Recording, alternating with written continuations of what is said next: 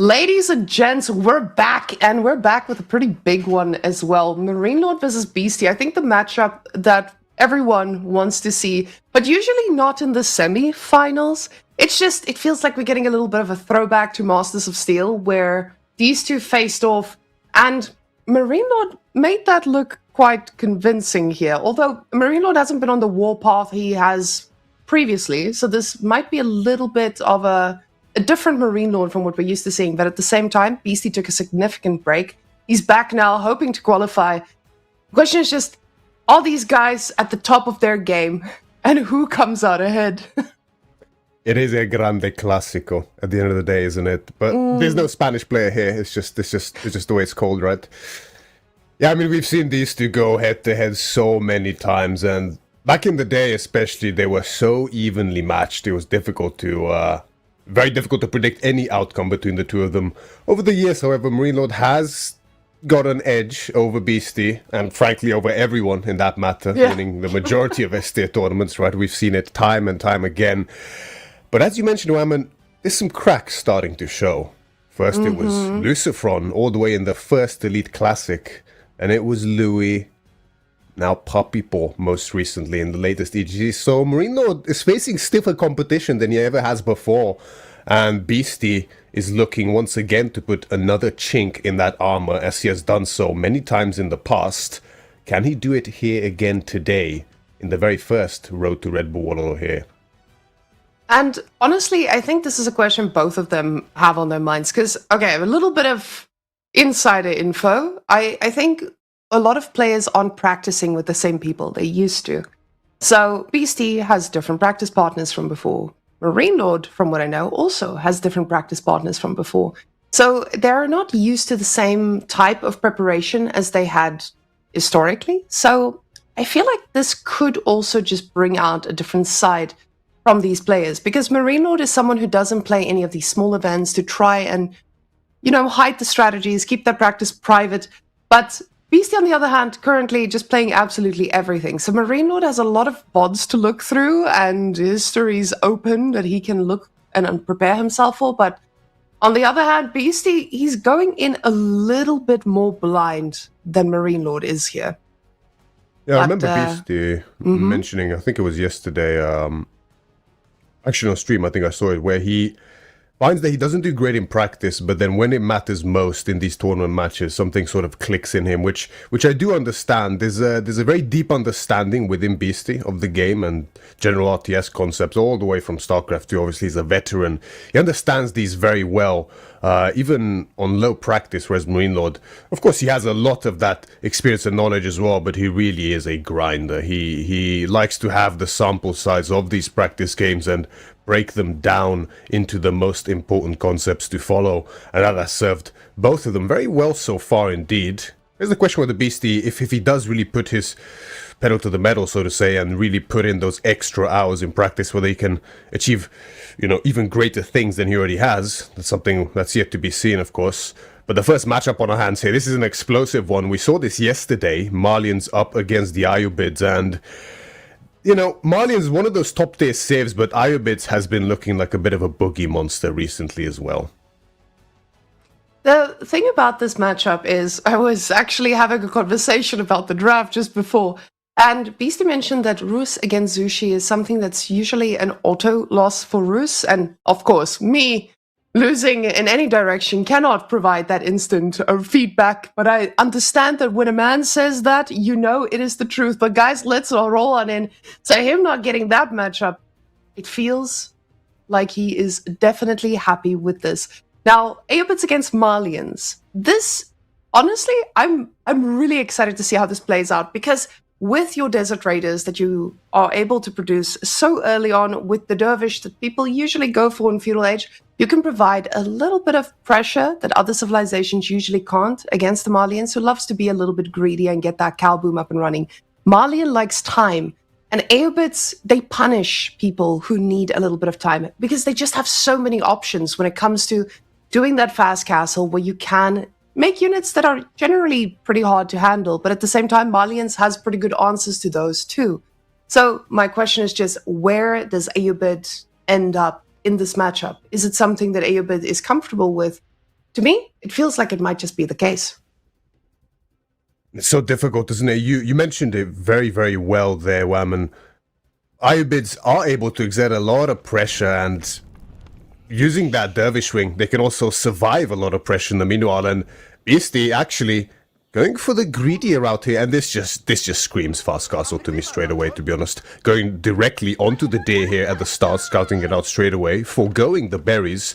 The berries are safer still, mostly underneath the radius of that town center, whereas these deer, of course, are not. So, although he likely will not be able to exhaust this entire pack, getting most of it nice and early is going to be a nice bit of fruitful food income for him.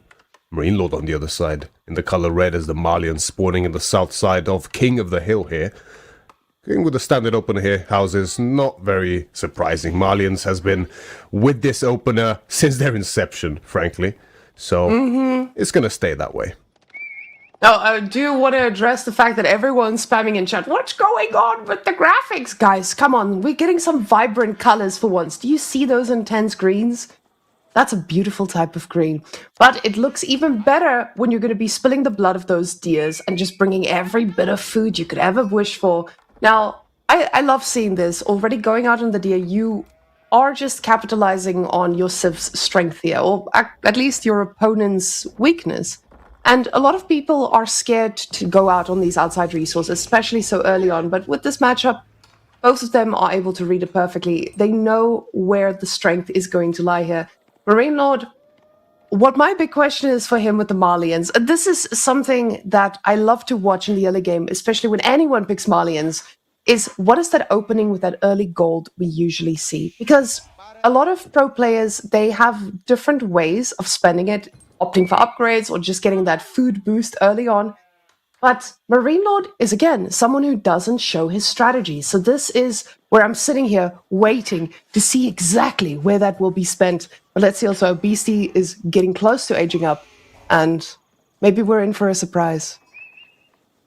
Yes, that early goal for the Malians really allows plenty of options here for them. Is it going to be cows? Is it going to be the upgrades? Or useful in their own way? Either option can be quite prudent here for him. And what you mentioned about Marine Lord, as we just wait to go back in here. And there we go. We're back once again. But with the Malians here and for Marine Lord, you mentioned it very well. He doesn't really like to showcase his strategies or his opinions on what exactly is great and what isn't. I mean, he recently released a tier list, and I take it with a grain of salt, frankly, just because I can't trust this guy before actually tournaments finish. You never know whether he is those are actually his for Beastie's Ayyubids, no surprises there, and Mansa Quarry for Marine Lord. Now, I did mention before that day is indicative of a fast castle, but not necessarily, right? I mean, extra food is also great for a lot of units, so that might be on the cards here for Beastie too, because Ayyubids, I mean, they have a few options here. You can try to go really hardcore in feudal against the Malians, which is always something they're vulnerable against, but that is not your strength as Ayyubids.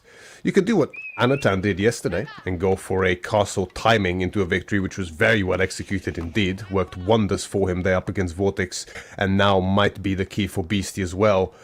But there's also a chance that you go for the timing and then look for a very entrenched hold on the sacred side, because that Malian food economy with the cows, once it kicks in, it's very oppressive. However, if there is no repeated back and forth trading of units, then ultimately there's no unit exchange going on, which means even though they have the better income, as long as their military numbers keep climbing for both, the quality will potentially be in Beastie's favor in that regard. And if he has control of the hill alongside fortifications, then it doesn't really matter how much food Marine Lord has. If the one decisive push fails, there'll be no time to use that food to remass. Now, this is pretty interesting for me, because with Ayyubids, you see someone already going for a little bit of wood to make that little bit of pressure with those dervishes. But Beastie is not even thinking about that. He's going straight one way to castle. The moment the logistics finishes, he wants to be as close as possible to click this up. So it does feel like Beastie is not going to be doing any little bit of harassment here. That scout needs to be careful, though. But Marine Lord, not going to be wasting time killing the scouts. He knows this is not going to be the biggest of concerns just yet. Now, Marine Lord opting not for the cows, but rather going for the double broadaxe and wheelbarrow, which honestly, I'm so happy to see. This is just something we don't get to experience enough of. And finally, some diversity in the gameplay here. Going for that second goal as well, with BC not going for any pressure. Marino gets to do that. The question is he going to make enough units to deal with those Castle Age boys that will be arriving in his base? Typically when we do see the cows early on from the Malians, it's to fuel an early sulfur spam, which can do very well to gain map control, start picking off villages and put pressure on the opponent. But with the presence of these dervish and likely a tower on that gold already, I'm sure, we can have a look just to make certain, but, you know, 1 to 2 sulfurs, they won't present much of a threat early on, so that food really will not do too much for Marine Lord in that regard. You'll need plenty of sulfur to do any damage, and then he can't effectively dive with these sulfur, even with iron undermesh, which will be heavily delayed naturally. You need a blacksmith for that, so finding that pressure point is very difficult early on for the Marlins, especially because their strength does come from those cattle ranches filled with the cows. So it forces them into a very difficult position, as once again, just bear with us for a moment here. I can see. Honestly, what I want to make sure of is that Twitch chat is just enjoying the diversity of the view here. Now, we did have a little bit of vibrancy, but we do want to balance these colors out for you. And that's exactly what we did here. Very well done, Beastie, healing up the boys. And we got surprised with a bunch of Donzos as well. This Dervish needs to be careful because those 2 Donzos, they are doing some work. But the second one is in position, and Beastie going up with that industry wing is going to be hoping for quite a bit of wood here, which makes sense. You want to get your production buildings out, but what other bonuses do players get from this? Yeah, the additional wood, the stone, as well as plenty of building speed, almost up to par with the Chinese and Jushi, I think just shy, if I'm not mistaken. And that's going to be significant in actually getting up those production buildings with the wood that you receive. Now, usually you want to get your production set up before that cartilage finishes so that you can queue up units instantly. However, the extra building speed is going to help make up for that slight delay here for Beastie's Iobids. However, the pressure is mounting, and Donzo is the unit of choice for Marine Lord by now, it is clear. No more gold income here for Beastie. He got up a good little bank, close to 500. That's going to be enough for 4 Camel Lancers straight away. But Camel Lancers up against Donzos, even Fudo, it's a bit tricky, isn't it? You have to be really careful where exactly you send them. Oh, with the Camel Lancers, you're able to do pretty decent damage, but the problem is just Marine Lord has invested well. He's made sure to get enough of each. And what you can notice here, Beastie's goals are on the same side. So this is not something that he's just going to have instant access to. He needs to be careful about this. He also has the dervishes out on the map. I don't know if they are in the position to pick up some relics. We do see some of them flanking around, trying to get ready for that age up. But Marine Lord knows this is coming. We don't see a queue up just yet. He might just be waiting for a little bit more food. But the Castle Age is hit, and now the relics need to be underway. First one picked up and snuck around the side, but he needs to be careful because losing a dervish here is massive. Massive indeed, and it might be on the cards, but Beastie doesn't greed any longer. He drops the relic to increase his move speed, but the Donzo charge connects only 1, so the dervish will keep its life for now.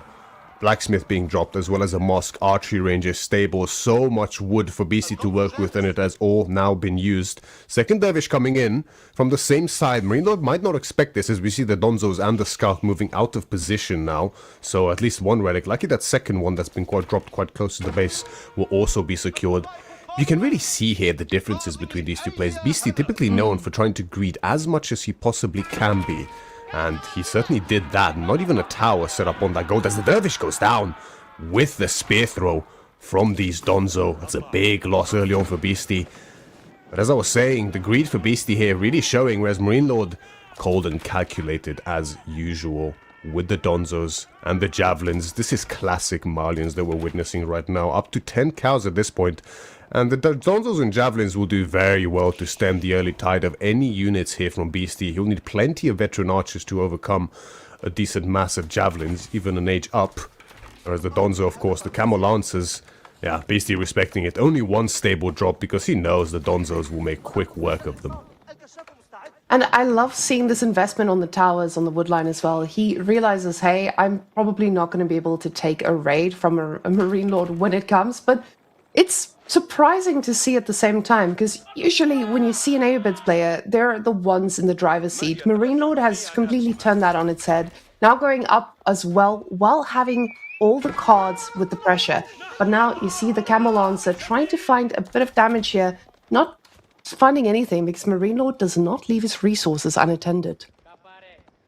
Yeah, his units are already in place to meet that Camel Lancer. 3 Donzos is certainly going to do the trick here for him, as the Grand Fulani Corral now only 35 seconds out here for Marine Lord, with plenty of cows to boot, now over halfway the threshold towards that maximum count of 20, and more units being produced. Plenty of archers already on the field here for Beastie. There could be a little timing here to push across the map, but he is still only now moving past beyond his gold and his stone. So I don't think the timing, especially because of the faster veterancy upgrades for the Malians, that timing is just not going to be there. And without that timing here for the Aerobids on 1 TC eco, without growth for that matter, no extra villagers here for Beastie, this is the kind of position where it can become very tricky very quickly for the Aerobids. Especially when you are the one making archers against a bunch of Donzos, but you have to understand, at some point, your archers do outscale the Donzos, because with Donzos, you do need to have that extra layer of micro in between as well. And Marine Lord is doubling down on just Donzos here. Beastie feels that this is the moment, though. We do see those upgrades taking quite a bit, but they should be done any second now. And Beastie, at the same time, he's getting another Dervish, ensuring that he has a way to pick up that next relic too, already on 3 of them. So this is a pretty happy Aerobids in terms of getting those resources. He does need to be careful here, because this is that time where Malians is just absolutely devastating. We do see a Camel Lancer going down and no villager paying the price at all. So Beastie losing that I would say a big part of his army here, because that could have been a significant front line. Luckily, he doesn't have to deal with a bunch of sofas just yet, but with that food income we see from Marine Lord, we know this is not going to be a very difficult transition for him. Initially it was looking a little bit scary when the push came in from Beastie. Marine Lord's javelin thrower numbers were quite minimal at that stage, but they're climbing steadily now. But Beastie looks to gain control of the center. Little clash coming through here. Archers taking a volley on top of the javelin throwers, and they receive one in turn. Bodies falling left and right here. But the javelins now with the veterancy in, and steeled arrow on the way for them as well. That'd be tough for the archers to trade out, but the sheer numbers here are very, very good here for Beastie, and he's going to pick up his 4th relic at this point in time. Only Marine Lord's home relic is for him to take still. Beastie's going to have a tough time getting that one. But with this kind of economic deficit that Beastie finds himself under here as the Aerobids, for now the numbers are looking solid, but these are going to climb exponentially faster here for Marine Lord. We see already more than double the food income for him. But there is one tool the Aerobids have to offset that and just say no to any kind of mass advantage that any other civ may get, and that is the Manjanique. Myriad, you have a huge amount of experience with Manjanique players, I recall, but this man, he needs to find the resources to do so. He is the one who's going to need to deal with a significant mass now, especially with the sofas coming in. Those archers are going to be having a pretty tough time to actually answer to this. So for those of you who don't know what I'm referencing, poor Myriad got a... Was it a Manjanique that got stuck? Yeah, it was a step-stuck Manjanique, unfortunately. I'm sorry to hear. Yeah, it happens to the best of us, and Beastie, learning from my mistakes, he's not making it near any sort of natural terrain here, nicely situated between the mines there and past the sacred site, not risking any kind of washing machine situation. And it appears that the raids are being attempted here by Beastie, but Marine Lord, of course, just a master of defense, as always, so it's not going to be a problem here for him to keep track of these few Camel Lancers. The archer count is a bigger concern, though. I mean, the javelins are climbing, and the sofa now being added, but with the presence of Manjaniques, this can become tricky. The timer is already now 2 minutes down from its initial 10 minutes. Fortifications are coming through. Now, Springald emplacement on that first outpost, and stone mining has halted for now, so there's going to be no extra outposts, no keeps, at least on the menu yet, but a second Manjanique is on the menu. Now, this is an interesting position for me for the Malians, because as the Malian player, you know your economy is going to be better, and it's going to be better for a significant amount of time. However, you're on a timer. This is the matchup. You need to watch this timer. You need to be able to defend against the raids, which Marine Lord is just a master at doing. But at the same time, you have to try and slow down the AoE so their defenses just don't get too big. He does get a villager kill, and the first villager of the game goes down, but another one pays the price, and the Mangonel gets a decent shot, but not decent enough here. The other one was not set up correctly just yet, but there's a sofa in the base, and it is definitely causing a lot of havoc here, as Beastie's food sources are also starting to run out, and with Marine Lord now being the man making sofas, these raids are going to get more and more difficult for Beastie to handle. Now this is quite interesting here, because that one sofa did get a very good amount of value, 2 villager kills, but look at what's happening. It has been revealed. One sofa means that there's likely plenty more sofa on the way, and Beastie respects this threat entirely. A lot of camel lancers in queue, crossbow switch on the way as well, already 8 on the field, so this sort of little strategy here by Marine Lord is fantastic, but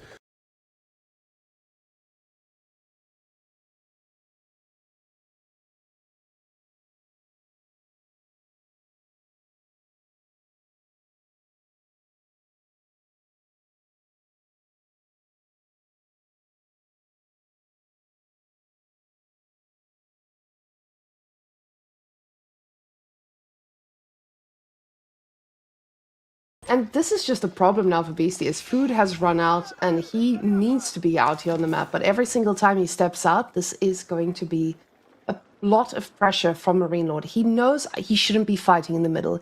He knows that this type of control that Beastie has is going to be significant, and his economy is good, but it's not good enough just yet to contest this. He needs to find more damage, but you see Beastie responding in with a wall on the one side, but there's just villagers, there's nothing else, and he's gonna lose a bunch more again. Javelins just letting the bodies hit the floor one by one. Ooh, even got hit by a little bit of fire there. 10 villagers now down. Marine Lord definitely doing his damage, and as the Malian player, you are usually the one taking risks and losing villagers. But in this case, Marine Lord knows exactly how to put that pressure where it needs to be. So Beastie needs to learn from that mistake and not be moving out with all these units or all these villagers all for free. But it looks like he's refocusing his efforts in his base, though. And again, the villagers. No, they're just going to be victim to all of this. Oh, no. And they get us around on a bunch. The rest of them will go back. But he should know this. Marine Lord is constantly on the food sources. He should know exactly where this is going to hit. 0 food per minute now. And this is a pretty tough spot.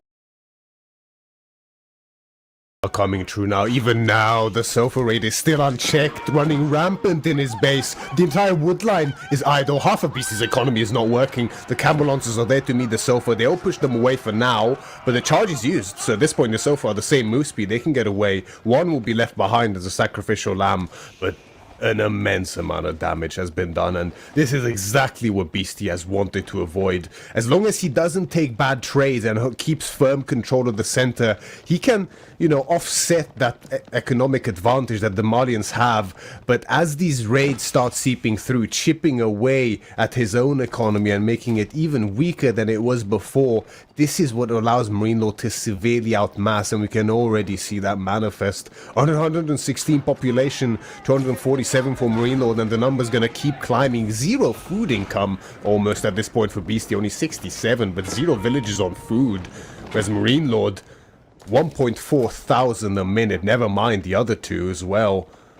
And look at this mass breaker, it's getting very concerning. 35 sofa. Now, you have to keep in mind here, Beastie is using every bit of resource that he has to reinvest into getting more siege. Because for him, he's got the villagers on wood. That's all he has access to right now. Camel Lancers trying to find a little bit of damage here. And they do clap one little villager who was out here. But now Marine Lord sees that massive towers in the middle. He knows what he needs to invest in. Keeping in mind, the villagers here definitely not enough to keep preparing against 3 trebuchets, but the Manganiques are hitting everywhere at the same time. I just don't know if this is going to be enough against that massive Sofas. 42 will be able to get on top of any siege mass that Beastie tries to make. Yes, the walls are very prudent here to limit the movement of Marine Lord's mass, but like you said, there's so many Manganiques, there's so many towers, but against 40 Sofa, the only real counter to this is those Camel Lancers and those crossbows, and the count is only half in terms of raw unit population, and the value is severely in the lead here for Marine Lord. Frankly, I don't think it's enough. I mean, Manganiques are able to stem the tide of any kind of disadvantage often if there's enough of them and they can be kept alive, but Marine Lord, he's circling like a shark. Reinforcements are starting to get cut now, but there's not many of them, frankly, because the food income is not there for Beastie. Marine Lord just looking for the perfect angle to engage, but admittedly it's difficult. You can see the respect he's placing on this, and rightfully so, because 6 Manganiques, that now a 7th on the way as well, even sprinkled. This type of fire from above is able to absolutely massacre any kind of army here. So Marine Lord has to be extremely careful about how he engages this. But he made sure that that economic lead he has is utilized to its fullest. So now with four trebuchets, he's just going to pepper down anything that Beastie tries to react here. These Manganiques are hitting, but they're not hitting enough yet. And Beastie doesn't have a front line for these Manganiques. He's got a bunch of archers, which are going to melt against these Sofas. Now Marine Lord getting a mangonel of his own and getting his farming upgrade. He knows he's got the resources. Let me just spend what I can. I have a great population. I just want to wait for every second I can. Wall coming down, villagers quickly trying to rebuild. But as so far, a few villagers are going to pay the price. And Beastie going for a keep behind this, making a lot of sense. He needs to hold this point, because if he doesn't, this is his only win condition. Economically, he's cooked. More than those units under the Manganique fire. Yeah, I do guarantee that Beastie will pull every single villager when the need arises, which undoubtedly it will very soon from now. Only 1 minute and 17 seconds left until victory here for Beastie. As long as that site is uncontested, the wall is broken through again, and the Sofa find the opening. He's not going to waste any more time. The Manganiques are set up. Massive fire coming from the backline here onto Marine Lord's army. Wololo comes through as well, but the Dervish gets focused out by the javelin throws. There is a very good concave here for Marine Lord, and he's able to start wrapping around the flanks. The Manganiques are starting to be exposed. There's no more line here for Beastie. There's no front line at all. The villagers are now pulled just to hold the pathing of the Sofa. Manganiques reposition behind towards that keep. Once again, they're being kept alive by bodies here. There's just meat in front of wood here to keep Beastie alive in this game. And he has massacred so many of Marine Lord's forces. The push is actually stolen. The push has stolen, but you can see that Marine Lord is still making units behind this. Beastie using every villager he can to get this wall up and secure it. 40 seconds on the clock. Now, this starts to get harder and harder for Beastie to hold, but Marine Lord at the same time, he's on a really, really scary timer here. The timer doesn't seem to be ticking at all, but he does have the sacred site. What's going on? Oh! Is this a bug? Oh my god. Wait. No, it's still ticking. Oh, there we go. There we go. Oh, but it was. The bodies. The bodies seem to have blocked it, and just like that, it's up. That was disgusting. I didn't see it there. We'll have to check that again. But yeah, the Sofa are breaking through at this point, but when the Manganiques start falling, that's when it gets really concerning here for Beastie, and falling indeed is what they are doing. Only 2 left now on the field still. They are low at this point as well. The Trebs are working overtime. Pretty much all the outposts have fallen. Only 1 fortified outpost with the sprinkled emplacement. The very initial one actually left at this point in time. Relic on the site as well, with no Dervish there to buy further time for him. The wall gets repaired again, but there's virtually nothing here for Beastie left. However, it's the similar case for Marine Lord, as the Sofa are streaming in here. Only 4 seconds left as the timer is paused yet again. I think there's too many Sofa. And the Mangonels, as well as the Trebs. Oh, everything is getting on top of the sacred site, but Marine Lord has broken it with 4 seconds on the clock. It seems that Beastie will not be able to win this one with the sacred site victory. So close. Marine Lord just absolutely pushing through and reading this perfectly.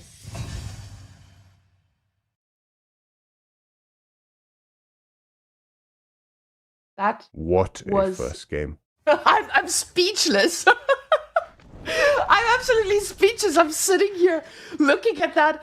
At the same time, I'm like, oh my goodness, did it work? Is everything still fine? Are we okay? Now, guys, I know the first game was a little bit wonky for that UI, but we'll get that fixed up for the second game, I believe. We've got the most competent crew here in the lands, and the lands are pretty wide. So we'll see if the Malian king, who got taken down by his opposing civilization, is going to be able to do this a little bit better in game 2, because Marine Lord, he looked on point with those raids as well. Yes, the hold from Beastie was absolutely spectacular, but the damage that was dealt beforehand, right, it was all mounting up, and when it mattered most, it made the difference there at the end for Marine Lord.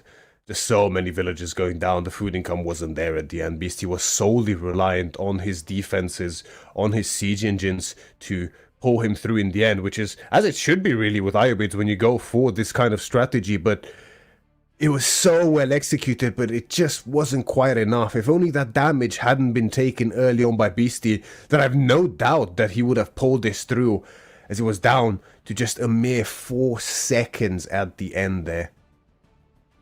Now, that must feel like a pretty tough defeat in all of this, because especially when you have put Iobids down, a civilization that is notorious for taking these, but again, so close. But with the next matchup we have in front of us, we see that Sengoku was vetoed here by Marine Lord, not wanting to play against that civ, which honestly has been let through a significant amount of times in the qualifiers. Now again, we don't get to see Marine Lord in these tournaments. We don't see what he's doing unless he gets to the EGC events. KPMN, never seeing Marine Lord in those. He never gets to show us what bans he deems OP. And like you said, that tier list earlier, we cannot trust it. But he bans Sengoku, doesn't want to face this. So Beastie on the Byzantines. And this has been a pretty prioritized pick as well for a lot of players.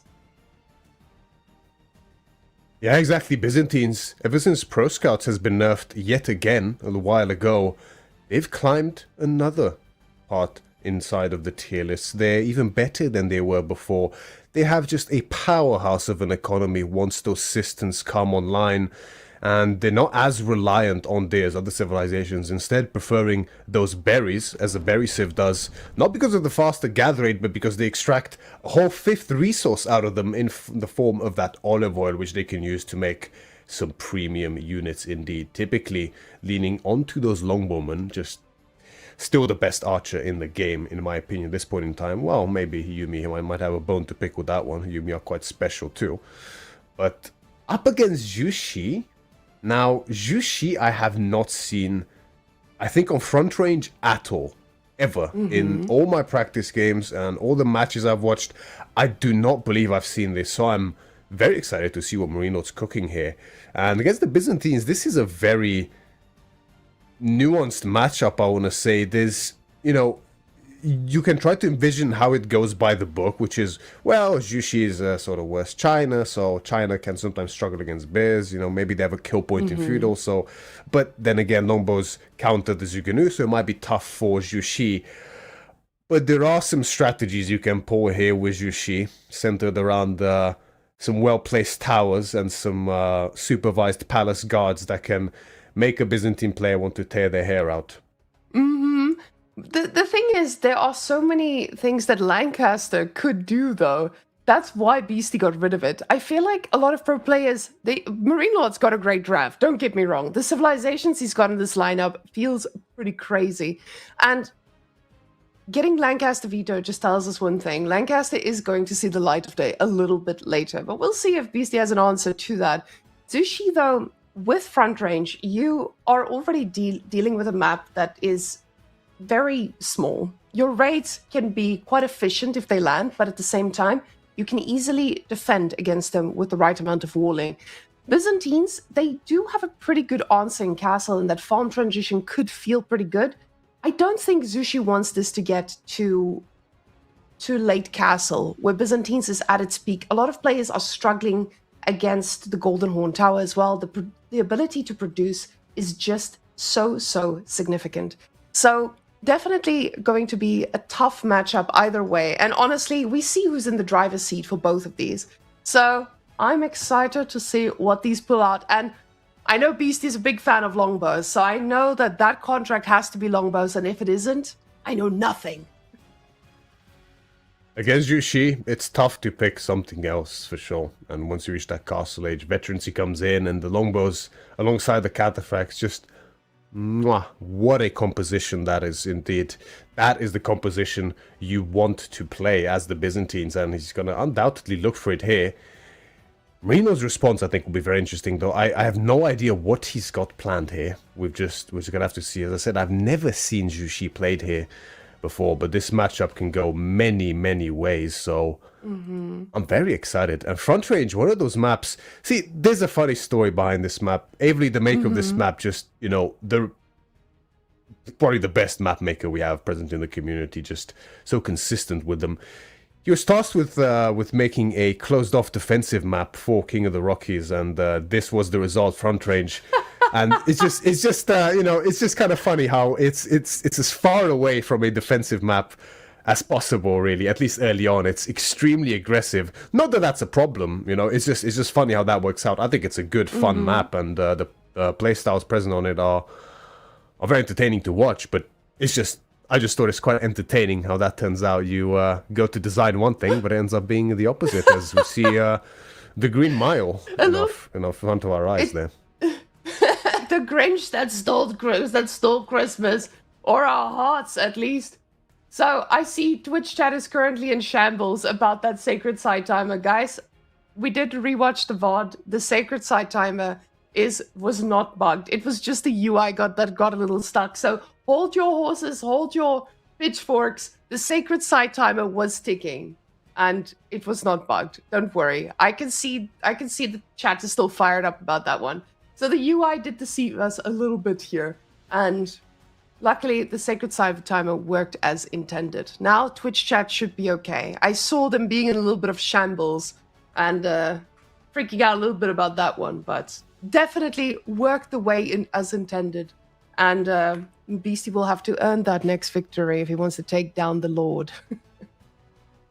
Keep in mind, right, this is only the very first road to Red Bull Wololo here towards Londinium. You know, whoever gets eliminated this week, they're just going to be back next week, and someone else will be joining them next week as well. But yeah, it's only one player that qualifies per week to a total of 4 for the main event in London later this year, and everyone's going to get plenty of chances to do so. Well, 4 total for that matter, and the winner of this series will be going up into the finals of this week. That will be a best of 7, and they will meet either Puppy Paw or Anatand. That will be the next series today after this one.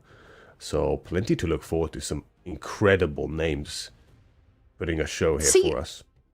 Myriad, when do you leave us from the caster desk? Because I know that you are also getting substituted in. Is it after week 2? It's next week. I'm coming in. Yeah. So okay. Yeah.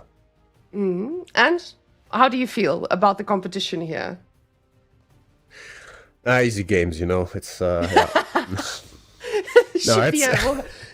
the reason I'm asking... Yeah? Yeah, go ahead. No, you go ahead.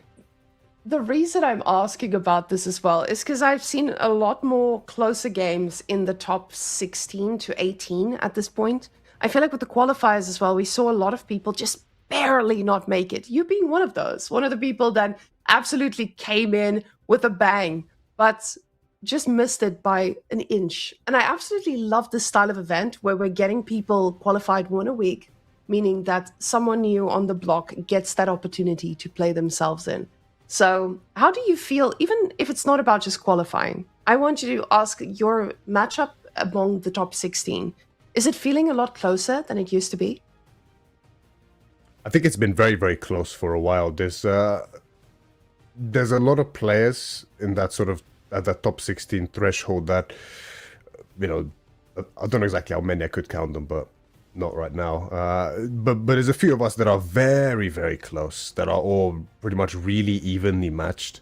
and just day by day, you know, any one of us can really qualify for these top 16 spots, and some days others pull through, some days others pull through and play more consistent. It is about that consistency at the end of the day. Many people in the top 8, for example, mentioned that is the difference maker, and that's undoubtedly the case.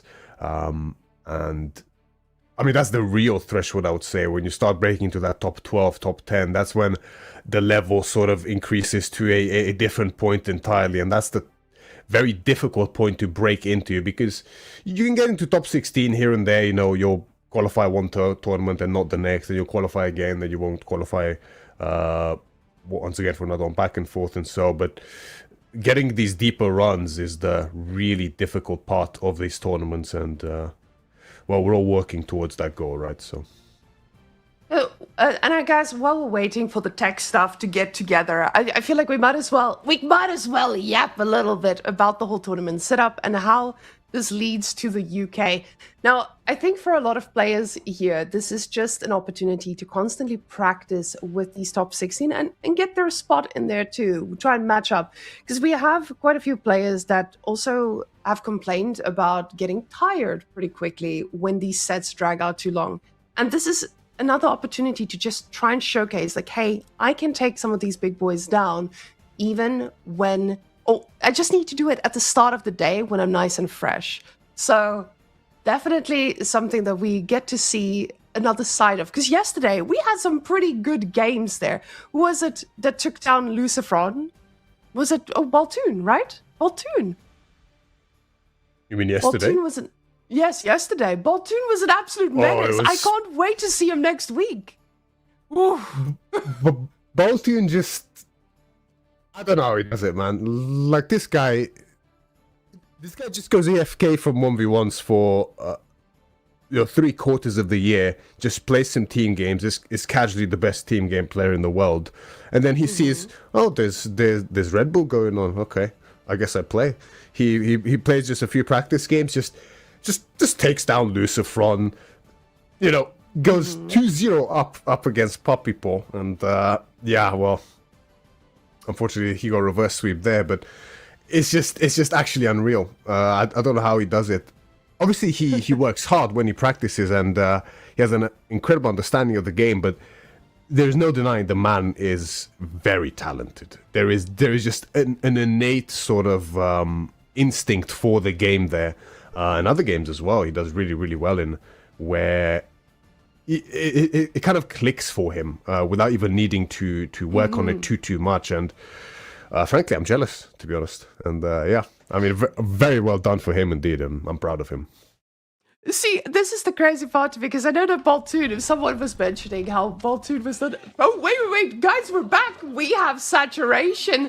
We have units on the map, and we have a boar that is being taken down. Marine Lord going to snack out here just a little bit and go for that ball. But Beastie, being the first player in a while, I see not denying this. He's just letting that eco do the talking. And this makes perfect sense here for Marine Lord Jushi. That's typically something that's really prioritized on Front Rage here. It's going to be that early boar. It can spawn very close to either town center. We see the boar towards the south side, closer to Marine Lord's town center, and then the one in the north, closer to Beastie's. They always spawn quite close together towards this center. And being able to leverage this one early is going to yield amazing fruit for whichever player manages to do so. Now, that's the tough one for the Byzantines to do normally. The reason for the Byzantines pick here is you can see that the berries are somewhat accessible as well, and early on at least, the Byzantines are not very reliant on gold, so they don't mind the minimal gold access on this map with the 2 small starting golds as opposed to a regular medium-sized one on most maps. Whereas Jushi, of course, they have taxes, so they're not too strained by lack of gold early on as either. And supervising that boar, I mean, the amount of food income is incredible. Now, Zushi is quite food intensive, though. We've seen how tough it feels to play as the Zushi, and you're pumping out units that are quite expensive. You don't have that extra boost to it. Just make sure your food prolongs into the Lancer spam, and this map as well. It doesn't have a lot of safe food sources in your base. You do need to prolong them as much as possible. And Beastie being on a sheep here, he's tapping them out, you know? This is the issue. So if Byzantines has an ability to survive past all of that, I think they'll be fine, but Zushi definitely gets an insane amount of value, especially, like you said, with that supervision, they drop off just a bit more anyway. So this prolongs Marine Lord's food, and it gets him into a solid spot getting later into this game. But let's go see where that meditation garden could be the juiciest. We can see it. That could be a pretty nice spot there. Getting that gold, getting a stun. Ooh, double berries as well. Ooh, and that's exactly where the man... Is that where he's going? No. He's going a little bit more south. Double berries. Trip. Does it? Ooh. Ooh, Not if only quite, we could... I don't think. Yeah, it doesn't quite touch those upper berries, but 4 from that initial pack will be taken, as well as I think pretty much all of the southern one. Yeah, the entire southern one. So if I'm not mistaken, that is going to be a total of, so it's 6, 12, 18, 24. Oh, that's going to be an immense amount of food. That's almost 100 food a minute. That's going to make sure that the Lancer spam feels a little bit easier when the boar eventually gets tapped out just a bit. But at the same time, I'm seeing 6 on wood. We are getting a good old feudal game in between here as well. Unless he's just going to pump out a few units and get the most value out of that boar. Make sure that the aggressive play keeps Beastie in his base. Because, of course, you want to allow your villagers to be out here on the map. And the only way to do so is to take control of the map. Because the moment Beastie starts producing anything, Marine Lord's going to have to move back if he tries to be greedy at all. I managed to do the maths when I wasn't talking. It's in fact 84 food per minute from the meditation gardens. It is 6 per berry, and that is a total of 12 berries there. So it's pretty ludicrous. It's pretty ludicrous indeed. And there we go, getting... Kicks off, damn it. Damn it, cow. I love seeing how the barracks goes up next to the food every single time. So this is definitely going to be a very aggressive Marine Lord, taking as much control as he can. And I love this because you need to be in the driver's seat. You need to control the pace of the game. What's Beastie's response going to be? What is the unit he's going to be making first as well? And of course, you want to see an archery range as the natural response. But, you know, Palace Guards, they're going to take quite a few hits before they go down. And I love it. 3 of them already. He's just another one in queue. This man's going full Palace Guards, and I'm ready for it. It might be Beastie that has the olive oil, but it's Marine Lord now who is cooking, and he's cooking with that pork that he's gathering indeed. As the Palace Guard are being supervised. 4 of them on the field already. The villager there is gonna play a crucial role in this strategy as the tower is on the menu for him. And Beastie, now the map is good for this, right? There's a wood line covering there, so he's gonna be able to get this tower up before Marine Lord is in position, and this is crucial. This is exactly what Beastie needs. Suddenly, this play from Marine Lord is kind of dead in the water. And Beastie, getting that level of protection up that you need, you just need to be able to survive that Palace Guard pressure and for them not to take or do too much damage to this economy. And that's exactly what Beastie is able to do just yet. And goes for the horseman first. So this feels like he's going to use that horse not to handle the Palace Guards, but rather just to go and disrupt Marine Lord's economy. Because he knows what a powerful Zushi could look like. And we see the horseman going straight for the villager here, the scout also wanting to help out a little bit. And we do see a little bit less of a punishment on the eyes now. As the villager is getting lower and lower, the scout gets a hit in as well, and the horseman will get the villager. Now, 1-1 villager kills. Yeah, that's a very, very big one there for Beastie. A much needed pickup indeed. And the Palace Guards here, there will be no tower to deny the berries, and once the longbows are in, they'll be able to make quick work of these, but the food income is still a problem. That boar is still ongoing, and Beastie is in no position to challenge that whatsoever, despite a few horsemen. Soon enough, Marine Lord can look to pivot onto even Beastie's boar if he wants to keep up the pressure and protect it, and that's gonna just mean so much food for him. He's going to be able to go for a castle timing and upgrade these Palace Guards if he chooses to do so. That is the danger with these horsemen. Sure, you're able to get some map control for yourself here as Beastie and keep Marine Lord on edge, but ultimately, these units, when it comes to a fight, will be absolutely useless. Now, we do see that system going down. It feels like you've got good value here, but you have to ask yourself, is Beastie going to be able to find some more? Getting another villager at the back here. Ooh, never mind. The horseman goes down, but the villager stays alive for a little while longer while he runs screaming back to the base, eventually going down. Now, Marine Lord here, he's still happily sitting on that boar. And this is something that Beastie is going to have to face a little bit later.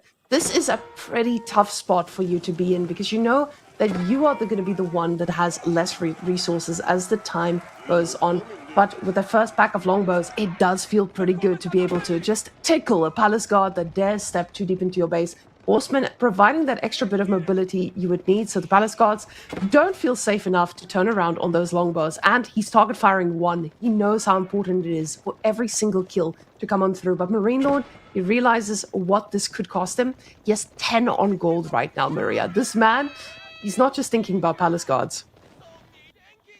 He's thinking of a castle age as well. Because really, that's kind of the only option Marine Lord has in this position. He can't fight this in feudal age. The longbows will make quick work of not only the palace guards, but the Zuganu, if Marine Lord chooses to go for them as well. And Jushi, of course, has no access to regular archers, which is what you want against longbows as opposed to Zuganu. So it's not a possibility here for Marine Lord. And these palace guards, yes, they are faster men-at-arms, with extra health for that matter, but one less ranged armor, which is a big problem in this feudal age, especially against longbows for Beastie here. Already up to 10 at this point in time. The olive oil is still rolling in even now. Beastie finding the space now to even get himself some much needed upgrades. We have Expilatores coming through here for the horseman. That's going to be fantastic for raiding. With only a few kills, it's going to pay for itself. And wheelbarrow as well as double broadaxe on the way for him. The palace guard count though, looking pretty healthy here from Marine Lord, so Beastie has to be very careful not to overstep, but looks like he finds some value for these horsemen now. Plenty of idle time here. Good reactions by Marine Lord to pull them away there just in time, but the idle time still hurts in this position nonetheless, because every passing second that goes by, the game gets trickier and trickier for Marine Lord. This is pretty fantastic to see that there's absolutely a way to deal with Zushi and this heavy pressure from him by just using mobility. And I feel like this says a lot about the meta. This is what we've been seeing in the meta, a lot more cavalry. Marine Lord, getting a few spears in the mix is just what he needs to make sure that these horses don't get their value for free. Beastie now, 5 on gold here. He's getting some upgrades in the mix too. 10 longbows out already, and there's more than enough oil to get another pack in queue. Exactly what he clicks up now, but at the same time, the longbow's moving out on the map. It feels risky, because you're still up against 17 palace guards, and very soon, they're going to be castle age palace guards, with Marine Lord now getting a little bit more food in the bank, just waiting for that last drop-off of gold, and he should be ready to click up. But Beastie is out here on the map, and he could potentially punish this. Yes, Beastie smells the danger and he knows he has to do something. He saw the 10 villagers on gold there and saw that there's no more palace guards actually coming out of those barracks that Marine Lord has. So he has to make some space between himself and Marine Lord here, between his base and Marine Lord's here, just to keep him on edge and buy himself the much needed time to age up. You see Beastie has now shifted heavily onto gold as well. The food is banking up behind this too. He has to be so careful here though, because these palace guard are faster than the longbows, and there's only 10 here still. Beastie could have overstepped severely here if he's not careful as the age up comes through. Veterancy for the palace guard is coming in. Looks like it's not... No, now it's getting supervised actually. And these longbows, they're in a horrible position, Mareka. If Beastie doesn't manage to screen with these horsemen effectively, he's going to lose everything here. And that one single spearman did so much work in this whole thing, but the poor longbows are the sitting ducks. Beastie behind this, going for castle himself, and he tries to get the horsemen out. Tries to send them back to the base so that they can just be their constant pressure. You see him trying to pick up just a bit of a reinforcement. He wants to split Marine Lord's army. He knows the longbows are dead, but he needs to let the Byzantine eco do the work here. More spearmen, or these 2 spearmen, they're just doing so much work between all these palace guards. But now Golden Horn Tower has been clicked up, and I do see red dots all the way in Beastie's base, so it does mean that there's going to be quite a bit of idle time, especially on the gold here. The front gold now under siege, but luckily he's got a side one to fall back on. Oh, but Marine Lord, his instinct is unparalleled here as he discovers the Golden Horn Tower as it's being built, only halfway done now. Even Akratoy cannot save Beastie in this position from losing so many villagers as the palace guards just completely surround the villas. Akratoy is activated. The villagers are doing significant damage, but so many of them are falling here. Horsemen are there to meet the palace guards as well. Longbows firing off from the backline. The palace guards will fall, but at a heavy price here for Beastie. Beastie now at 10 villages lost. The Golden Horn Tower finally edging a little bit closer to castle, but Marine Lord's value has paid off. And you see him spending no more resources on these palace guards. He's doing a switch. He's doing a switch that he knows will work. And we all know what that looks like for Zushi. He just doesn't have the building to do so just yet. I was going to say, oh, never mind. He's like, never mind, palace guards. I do not have the wood for this. Let's just make more palace guards. They worked. They'll keep working. So he's remaking that scout he lost earlier as well. He knows the importance of this. This is going to be so critical. Now, the villagers, again, going to get a lot of idle time, and they take quite a bit of damage here, but the horses are in position to go and pick off what they can. Thing is, these horses are not going to be dealing with these Castle Age Palace Guards too well. Longbows, though, doing good work with the veterans coming up. Now the danger, the immediate danger at least, has been stemmed here by Beastie. The palace guards are now forced to retreat to the center as Marine Lord reconsolidates his food income with his deer pack towards the left section of the sacred site, towards those hills at the front range. And Beastie, you see the cataphracts on the way. This is exactly what he needs, and getting out even just a few of them will make very quick work of these palace guards indeed. And once that number starts climbing, I mean, the Golden Horn Tower is now working as well. This is now Byzantines fully online. They had some chinks in their armor with those villager kills that Marine Lord managed to get, but the reality is, similarly to the Malians, you need to do a lot more damage if you are to stop the flood that is coming for you. With those longbows, with those cataphracts as well, Marine Lord, he knows he can no longer look for a direct engagement. Even just one or two cataphracts alongside those veteran longbows will make very quick work of these palace guards. So he has to find these extra angles to attack. He discovers the vills on the berries, doesn't manage to kill any, but idle time has been caused. The deer is idle as well. He's going to pick up a house at the same time, manage to distract on the left side, allowing him the space to do so. Now, this is a weird part of the game where you're kind of desperate for gold. Your second gold is getting a little low and another villager going down. But you have to start thinking about getting out on the map and getting on those external golds as well. But the problem is, Marine Lord is really good at raiding. We saw this in his Malians game. We can see it in this game. This man is the man in control of the map. And everyone else just has to fall behind and see what he allows you to get.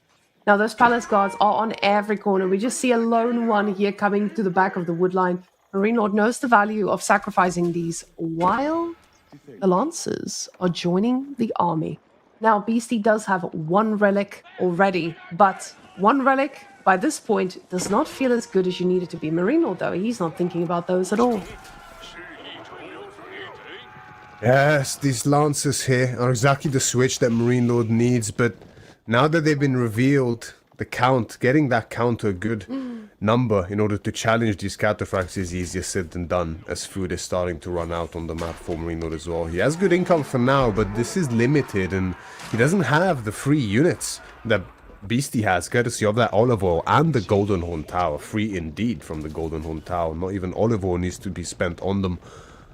And Beastie, the horseman, managed to squeeze past the lancers and evade them, and now has the whole contingent going behind Marine Lord's base. This could be a big catch if he discovers those villages on the gold, but the gold runs out right then. Does Marine Lord see this monk? And he does. The relic is going to get dropped alongside that corpse. And this is an interesting position to be in, because Beastie's read this. He's been like, okay, great, I am going to get raided. We've seen this play out in the past game. We've seen this play out already. But he wasn't fast enough to wall up, and now will most likely have to pay the price yet again. The lancers are in position. The villagers are nowhere near backing off. And Beastie doesn't notice this. He's going to get a full surround, Myriad, and another bunch of villagers will fall. But luckily, the army is almost in position. At the same time, Marine Lord loves his two-prong attacks. He's coming from both sides and making it land every single time. Again, significant damage dealt to Beastie there, and 5 additional villagers have fallen, and Marine Lord escapes with most of the Lancers left unharmed. A couple of them are quite battered, but definitely a worth it trade there for him. And the numbers, now the Lancers, we mentioned earlier, the numbers wasn't too impressive compared to the Cataphracts, but now it's more than double, and this is where it can start getting quite scary for Beastie, who has not put respect on them yet, which, you know, technically he doesn't need to. Enough Cataphracts should beat the Lancers, even if they have the Dali Horse's attack speed upgrade, as long as they're backed up by the longbows, and even a couple Lance Connects can make a big difference there. But all this food income is starting to be quite worrisome. Marine Lord even ends up banking a lot of it here, struggling instead on the gold as opposed to the food. We have a little raid coming there as well. We can have a look at that. Looks like Beastie did manage to pick up maybe 1 or 2 villager kills. Good value for these horsemen, especially because of the Expilatores, giving him additional gold. Now, this might seem like Marine Lord's struggling with the gold, but you have to keep in mind, this man, he's got a lot more units out here that has been sacrificed to do the damage, the eco damage he needed to do. And luckily, with the Byzantines, you do have that bit of an eco boost with all the cisterns. But right now, Marine Lord is the one going for his Shaolin Monastery as well. So getting into that next dynasty between all of this at the same time, while the attacks are landing, Beastie is the one struggling to just stay up to level here with that income. The food is getting spent, every last drop of it. And that's implied with the oil puns in there, because this man, he needs to get that longbow mass up. Problem is just, you're up against 20 Lancers. Longbows are going to struggle quite a bit.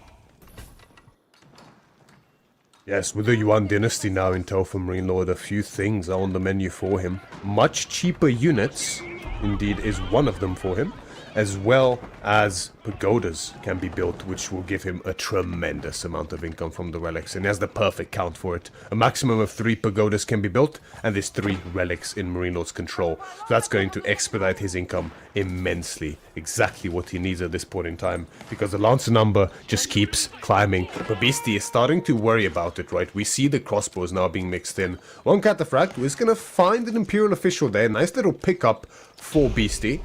Of course, Yushi does not have the Imperial Academy, so killing an Imperial official is a full economic kill. He can't reproduce that easily from the Imperial Academy, as he does not have it. Now, Beastie's composition here is going to struggle against this engagement if it takes place right now. But if Marine Lord gives him time, and guys, we see those farms getting built. The problem is just, what I notice against Marine Lord, Beastie is just not walling against him. And he knows that there are raids that are constantly going to be coming in here. He's trying to move into that spot where the raids might land. He does get another villager kill, but there's still a 9 villager lead here for Marine Lord. And this doesn't feel too bad for the man. He's probably pretty happy with where he is right now. 6 more Lancers in queue. He says, morelancers.com, Cataphracts, running around, trying to just be ready for that punch. Beastie's economy is going to slowly get a lot better. We know, with all those farms at the back, this is going to mean the oil is going to feel pretty good. So on top of all the income, we can see 400 oil per minute also coming in, which means about a bunch of longbows every minute. A lot of longbows indeed, and the crossbow number is starting to look really healthy here for Beastie too.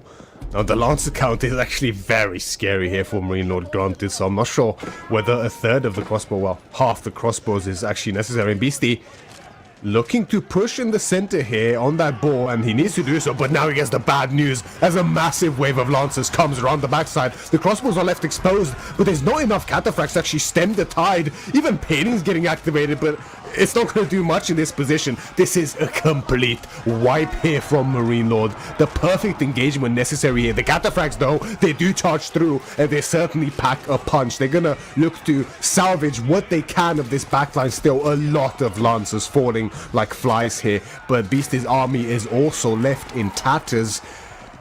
It looks like it looked amazing there for Marine Lord for a second, but as soon as these Cataphracts connected, the Lancers started falling so quickly. And honestly, I don't think this was enough for Marine Lord. Yes, with Byzantine's economy, usually you don't mind a little bit of losses because you do get so many units for free. And as I see more farms coming up, I can see that Marine Lord is going to struggle eventually. The Lancer numbers, he says more Lancers, and more Lancers. And that's exactly what we're getting here. But with those cataphracts, the trade actually went pretty well. Beastie now getting more longbows, and longbows are doing fine against most units, but not against these catas. For me, it just felt like they were cannon fodder in this last matchup. Now, is this going to be enough? Well, Marine Lord believes it is, just making more Lancers all the way. So, Beastie now getting more and more crossbows, but not investing in any limited A. Apparently, cataphracts are the front line of the future. I must have been seeing things, but did I see that right? That there was no Dali horses in that fight? Because that would be a big reason as to why that went wrong. I'm not sure. I think he got it after, but maybe it was a different upgrade that I saw just finishing. I just don't know. We can't quite look to confirm at this point in time. I will check later. But yeah, I mean, that fight, it was just insane. I don't know what to say. Like, Marine Lord looked in prime position to just wipe everything there, but it just goes to show cataphracts are a different beast entirely, and they certainly proved to do so there. Marine Lord still relying on these lancers, still remassing them very healthily, but again, the crossbow count is there as it was before, and the cataphract count is there as it was before, and now there's no palace guards either for Marine Lord. Now he could try to take the fight again, and he does have Dali horses this time, but I don't think he's probably going to go even worse than it did last time here for him, but he can't play the long game here. He has to make this work.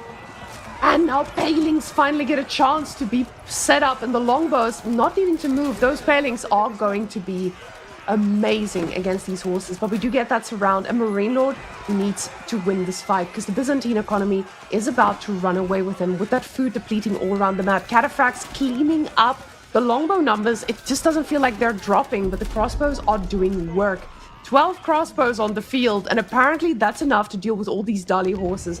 There's a lot of bodies on the floor, but only one of them is going to be able to replace them. Zhangyan Tower now coming up and getting... This is going to be Song Dynasty, right? What is the bonus for Zushi going into this? Jushu Song Dynasty gives them a pretty hefty discount. I don't know the exact number. I think it's 15 or 20% discount on those farms, as well as granaries, as well as gathering buildings, any kind of economic building. 30% we get confirmation. Thank you, Cal. 30% discount on all economic buildings for Jushi, which is going to make their farm transition very, very smooth indeed. And this is the way you want to do it with Jushi. You want to go into that yuan first, ideally, get those pagodas pumping early, and then you go make your farm transition in Song, which you do still need to get those granaries. So, although technically you can skip it, you really want that granary boost, that's for sure. And this is the time of the game where you need to do your farm transition. Beastie is done with his farm transition. We can see 1.5k food per minute, and this is from farms. Marine Lord is still out on external resources. There's no farming eco behind this. So sure, Marine Lord has the relics and his pagodas. He's getting great value from those. But this feels pretty good for the Byzantines right now. Beastie still just doesn't have that confidence to move out with his composition, now adding in some limited A. This makes a lot of sense. You have been dealing with these lances pretty well, but with crossbows. And now there's a little bit of a switch here with the horseman mass coming on out, as Marine Lord knows that the gold will eventually run out on all of these resources. The horsemen now running around trying to look for a bit of damage here. And honestly, if they got into the farms, it could be quite devastating. Beastie doesn't have a lot of defenses out here.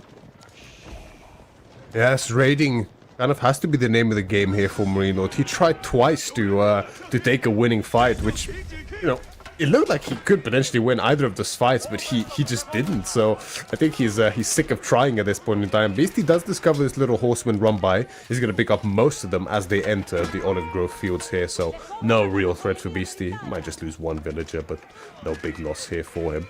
Definitely worth it to kill like 7-8 horsemen. That's definitely not worth it for Marine Lord.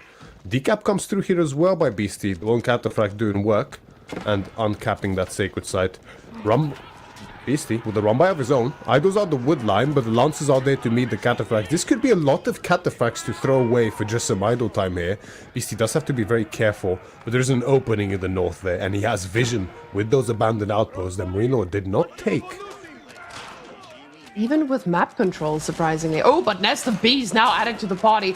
The Lumitinae are going to get right on top of it. And are they going to be able to get this connection? It seems like the Lumitinae are just bracing. They're getting right ready for these horses. Lots of horses taking a lot of damage. But it doesn't seem like this is going to be enough. And the Nest of Bees will stay alive. And more are on the way. Beastie now has to respond to this Nest of Bees play. Because with his army, he's got those 6 katas, but he doesn't have the mobility to actually go on through and get on those types of backlines. These horseman raids, though, they are feeling so thin, but this is what Marine Lord's believing in. He's using every bit of resource he can find on this map to just make more horses. But the income per minute difference, it's telling a very scary story for Marine Lord right now. It definitely is. This is peak Byzantines at this point in time. The olive oil is pumping, the groves are set up, Golden Horn Tower is just producing non-stop for the entirety of the game. The army is just absolutely in tow to make a grand push here towards Marine Lord's base. As soon as that defensive infrastructure is cut down by the trebuchet, 45 longbows, 50 now, alongside 30 crossbows. There's very little frontline here for Beastie, but even with full cavalry here from Marine Lord, just the sheer firepower is immense from Beastie here. The Nest of Bees can potentially make quick work of that, but, you know, with the Limitane as well, there's going to be very little opening for this cavalry from Marine Lord, and now we see that food income stagnate drastically for him. With Song Dynasty, he's going to get his own farm transition happening now, but it's a long way off from being fruitful. Now, Beastie is getting those trebuchets to handle these towers because, as we saw, these towers have not been responding to the ram play too much. So getting a trebuchet in here makes a lot of sense. You want to eventually start creeping forward, getting control of these sacred sites when you know that your economy is the one that is ahead. But you have to see, Beastie is max pop. Marine Lord is very much struggling to meet that. And this means that Beastie is now going to start getting a lot more resources in the bank to be able to replace this army. The Nest of Bees, they might be good, but 55 longbows, a longbow might not counter a Nest of Bees, but 55 definitely does. You see now, moving in position. I guess he just needed one of the towers gone to actually start moving up. With the second one, he has little fear. Nest of Bees, shooting a bunch of rockets there, and managed to make space for another one to come out, up to a total of 5 now. 2 more in queue as well. And there's just no way. Is Marine Lord going imp with 5 villages on food? He is definitely doing so. But Zushi, what do they get from going Imperial in this scenario? It doesn't feel like this gives him an answer to handle Beastie. Right now, Marine Lord, he needs these resources to make units, not to get the Temple of the Sun. So Imperial Age comes in, but this is going to be really, really expensive. He doesn't have the farming eco to sustain an Imperial economy. This is going to make sure that the Nest of Bees maybe hit a little further, but this is not what the answer is to this massive army of Beastie. Does he even have a single farm, is what I want to see. Maybe we can do a quick scan of the base. Okay, well, okay, he has 9 farms. We're okay, you know. It's fine to go imp here. In fact, it's incredible that he even manages to get the food together for this, but here we go anyway. And we can see additional barrels coming through, as well as elite status on the Lancers. There might be a timing here to do something for Marine Lord. I mean, he needs it desperately. But with the Fortune Engineering Company already on the way here for Beastie, and he's in such an entrenched position here. Granted, there's very little to answer these Nest of Bees, and additional barrels can absolutely melt his army if he's not careful, as they're about to do these trebuchets.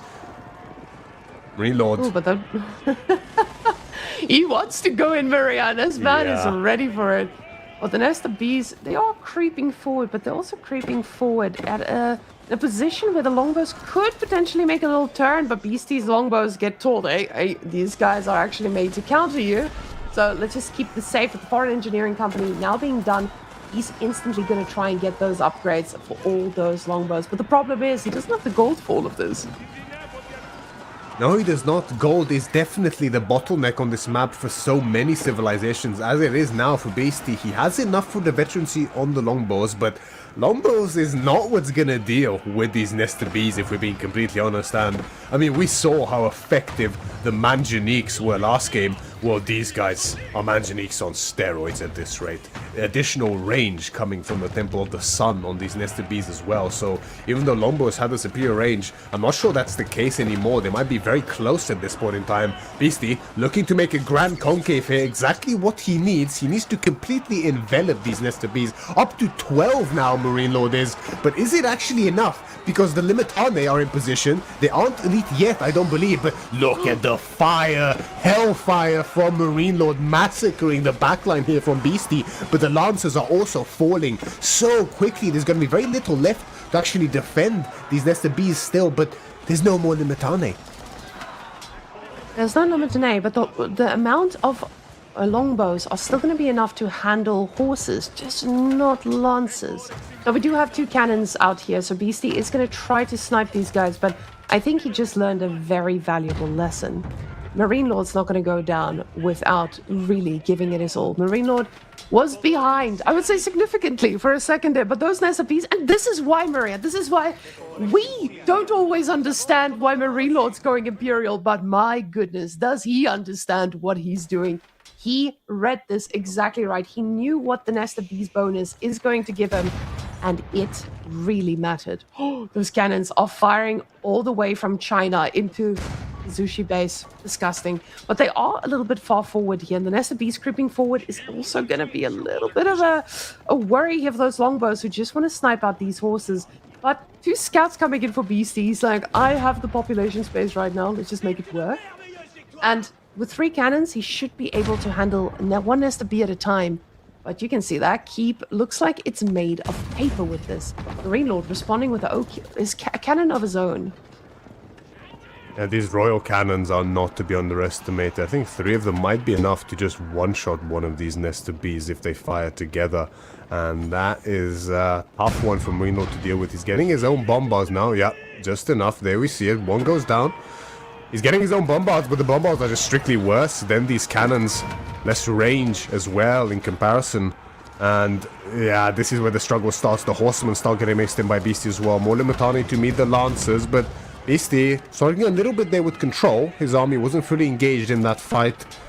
He has to be very careful with how far he steps up here. This could be intentional, actually, not wanting to give any room for the nested bees to gain value here. And the cannons with that special shot ability, I don't remember what it's actually called. They can fire even in the fog of war up onto artillery shot. There we go. Additional 5 tiles of range and 30% more damage against buildings. That's disgusting, Marianne. That's absolutely disgusting. That's a lot of range. That's pretty good. Now, Marine Lord still believes in this nested bees, though. So he's still investing all of this into the nested bees. A few more Lancers in the queue as well. But Streltsy coming in here. And honestly, I know this is not on purpose. This is just from the natural units coming on out.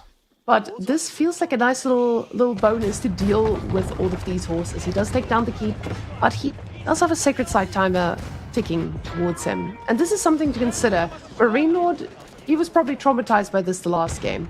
Beastie, the man who walked away with a little bit more trauma than Marine Lord after losing it with 4 seconds. So now these cannons are going to need to clean up everything that Marine Lord tries to get up here. And that's exactly what happens. We do see everything slowly being cleaned up. Marine Lord now getting a few more cannons, and Limitane finally going to decap that site. This is not going to be the same heavy push that we saw from the last game. Yeah, holding the Sacred Site here. Definitely a tougher ordeal than Marine Lord would have liked, as it's going to get decapped without a doubt. Beastie consolidating his position now in the center. Marine Lord has fixed his food income now. We earlier saw a glimpse of those granary fields. They are fruitful indeed, looking very, very good here for him. But in this late game, just the matchup I don't think favors Marine Lord here. He's playing this the correct way. He has the mass siege ball, but the problem is these cannons. There's no better siege engine besides the Great Bombard potentially up in this late game. They do so much damage, have great range, no setup speed either, so they will shoot first before those bombards.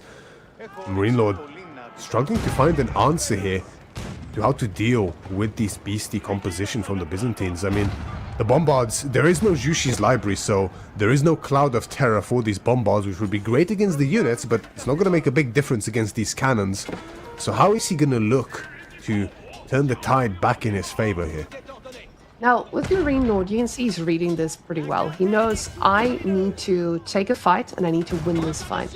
He underestimates that understands that maybe he's not going to be the one who's going to get enough of an army together for this just yet, so he needs to delay Beastie's push. And by just raiding and getting his horses on every angle of the map, he's able to do so. So he finds a way to try and keep Beastie at bay by just being the aggressor. Beastie with a slow push, it does feel a little bit risky. We do see the cannons, they're a little bit far forward. Nesta Bees could be firing on this front line pretty easily, but the cannons turn around and don't get any heavy shots through. Only one Nesta Bees taking a bit of damage here. But Marine Lord realizes, I can't just keep taking trades. Beastie is the one with the better economy. He is the Byzantines. He's got 5 cisterns, and you can see that graph for Marine Lord for score looking very much in his favor, but I don't think score is telling us the right story of what's happening here. Definitely not. Jushi and China often have an inflated score due to them having additional landmarks. Landmarks give a lot of score, so... I mean, Marino is definitely not in a horrible position here. He has an incredible army. 50 Dali horses, lancers now on the field, as well as plenty of siege, but...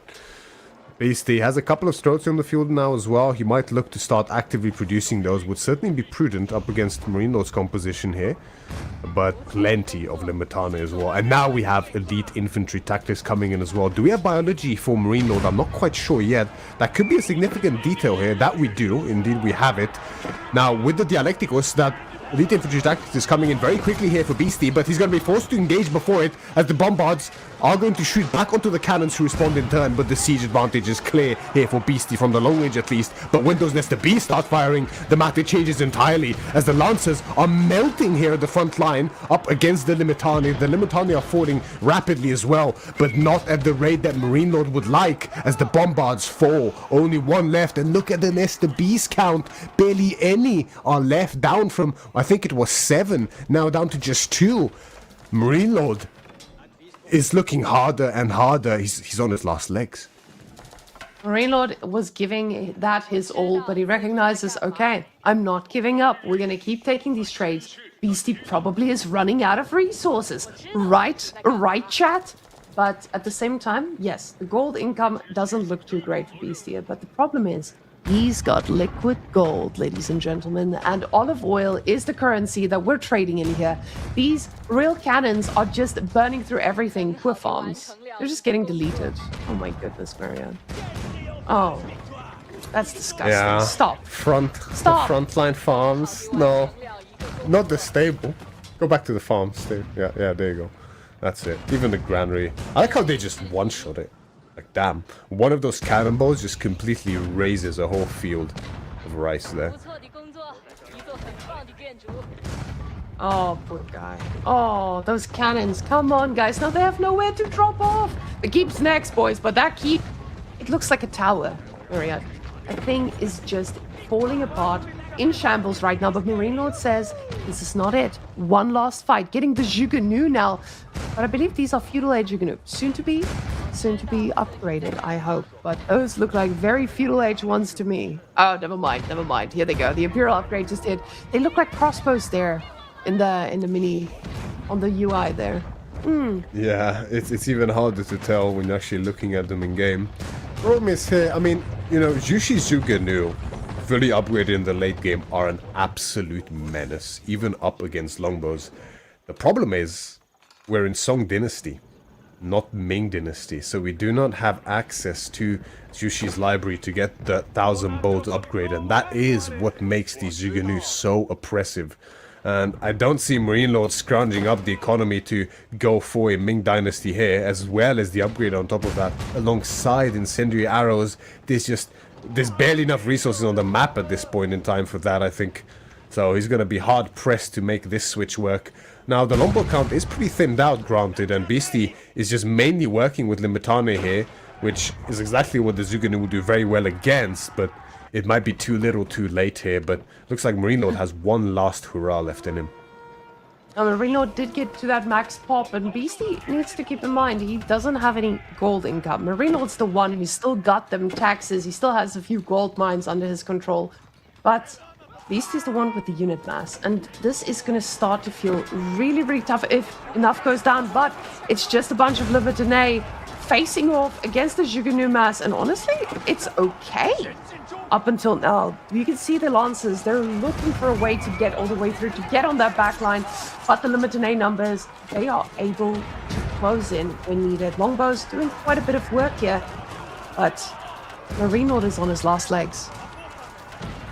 Indeed he is, and Incendiaries is on the way, but it's not being supervised. You can see just how slow it is, but honestly, I don't even know if it would be enough here, frankly, because we don't have 10,000 bolts either behind this, and the cannons are just doing so much damage. Raid coming in from Marine Lord as well, just to distract Beastie, keep him on edge here, not fully focused on this relentless frontal assault.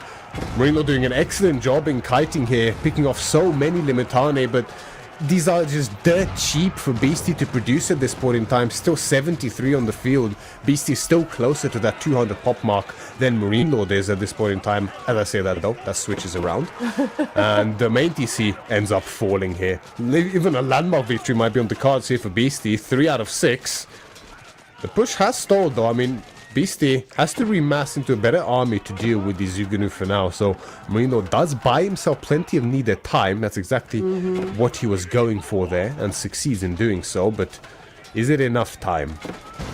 I love these walls. The walls just showing us this is why and how we're going to defend our cannons, but they do need to pull back. This is starting to get very dangerous. Beastie is not able to replace this mass just yet. We see quite a few units in queue, but these raids have been so effective. Marine Lord showing us it might look like he's dead, but it's never really over. When you are Marine Lord, you find a way, and these raids are absolutely devastating for the Lancers, but as the bodies hit the floor, the cannons, though, they're very far forward. And is this the moment Beastie loses just enough focus to lose this very steep advantage he just had?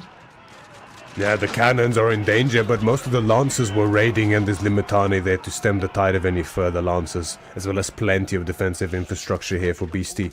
A lot of vision with those flanking towers, as well as a fortified tower alongside that keep there on the sacred site. So good position there for Beastie. Not one Marine Lord can break anytime soon, and this will give Beastie the time needed to remass, but plenty of economic damage has been done by Marine Lord.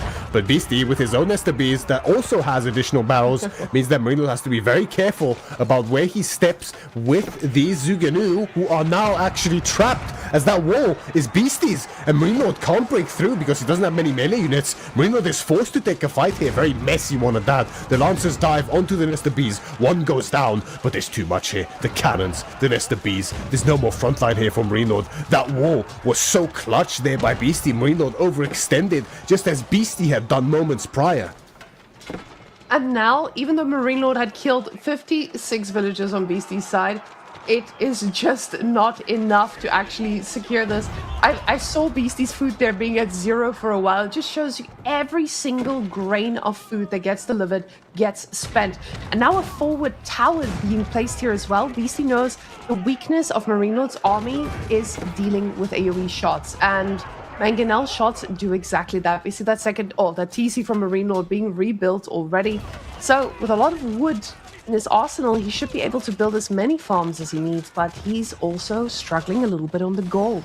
You're getting to the point in the game, the gold's tapped out, you're surviving on taxes, and Beastie just doesn't need the gold the way Marine Lord does. That's true.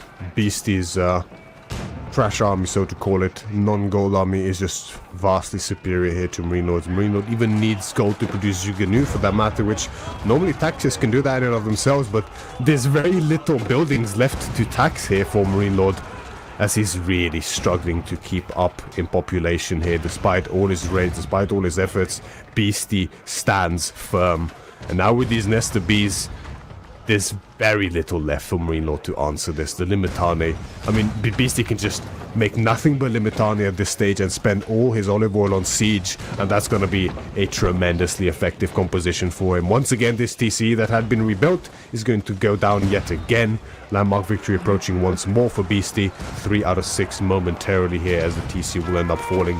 And here we go, Marine Lord decides to go for it. He cannot wait any longer. There is no more hope if he waits, so he has to go against all odds here, as good spread on the Zuganu means they find plenty of damage on the Limitane, but the Lancers die very quickly due to their limited count, and that is enough there for Beastie to close out the game and tie up the series here 1-1.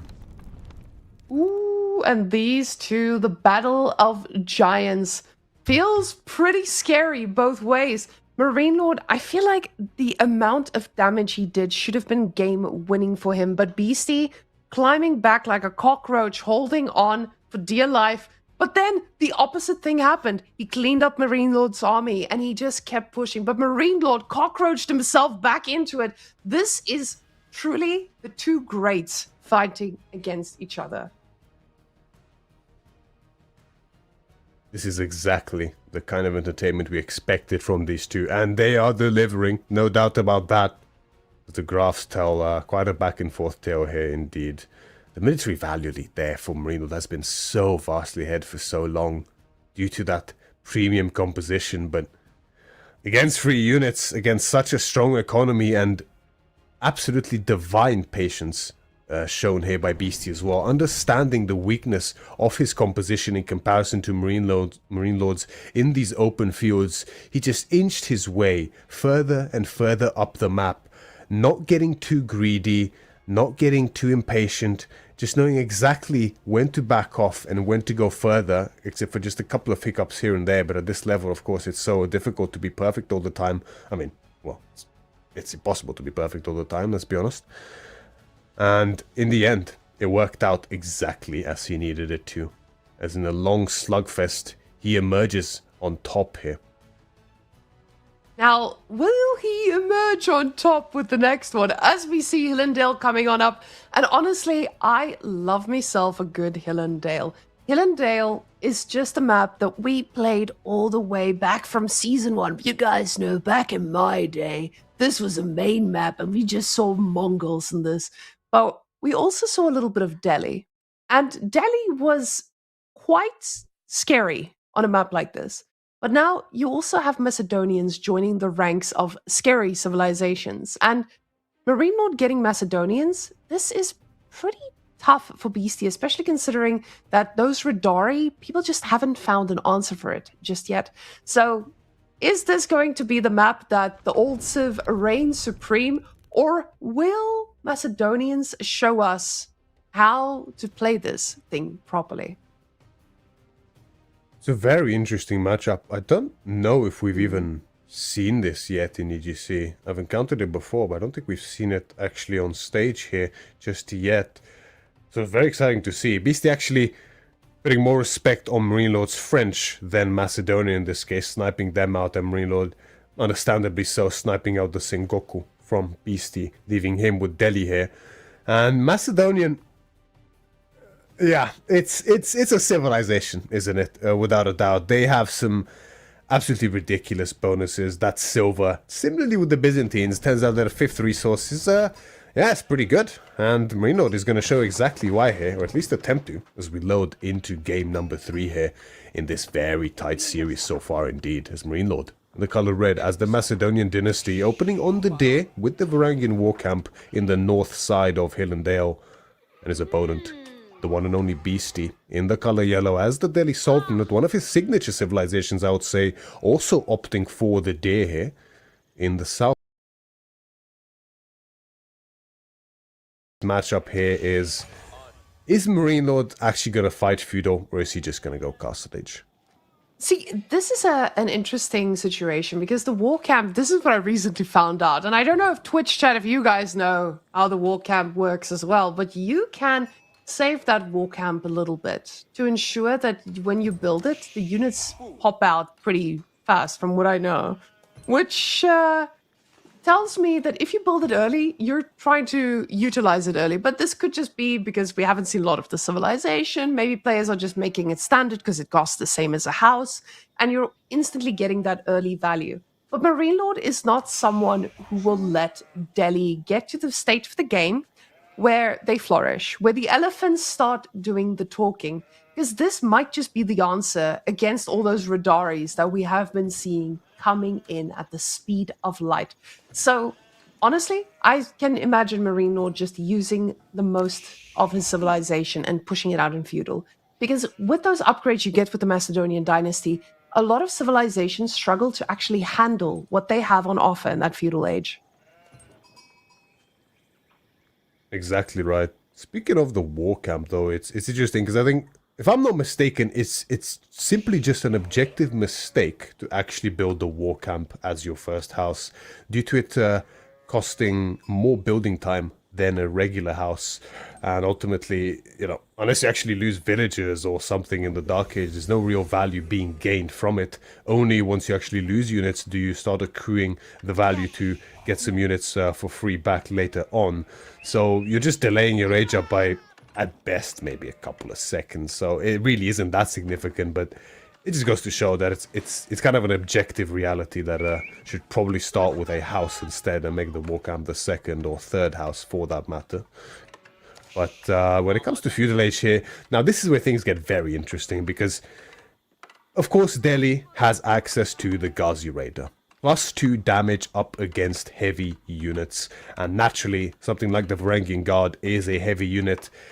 But they're not just any heavy unit. They're a feudal men-at-arms that exchanges some of its ranged armor for additional melee armor instead, which might be exactly what they need against something like the Ghazi Raider. Now, as to how that plays out in a full committed feudal, especially when it comes to those nuanced silver income timings, which can make a very big difference indeed, I have yet to see on full display, so I'm quite curious to see how it will go in that regard. Imperial Hippodrome on the way with 3 for Marine Lords Macedonian, no surprises there, and Dome of the Faith on the other hand for Beastie here. Wheelbarrow, whilst age up for Marine Lord, does tend to indicate more of a lean towards a feudal committal, especially with that lumber camp as well. Typically, if you want to go fast castle, you'll use the straggler trees first to not commit fully the wood to the lumber camp just yet. So, looks like we're going to have some ooga booga on our hands. No, with Marine Lord civilization, there's one thing that I'm very scared by, and that's just the value you get from that landmark in the early game. Beastie, he's gonna be able to make those Ghazis, try to find some exchangeable trades, because for him, this is about just outdoing his opponent, and he needs to be a lot better than Marine Lord in this matchup, I feel like. Now, Horsemen already queued up, but there's one difference for the Delhi. Once they attack, they can go back and heal. Although Macedonians, with the champions, they are able to do something similar in a way. So Marine Lord is going to be able to be a little bit sneakier than usual civilizations against the Delhi. 2 Ghazi Raiders already in queue, but the value from this landmark is wild. And I can't wait to see how Marine Lord uses it. Beastie, with his 3 on gold, just securing that scholar production early on. He's going to need to produce a ton of Ghazis to keep control of this, though, because the Horsemen, they just keep coming, and our first champion has just hit the land. Now, where does Marine Lord strike first? Yeah, you're very correct here. Undoubtedly need a lot of Ghazis here, because it's easy to forget. Not many people know this, but regular horsemen, just your run-of-the-mill horsemen, actually beat Ghazi Raiders cost for cost, and the Macedonian dynasty here for Marine Lord, with the silver already coming in and the first armor technology for the horsemen on the way, +1 of each, as well as 5% health. And these horsemen, soon enough, with the Hippodrome champion, well, the Hippodrome horseman champion, is going to have additional +2 damage, so his horsemen will just be way better than these Ghazi Raiders. Already the damage is piling up. He has to be so careful here to not lose them. The Ghazi Raiders are also slower than these horsemen, so he has to be very, very careful of where he goes with them. But all of these factors means that Beastie, when it comes to cavalry on cavalry, I don't think that's a fight that he's going to win. Now, this might be the case, but Beastie can keep taking trades and just heal up the low HP Ghazis. And this feels like something that Beastie might be considering here. The Ghazi numbers are quite extensive. Now, Marine Lord, I'm not even going to try to pronounce this unit's name. I'm going to call this thing a spearman, as God had intended us to call them. So these spears coming out from Marine Lord, they are going to be quite deadly if Beastie loses focus. But Beastie, he is going straight for one type of kill, and that's the building, apparently.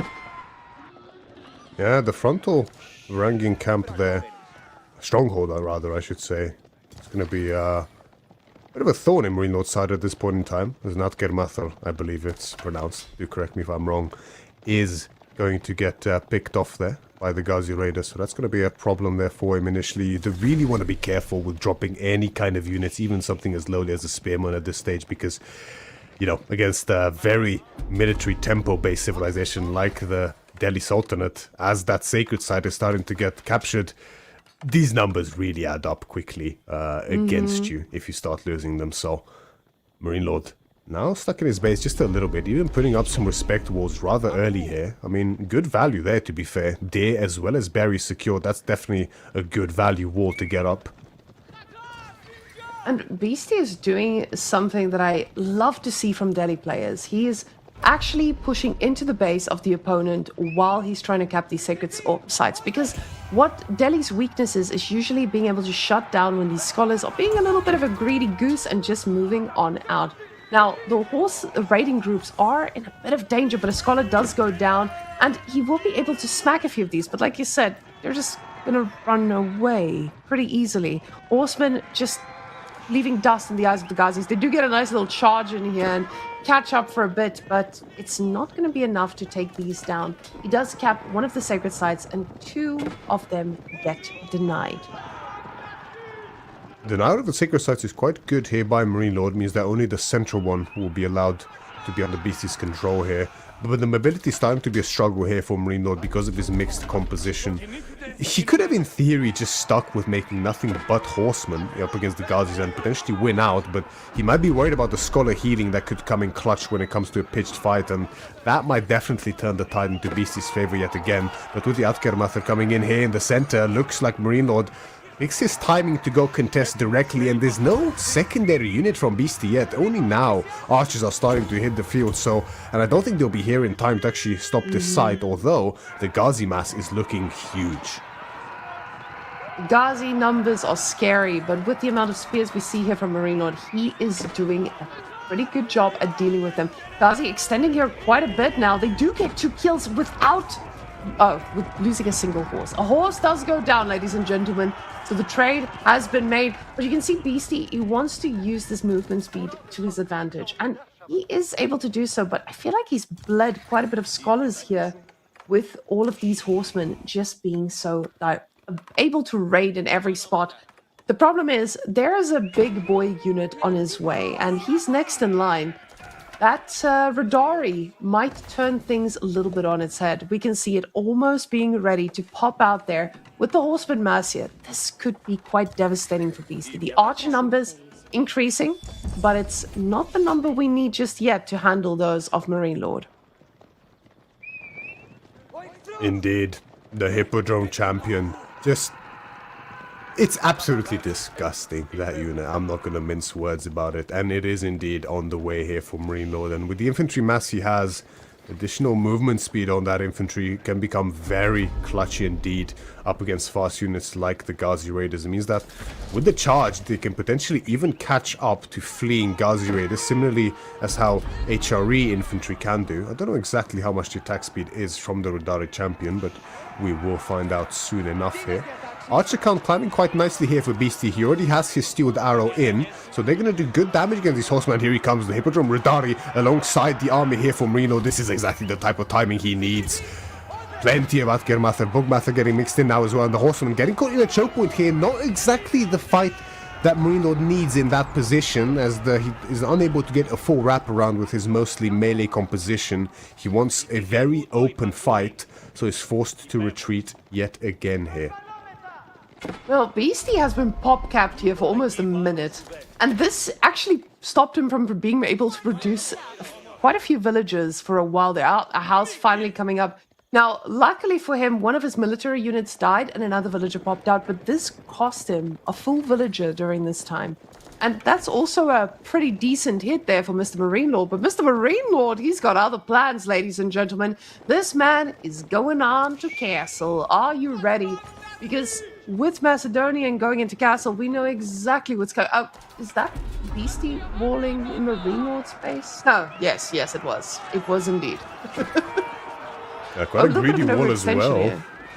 Yeah, because the Ghazis were not in position to support the archers, and actually most of the archers just get completely cleaned up on the retreat there by Beastie. A bit of overconfidence coming in there to put that wall up undefended, and pays the price for it, but is able to retain his control solely because Marine Lord is not fully committed to this. I mean, Beastie must smell here that something is off. Something stinks a little bit like a castle age potentially, and that is exactly what's on the menu. There's the Golden Horn Tower coming up on the front here. Quite a bold position, but after that fight, Marine Lord might be feeling confident to place it here, knowing that Beastie might not have the mass to challenge this directly. It always forces that choice, doesn't it? Where when it comes to challenging either a White Tower or a Golden Horn Tower in this position, and the numbers are very even, you could look to focus the villagers and cause crippling economic damage, but then you'll likely lose the fight. But then if you focus on the fight, you will likely just let the landmark go up for free. So it's a difficult spot. However, difficult spot is that boar at that point in time. Actually, there was a boar there as well? That's crazy. Marine Lord.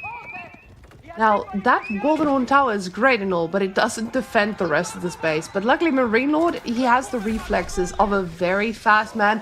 But that wraparound, the scholars are all paying the price. The horses get 5 scholar kills in this position. That must feel pretty amazing if Marine Lord. The man is not too upset with losing a few horses on the way out here. The Ghazis, though, still trading pretty effectively here as the Atke were not in position, and the archers are trying to focus what they can, but the upgrades are going to be coming in soon, and this is just going to mean that these trades are not going to go that well for Beastie. Not well at all, because this is actually disastrous for Beastie at this point in time. The upgrades are coming in here for Marine Lord. Redari are now in production as well for him, and the army just getting completely cleaned up. The Hippodrome champions, the Redari, the extra damage on these horsemen means that these Ghazis are getting cleaned up. The archers are useless against this composition. The Bogmathar are also just better than Beastie's archers, and he's just dead in the water when it looked like he potentially had a chance. Beastie loses game number 3 here, and Marine Lord takes the lead with the Macedonians. I mean, Macedonians. Yeah, they are special indeed. A lot of people are very happy getting Macedonians in those drafts, and we can see Marine Lord really utilizing that. Now, I do want to point something out. Whenever I think of a Marine Lord Beastie game, I think of Delhi being one civilization he really struggles to win against Marine Lord with. There was a game a few years ago that stuck in my head. Marine Lord playing French, Beastie playing Delhi, which was already a pretty rough matchup for Delhi, right? But just getting a beautiful wraparound on villagers outside on the map, trying to get those resources. And I feel like it plays ode to what could have happened here with the Radari, with what we've seen from Marine Lord as well. Eventually, Delhi needs to leave their base for resources, and it just doesn't feel like Marine Lord would have let that happen. So yes, the fights were taken, but I feel like Marine Lord knew this was, with him doing all that damage, he was going to have a pretty good time. And Beastie, he also knew he needed to do some damage, because the later this goes, the better Macedonians are going to be off. It's true. That's one thing that's very painstaking against the Macedonians. I mean, I say Byzantines, it's pretty close, let's be honest. The fact that the silver just keeps rolling in, and the upgrades are going to just keep coming. They're going to exceed what they are per age, to the point where, I mean, in Castle Age, the units can get up to 6 additional armor.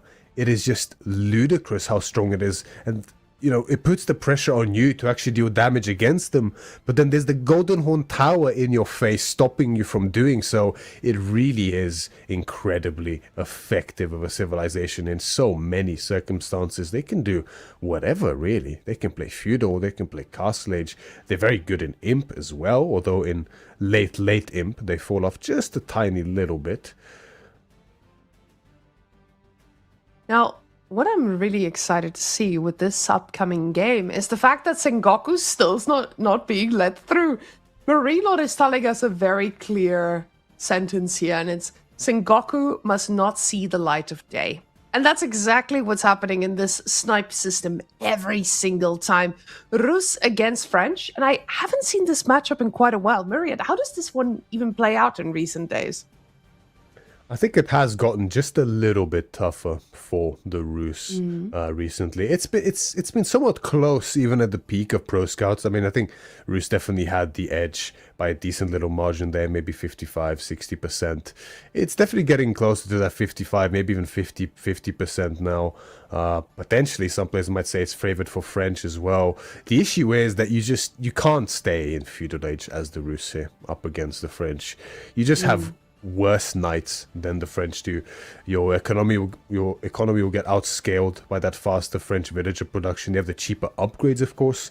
You have additional wood as the Rus and some passive gold, which is very good, of course. But I mean, what are you going to use the wood for? Archers against French? Nah. Spearmen? I mean, sure, they'll do something, but at the end of the day, French, when it comes to the archer knight composition, they are undefeated in that Feudal Age, and Rus is not going to be able to hold the bar against that. So it becomes about that Castle Age, and with the Horse Archer, things do open up a lot for the Rus. Of course, that is another area where the Rus have suffered a little bit. Well, it kind of depends, but against the French, they definitely have suffered. Horse Archers now traded some of their damage for additional attack speed, which essentially works out to them being more effective against light units than they were before, but weaker against armored units than they were before. And, well, knights certainly are armored there for the French. So I'm excited to see it. It's been a while since I've actually seen this matchup at this level, so I'm very curious to see how it plays out, whether it's the exact same and some of the timings change, or whether we're going to see something new, especially from the Rus entirely. This takes me to those days where the Rus would just go no units into Horse Archers against French and still come out ahead. So with the Rus changes, that's not something people get to do as much as they used to. And honestly, I'm really glad to see that. So we do need to see some early game gameplay here from our Rus player. And we see 40 seconds before we hop into the next game. But there's one more map after this if Beastie is able to take down Marine Lord's French. And that is Frisian Marshes. Now, looking at their drafts, very clearly, nobody is letting anyone play Ottomans on there. But now Beastie, he has Taklak, he has Sengoku, he has HRE. And I can imagine the Taklak HRE being a very big prio pick for him on that side of the draft. But it looks like we are ready to roll. 20 seconds in already. The boys are ready for this showdown of champions. And Beastie on the Rus going to be taking on Marine Lord with the best knights in the game. And also on his home civilization, playing the French. He's got a boost in there already. But look at him. He's already out there on the map going for the deer. Very spicy play. Yet again, Marine Lord not scared to move out of his base and capitalize on those outside resources. I'm smelling no professional scouts for the man.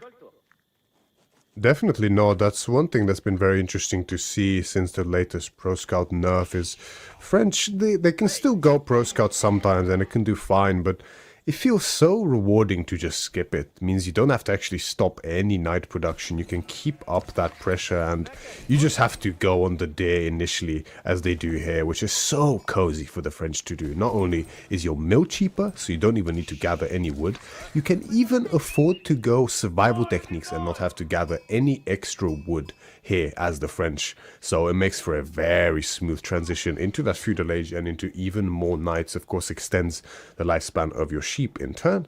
So Marino's going to be very happy with seeing those nice and early here. And normally the difficult point for Rus here is getting that spearman count that's necessary to take all of their safe deer packs and then, you know, stop spears, just go for the cartilage, because there's absolutely no hope in trying to steal the French's deer. That is exactly where Roos will die if they attempt to do so. So I'd be extremely surprised if Beastie goes for it. But getting those spearmen, denying those initial knights is going to become even harder when the knight production doesn't actually cease here. Marine Lord actually even going for a Dark Age wheelbarrow, so looking to prioritize that early. I'm surprised just a little bit seeing this, because normally we see that only in combination with Pro Scouts, yeah. I mean, you can still go it without Pro Scouts, but it does delay your age up a little bit here for him. But again, you see, even getting wheelbarrow, he doesn't need to gather any more wood except for that second house soon enough. So I understand. It just feels so nice. The value you get from this is significant, because for him, getting wheelbarrow now, as French, you get wheelbarrow pretty early on anyway, most of the time. But getting it in this position means that your villagers are also going to have less idle time when and if your opponent is the one who's going to be putting that early game pressure on you. So it makes sense for Marine Lord. He's expecting those villagers to have to move around at some point. He's not going to get that all for free. So this definitely makes a lot of sense for him. He loves his mobility. He knows how damaging it can be to get raided. So he's making sure that he's not falling victim to that. Now, Beastie should be hitting that age up a little bit quicker, but French is French. They get a nice little production building in feudal, and you as the Rus, you get a trading landmark. My Beastie making sure he's got the wood he needs to get all the economy, or all the production buildings, if he decided to go and be a little bit aggressive here. Now, with 3 scouts, I can see that it was not a significant amount of sheep more than Marine Lord here. But the scouts, luckily, they're going to be the ones who are able to pepper down this poor mill. The villagers, though, they are mostly untouched and not being set up for any raiders. Yeah, the triple sky is going to be quite annoying here for Marine Lord for sure, early on at this stage. And oh, okay, I was about to say, is Marine Lord up-capped there for a second because it was 0 on wood, but the house was being built, so now it's completely fine. Just a tiny bit of idle time there momentarily, but that's gone. School of Cav, you can see it's being built with 6 here because of the delay. So although the start is really, really nice, you can see the delay manifest. Even building it with 6, the French is only up at 4:29 on the dot there. So Marine Lord understanding that and wanting to get that knight out ASAP. The mill is going to demand a bit of a repair here, which is always annoying here for Marine Lord. Rus are very good at doing this with the additional scouts. This is just an extra bit of drain on wood, a bit of idle time, all things that add up at this level, especially, of course. Now, Pro Scout is now in queue for Beastie. Barracks is going to be very likely to follow up immediately after this, as soon as the wood is in. Then likely a wooden fortress to start getting that additional income. It's really interesting for me that he decided to just go for the mill and force the upgrade, sure, but none of these villages are touched. And this is absolutely wild, because we usually see this with knight civilizations or someone who plans to go horse archer civilizations, so that they can snipe these villages down pretty quickly. And there's no healing mechanic from French and feudal to be able to handle that. So BC knows that this is going to be a very much army against army situation for him. Now the scouts, they are able to absorb a shot or two here. The barracks coming up now, finished up, and spearmen instantly in that queue. He says spearman upgrade can wait. We need the hands on the field, and we need those spears to be ready against these knights. But Marine Lord at the same time getting his second scout too now, and the knights, those numbers are still getting nice and scary. A Beastie, he's doing that thing that we see from the Rus, still not touching a single bit of gold, just using everything he gets straight from the food and letting the wood do the talking. Yeah, you were right in what you said earlier. Normally Rus can go for a few bunks on those villages with the scouts to soften them up for later knights or horse archers for that matter, but this is one of those matchups where BC will be unable to cross the halfway point of the map for a long while, as 2 knights against 2 spears, that's not a fight you want to be a spear in, that's for sure. As with just a little bit of micro, this is going to be a pretty handy cleanup here for Marine Lord. And 2 spears dying like that, it's kind of dangerous. It's kind of dangerous, and make that a third as well as one of the deer being denied 2 behind this.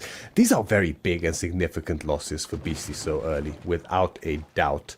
And this is going to make his Scarface transition all the more difficult when it comes down to it. He's going to be forced to remass those spears, potentially even add a second barracks or additional production to, like horsemen or archers to secure his secondary deer pack, although it is behind his base, so that's pretty handy for him. So potentially not, but yeah, he's going to have to make quite a few more, otherwise he's going to be very exposed to a dive from Marine Lord, which the French can opt for sometimes in this position. Oh, French is a civ that is not scared of running under a TC, especially with Chivalry now coming in. Those knights that are half HP now, just look at them again when they start healing up. It's going to feel great for a man who knows how to control those knights perfectly. And now with these archers coming in, they're already making their way across the map. This is going to mean those spears that are currently keeping the knights at bay, they are going to have a little bit of a harder time. And the deer that Beastie has in his base, that's what he's going to need to rely on. This doesn't feel like the haul you usually see from a Rus player on 6 scouts by this point. 6 scouts will be definitely enough to bring in those deer. 4 spears on the field as well. What would have been 7 if not for those losses, so Beastie definitely unhappy with that. But now the archers are on those 2 deer carcasses, and I mean, getting your home 2 deer packs here as Rus is kind of the minimum you need in this matchup. And we see 1 is on the field there towards the south of the cabin, 2 are unpicked up there in the north still. And Beastie's going to look to try and pick them up, but it's easier said than done with the archers now circling. Marine Lord has zero fear, as he knows the fact that Beastie is not opting for any additional military production here besides these spearmen. So the archers can just run around the base, look around with no fear, as the scout picks up Marine Lord's scout there, just as he was starting to run away. Even stealing some of Marine Lord's deer, actually. Beastie's brave. He actually managed to take one all the way towards that boar that Marine Lord is now on. Might be able to bring that one home. Marine Lord being able to be out here on the ball. Perfect! That by Marine Lord, just getting that charge off at the right moment. Spears in shambles right now, falling like absolute flies. And Beastie is not able to get that second tower up here either. So this is just going to mean that Marine Lord, he gets to decide here. Am I going to go and dive? Oh my gosh. We are seeing a good old time travel back to 1 year ago when French was just going to be faced by a lot of horse archers. So Marine Lord, he's played this matchup a million times. He knows what this feels like. But these horse archers, they are going to feel a little different from what we are used to. Marine Lord, though, he's looking straight at Castle himself. Yeah, exactly. The value has been gained already. Losing those spears was a very big blunder there by Beastie. Means that his hunting cabin is under threat. He was even forced to rush a secondary wooden fortress that he can't even finish safely. Managed to save his villages, which is great, but even the high trade house is forced into such a defensive position now. And this is the kind of position that Rus starts to struggle in against the French, when they're just relegated into their base and they're forced to mass up a lot of horse archers before they can move out, because the knights and the archers can pose a big threat to them in low numbers.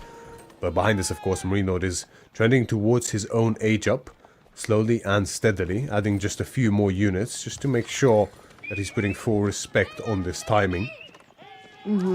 And getting all of this, Beastie needs to be sure he doesn't take any unfavorable engagements. 2 horse archers ain't it when you are trying to handle this. We do see that tower's upgrade coming in, which means that the units are not going to be able to push in without being punished. And that's exactly what the knight is finding out now. Some of these archers taking a bit of a beating there.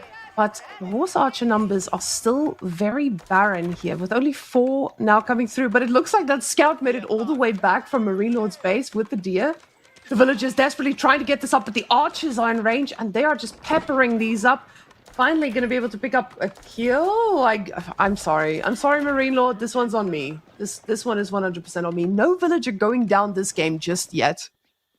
Yeah, just a little misclick there. A rare misclick by Marine Lord means that he retargets to one of the full HP villagers, leaving that one to run away with its life. It was just a single archer shot from death, I'm pretty sure. Maybe with Steel Darrow, that is the case there. Even a ram actually getting dropped here by Marino. Marino actually fully reinvesting at this point in time. Not what I expected at all, but this could be... I was about to say this could be prudent, but there is a wooden fortress with a springboard emplacement. This is a bit unlike Marine Lord actually to do something like this, so I'm very excited to see how this is going to go. Now Beastie looking to cut the reinforcements. He's trying, but the problem is Marine Lord has so many units here. I love that he just paused the button on Castle, said moreknights.com, and all the knights numbers are just getting scarier and scarier now. That one ram causing a ton of havoc, because this means Beastie, he needs more wood, he needs it now, and he needs to find a way to deal with any units. But those horse archers are not doing what we see usual horse archers do. They're stuck in the base, waiting for better days. So those horse archers need to find a little bit of damage. This army is not completely together, but Beastie knows he just cannot take this right now. More archery ranges being built behind this. So, you know, he's committed to it. He believes in the horse archers. And if there's a man who's going to make this work, Beastie believes it's him. But look at that damage. It's doing a lot of work here, Myriad. Yeah, this is the issue with staying feudal here as the French. Although the French knights are armored, of course, once these horse archers have +2 with that steel arrow, +1, sorry, with that steel arrow, the damage being an age up really starts to climb despite the nerfs. You can see them giving a tear to those knights.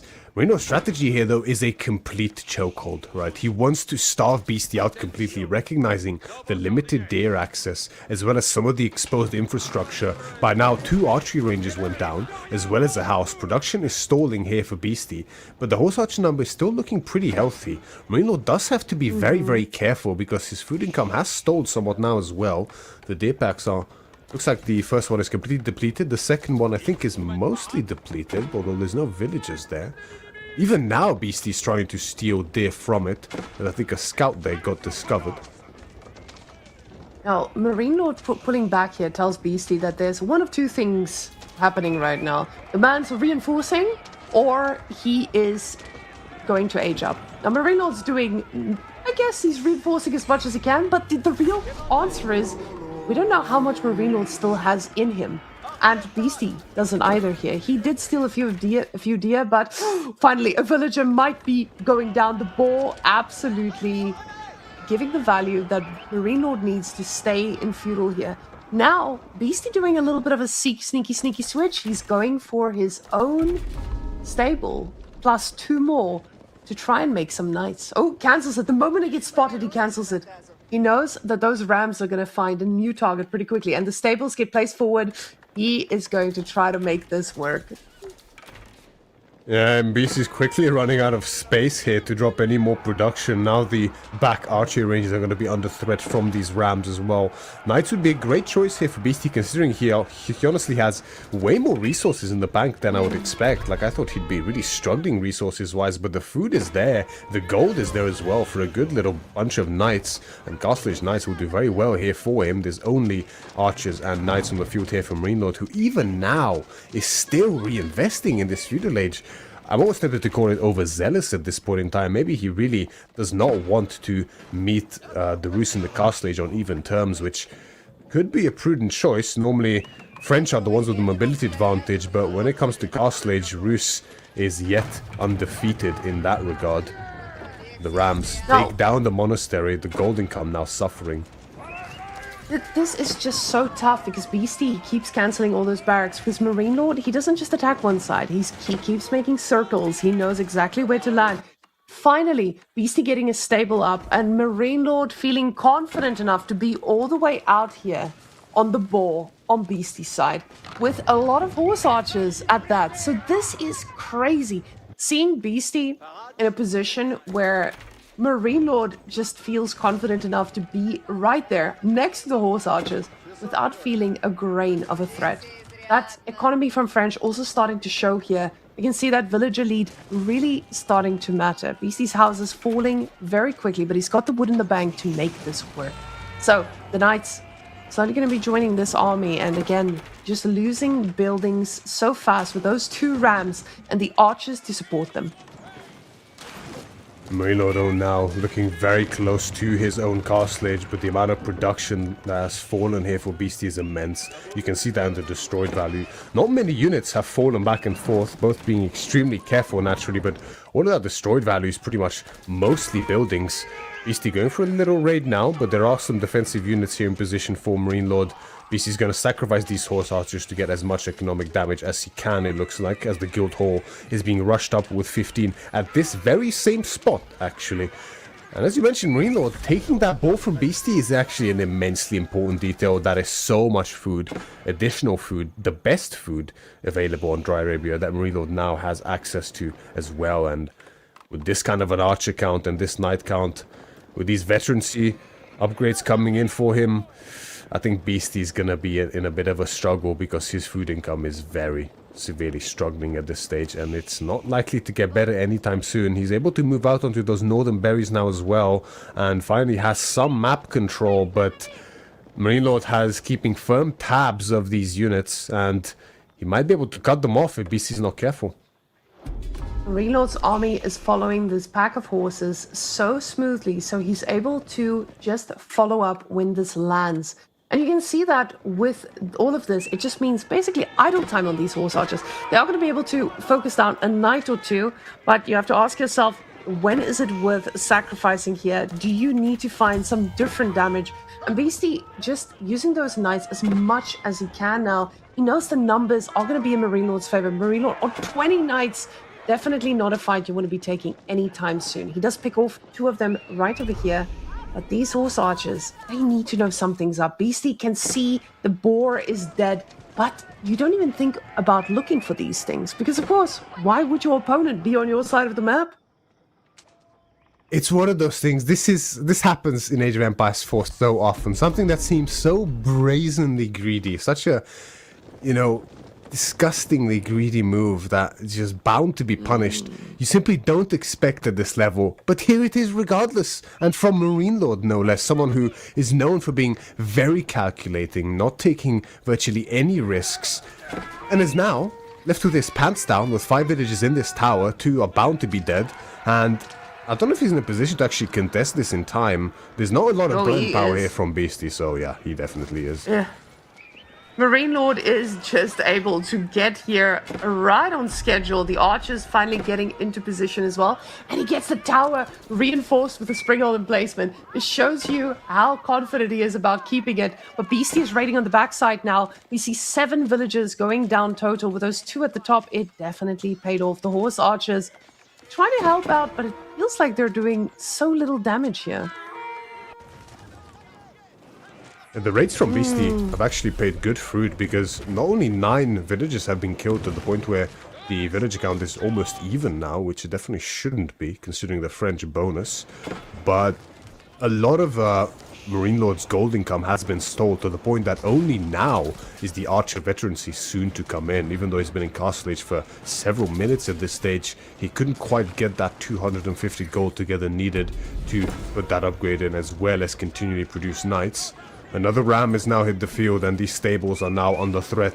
There's a good number of knights here from Beastie, but even more from Marine Lord. I think the inspiration from the warrior monks, which I cannot quite see, might make the difference here, potentially in Beastie's favor, as he looks to fully engage. The knights do wrap on top of the knights that go around the flank, and they manage to get massacred. Good connection on the back line by Beastie. Towards the southern side, however, many archers are falling, but there's too many knights here from Beastie, too many bodies to tank for these archers. The horse archers getting immense value behind this. So many of Marine Lord's knights are falling, but there's more in reserve still coming, and there's no more frontline left here for Beastie. Only some knights, scraps of them even, are left at this stage. When it comes to archer on archer, horse archers do win that technically, but they don't trade cost effectively.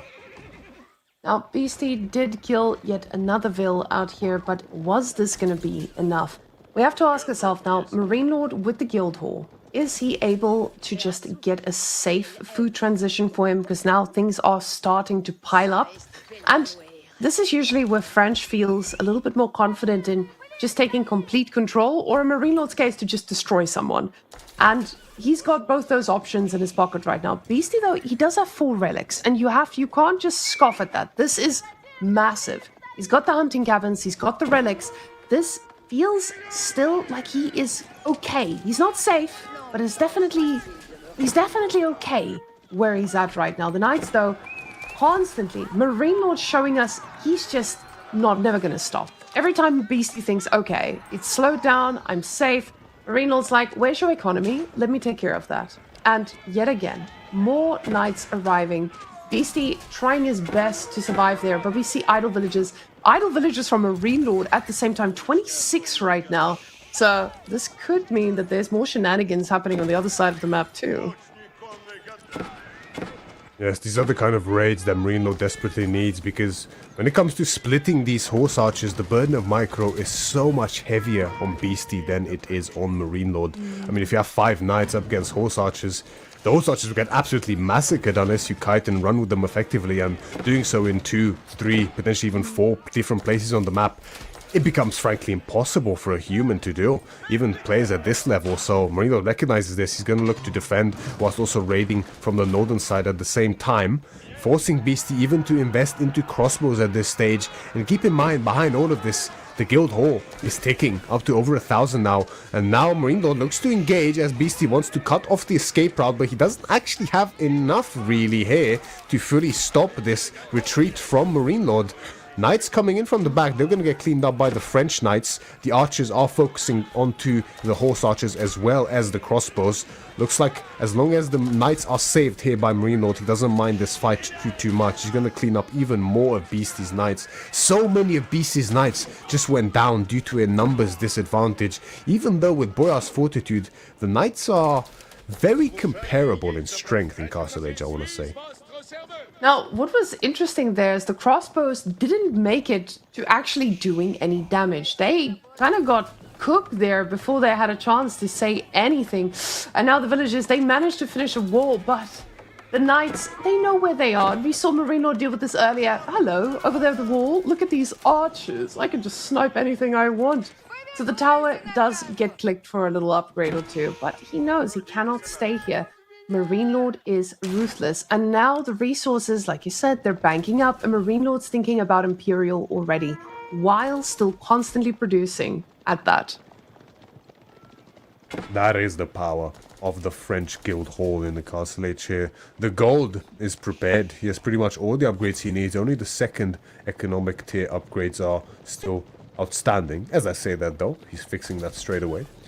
The melee armor is not too important in this position for Marine Lord, so he just doesn't care about getting them. But these farmlands on the back here for Beastie, Marine Lord didn't quite spot them earlier on. There was no scout with the army, but now they might just get spotted if he's not careful. Actually, he doesn't spot them yet, even now. The wooden fortresses are getting upgraded with springboard emplacements. Marine Lord could be stuck between rock and a hard place here, but the military numbers just are not there from Beastie. Marine Lord can just brute force this. He has more knights, more backline. The crossbows are falling like flies. The horse archers will be next. The knights are also getting melted by Marine Lord's knights with the extra damage after a charge that he even has the upgrade for at this stage. And there's virtually nothing left for Beastie in this game. Number 4 here. He might face elimination in this week. Now the farmland that Marine Lord finally had spotted is under threat, and this is the only bit of food income that Beastie has left, and it is now idle when he needs it most to remass. And you can see Beastie is desperately trying to get these trades to go his way, but Marine Lord is instantly right-clicking every single crossbow that dares come out of that poor little archery range. And now with the knights on the back line, the towers might be in place, but Marine Lord doesn't care. He's going Imperial any second now. The food is almost right there for him. That red palace, it can go up on Beastie's big gold. That's how much control this man has, and he knows it. We see the villagers desperately trying to stay alive here, going to the back.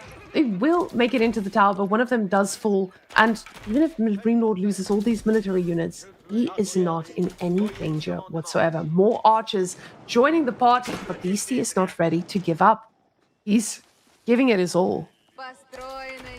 Yes, normally, sometimes when the French do opt for this Imperial Age play with the Guild Hall, they're often left losing map control in exchange for it, but Marine Lord has firm map control to the point where he has units even behind Beastie's base, causing a havoc even at this very moment as the Red Palace is placed on that left and gold there towards the west side of the map.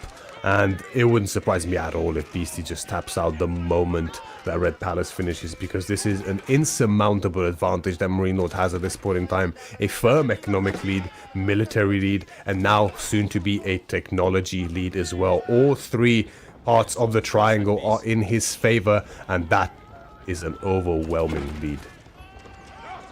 Now Marine Lord looking for that final push, while at the same time getting that Red Palace up on big gold. It feels like a rock just stuck. No, this is a rock at the bottom of the ocean right now. This is not a rock. You being stuck between a rock and a hard place. You are the rock. You're at the bottom of the sea. Marine Lord is the captain, and he says, stay down there. Beastie does not make it through, but Marine Lord now making it to the finals for that first week of qualification. Absolutely brilliantly.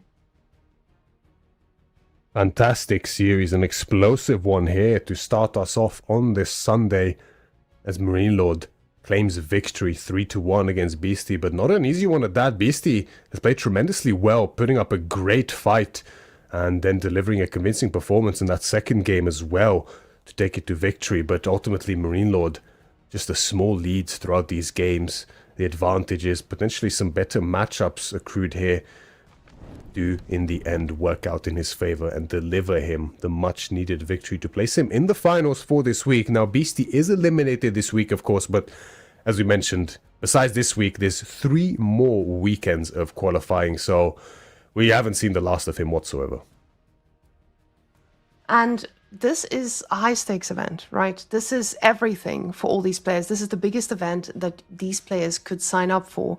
And it's important to qualify. I think a lot of people, when we see Red Bull Wololo announced, a lot of players are like, this is the moment where I get to make all the income I would have made from every other tournament this year. So for these players, this means everything. And every single player in this top 16 bracket is going to be working for a slice of that pie. Beastie will have his chance next week, but Marine Lord, he's still looking good. And I'm glad to see him back at the finals of a tournament. Yeah, last time it wasn't that easy, for sure. But once again, looks to be back in form in this first week.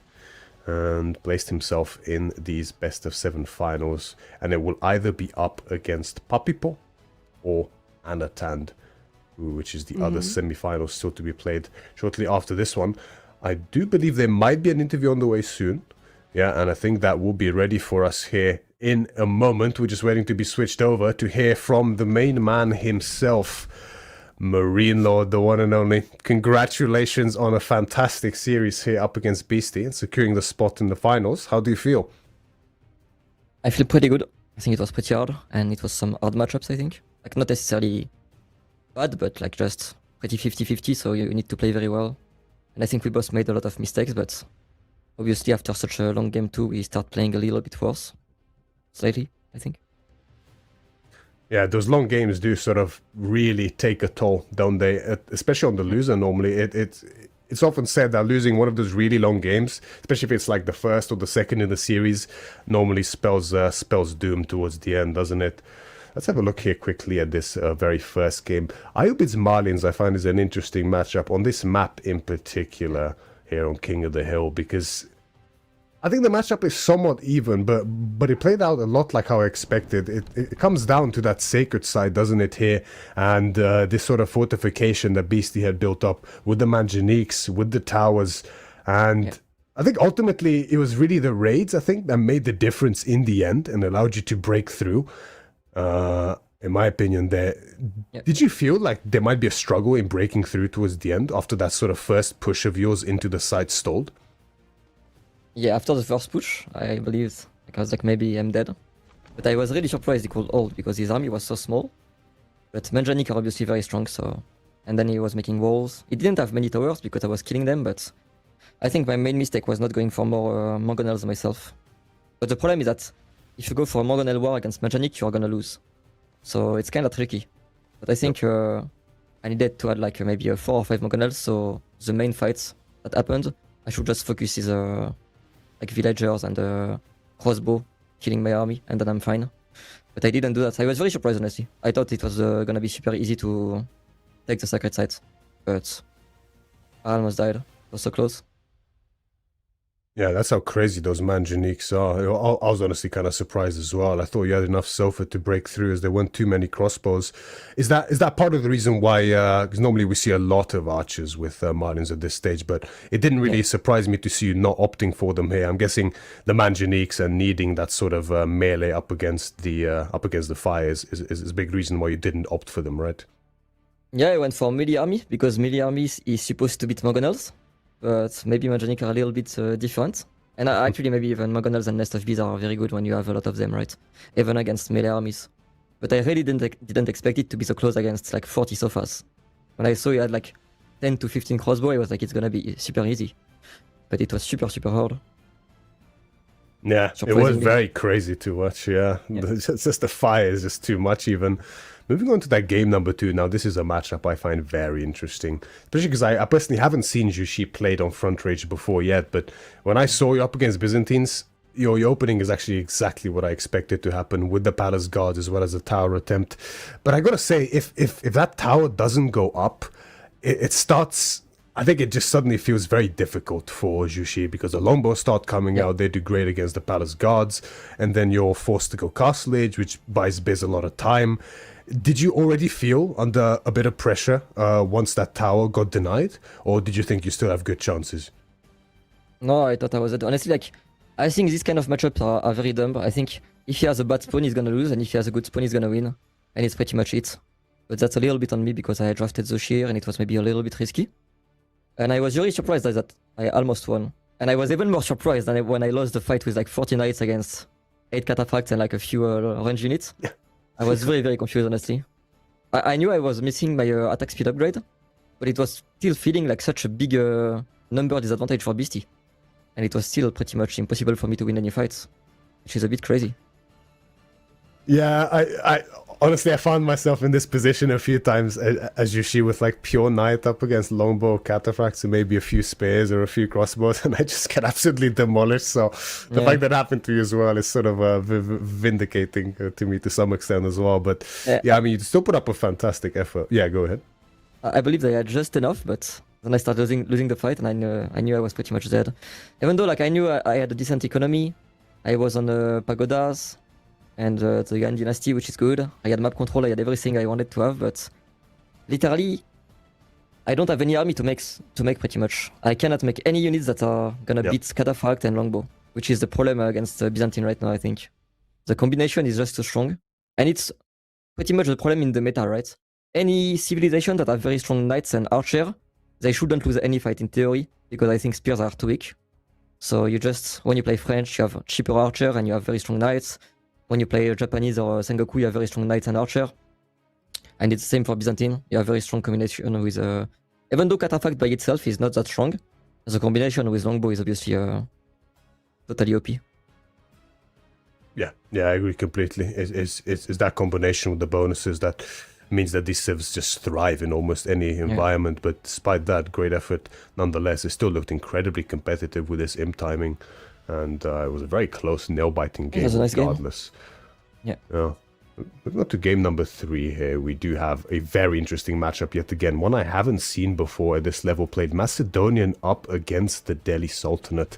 And I thought it started looking a little bit worrying initially because you went into the Spim with the Yadkir Mathar quite early. Even though in theory your horsemen are better, especially with the +2, but I'm guessing you're slightly worried about the healing aspect, right? Potentially putting the scholars, because that can turn the tide, right?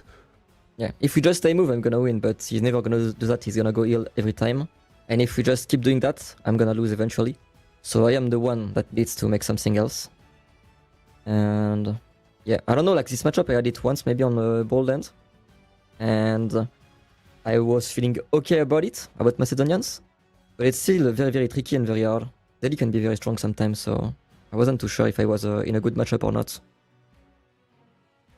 Do you think Macedonian can probably win this in an extended feudal age if you can keep Delhi locked in feudal? Because the silver's going to keep coming in, and the Varangians have the extra melee armor even against the Ghazis, but you opted to go for castle age instead. Was that just to play it safe, to not get stuck in feudal, or did you think that potentially Macedonia against Delhi in feudal, you'll probably lose that in the long run? I think it should be very close, but I am very scared of Delhi getting like 10 monks and aging up quickly, because then I'm just gonna die to fast upgrades. So it's very, very tricky, I think, to beat Delhi in this matchup. Also, I was a little bit like I had a scout on his food on the right side of the map, on his deer pack and his berries, and I was expecting him to go there pretty early to play feudal war. And when I was seeing him staying in his base, I believed he would go fast castle at some point. That's why I was like, okay, maybe I should go castle myself too. And if you go castle against castle and I get like 2 or 3 relics, I think I can actually win with Macedonians. Because, once again, very strong archer and very strong knights. Even though they don't have much health of anything else, you just need that. Very strong knights and very strong archer. Obviously they have elephants with Delhi, but it's still a little bit like you don't have the mobility and it's not as strong, I think. But the elephants archer are very good too. Yeah, exactly right. Moving on to that final game here. What a classic matchup to finish off the series as well. French up against Rus, which, I mean, even back during the Pika Pro Scouts, this matchup went back and forth repeatedly, right? French winning there, Rus winning here.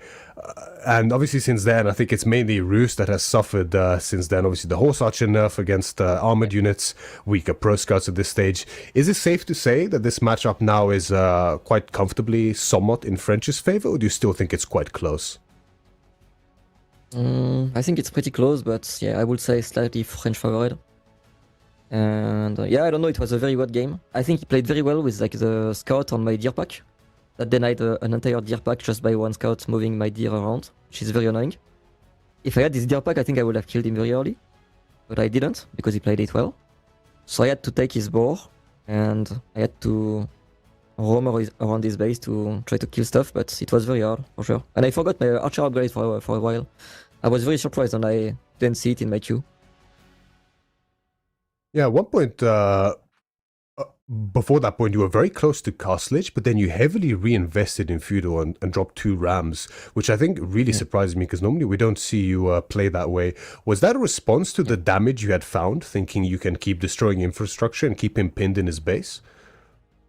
Yeah, he had a lot of food on the left, and his base was not built perfectly to deny a ram push.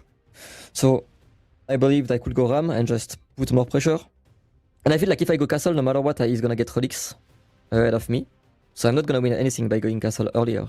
Except having Guildhall a little bit earlier, but I feel like putting more pressure and then going castle when I need to was the better move.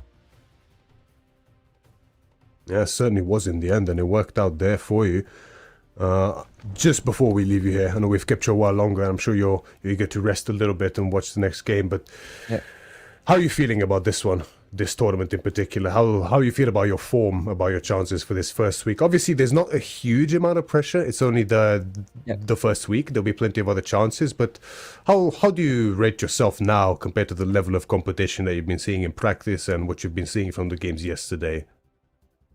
I think this draft format is very, very hard for everyone, and I think it makes everyone way closer in skills than before. I honestly think if it was the normal draft, it works way better for my style, and I think I will win as usual.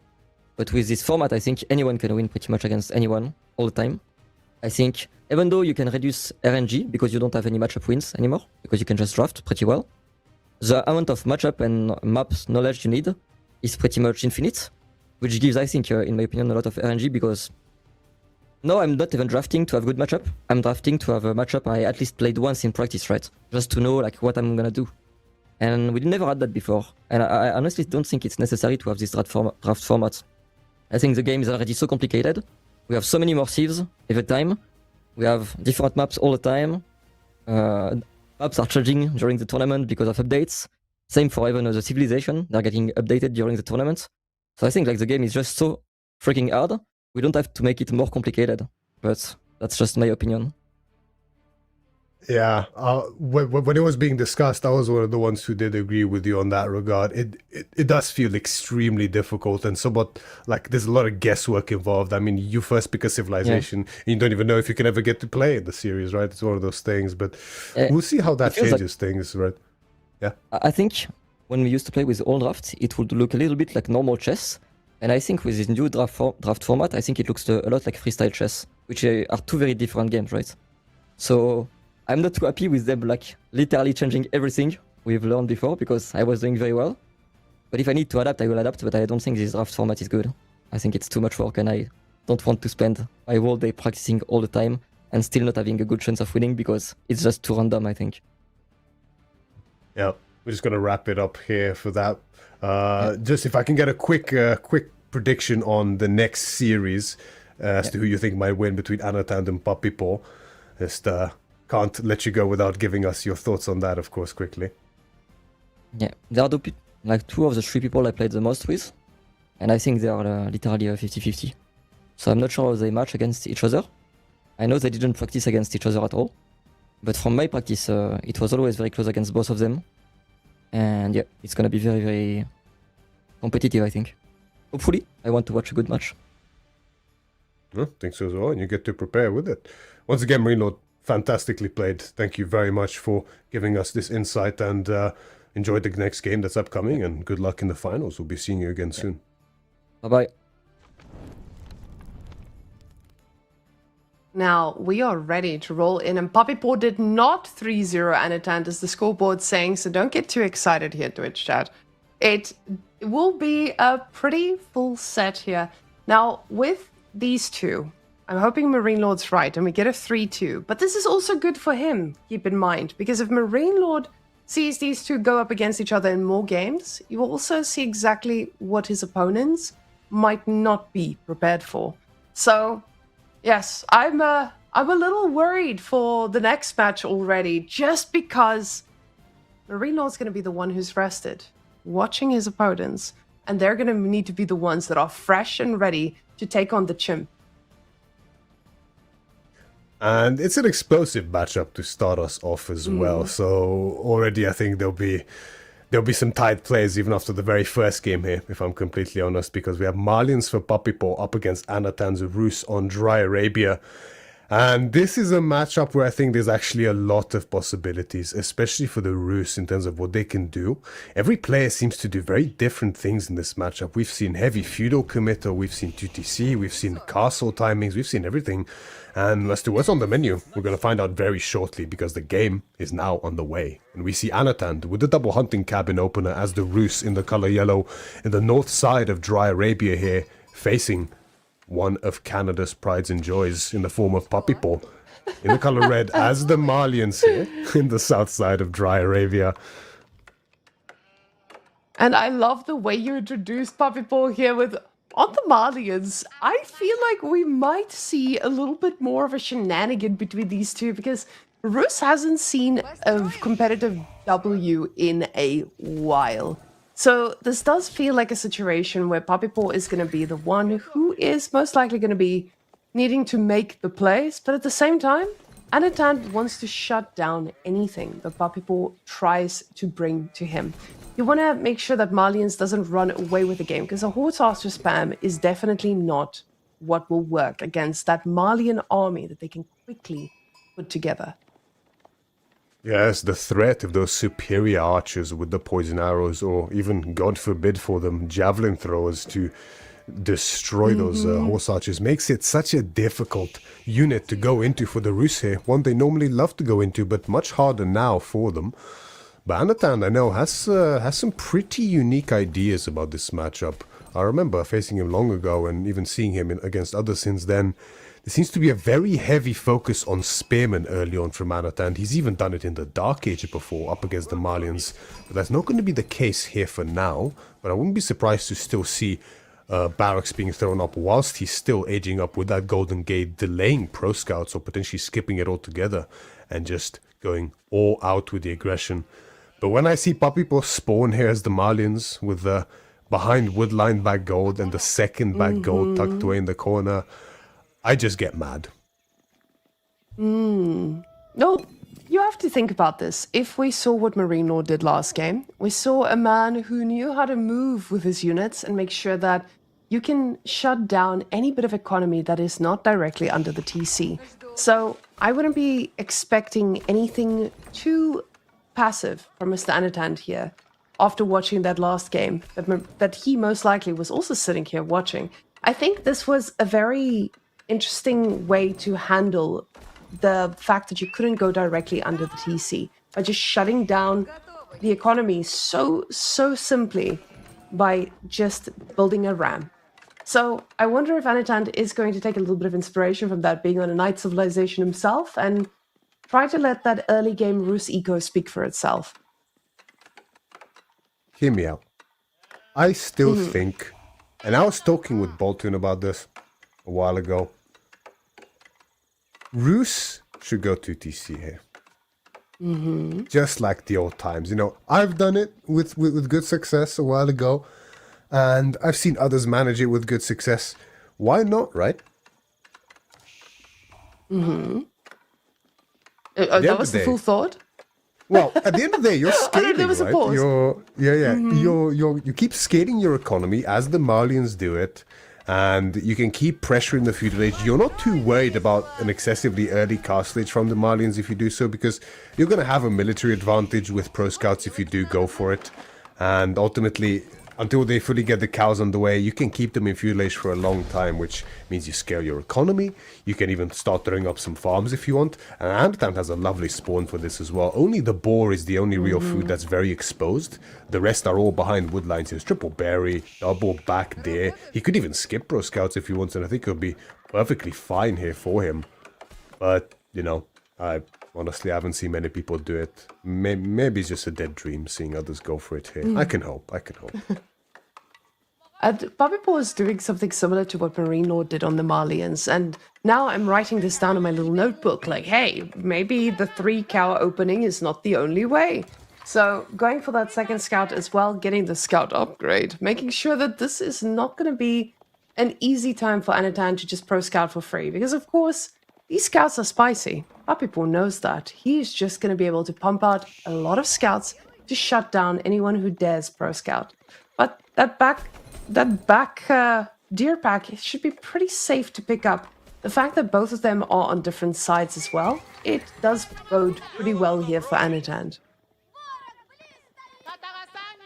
Yes, indeed. Those warrior scouts, 2 on the field already here for Bobby Paul. They're just going to be a big nuisance here for him. For Anatand. Anatand's going to keep having to keep track of them. Now, again, he's going to have to push him away. I mean, Pro Scott is not in yet, of course, so there's going to be no delay. But Anatand actually playing this completely standard, stock standard so far. No spearman opening, no barracks while aging up, just Pro Scouts coming in with 5 scouts. This is just as a standard ruse as it gets. Now, the barracks is coming up in sort of standard timing, yet again. Bobby Paul keeps up with the warrior scouts, and I've noticed this, right? The Canadian brothers, they both prioritize those economic upgrades while aging up, similarly to how Marine Lord did it in the last series, whereas players like Anatand and B, notably, they go for the triple cow into ranch opening to feed those sofa. So, I mean, both are good, right? There's no denying that both are good. Maybe one is slightly better than the other for different purposes, but seems like that's not completely figured out yet or agreed upon at this point in time. Now, 2 cows already in the pens will already help that economy start booming a bit. Now, Anatand is getting horses of his own, as we see that stable now coming down. But the sofas are going to have a little bit of a different ring to them, especially in this pro scout composition. Oh, Puppy Paw just cancelled it. So the stable was, he queued up a sofa, but he decided against it. And will just not make anything for the time being, but double stable now for Anatand. And this gets me a little bit worried for Mr. Puppy. He needs to find an answer to a lot of horses pretty soon, and the scouts are not going to be that answer. Yeah, the scouts have been doing a great job of being annoying so far, but up against double night production, which seems to be on the menu here for Anatand, he's definitely going to need more than just sofa as well. That will undoubtedly demand some Donza, which I wouldn't be surprised to see a barracks shop very soon here for Poppy Paw. But this Pro Scout, you know, yes, Anatan is getting in the day underneath that TC, and that's all well and good. But look what it allowed Puppypaw to do behind this. Wheelbarrow in, horticulture in, specialized pick is in, 6 cows, now make it 7, all under those ranches providing food income. That's plenty of space for the Malians to work with as well, despite the day. So it's not like Puppypaw was very unhappy with this. And the first sofa has hit the field, second one in queue, but the night count is something that's going to start climbing very quickly here for Anatan, with 1 already on the field and more in queue, now being double produced even. And Puppypaw, yeah, there's the barracks actually being rushed by 4 villagers. He's probably going to even need a second barracks. Dealing with this amount of knights is not going to be simple. He does make the pro scouting quite a bit more annoying, with a lot more micro required here from Anatan, but Anatan, he doesn't have a problem spending a little bit of micro and picking up these. He's perfectly capable of doing so. Now, with these scouts, he is able to cause a little bit of havoc, keep them busy, but the Sofas, they have a target, and that target is the knights that are starting to pour towards the space. I'll mix in with a few Donzos, and I say a few as 3 instantly get queued up. He wants this to not be a problem for him for too long. And with those amount of Donzos, he's going to be able to respond to this pretty fast. More Sofas in queue, though. He believes in this composition. Yeah, the Sofa Donzo, very prudent composition indeed, but up against Knight and Spear, just the mirrored version, but essentially a little bit better from Anatan. At least his Knights are better than the Sofa. The Donzos are better than regular Spearmen. That makes things tricky. I mean, both players reticent to enter any range units here. I know the Canadians in particular often joke about the weakness of range units, but, well, joke probably quite seriously as well. They do think, I do think they mean it a lot of the time, which, and there are grounds for it.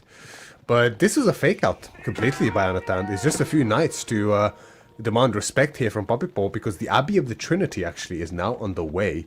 So that's going to be a lot of relics very quickly for Anatan. He's going to miss out on the gold income from the High Trade House, but instead he's going to have access to some very strong, unique upgrades for his warrior monks.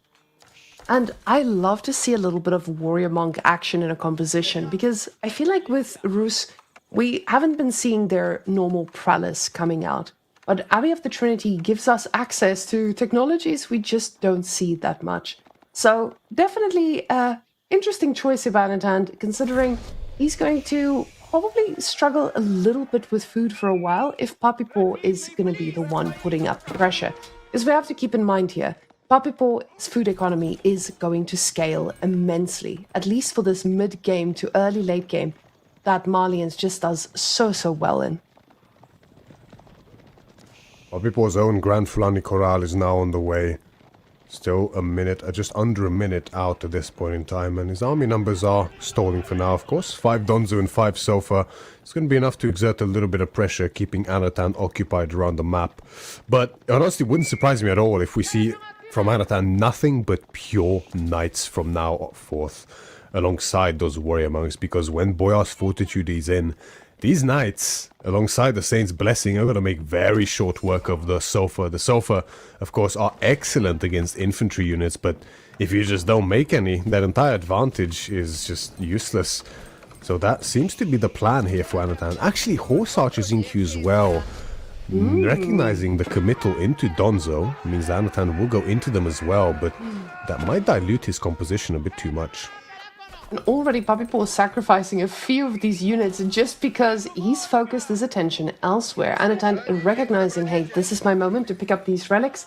Let's send the knights with. We're not taking any chances. And beautiful read here by Anatan on just exactly where the units will be. Puppypaw, though, says, I might need another set of Donzos to come on out here, and commits to even more. Now, with a low number of horse archers, he's not going to be able to do too much, but I don't expect Anatan to stick to just one horse archer in the queue. He hasn't queued up anything else just yet, but knights right now, that's exactly what he's looking at. Considering it's only one horse archer, I was going to say it might be a misclick, but straight away 2 more in queue, so this is going to be on the menu here for him.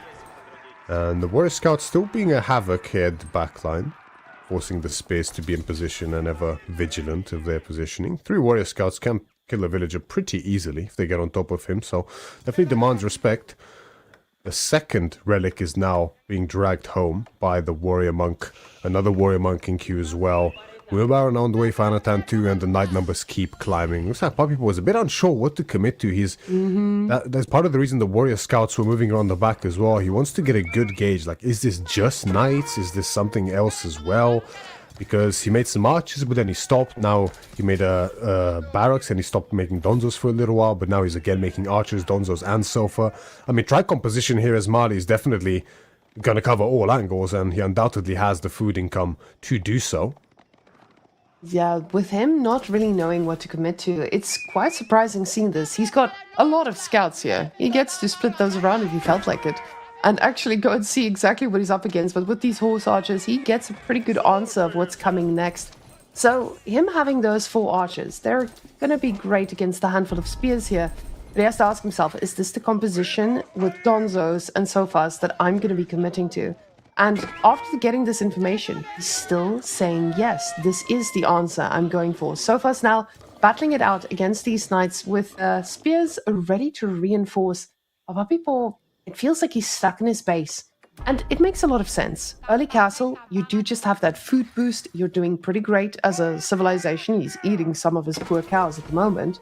But your eco is so strong. You want to use this to get as much units as you can. But with Anatan here, his eco wasn't suffering too much either with all that deer income. We do see that food income is significantly different between the two, as he's now looking straight at the ball. So far, though, they're going to face check and learn a very expensive lesson. As the ball much needed here for Anatan to keep supplementing his food income, because you see it plummet very sharply here from over 1,000 now to just barely under 600 for him as the deer begin running out, and there's no high trade house providing a steady income of deer either for him, so the food's going to be a real problem. And what you mentioned about the Malians is very, very true indeed.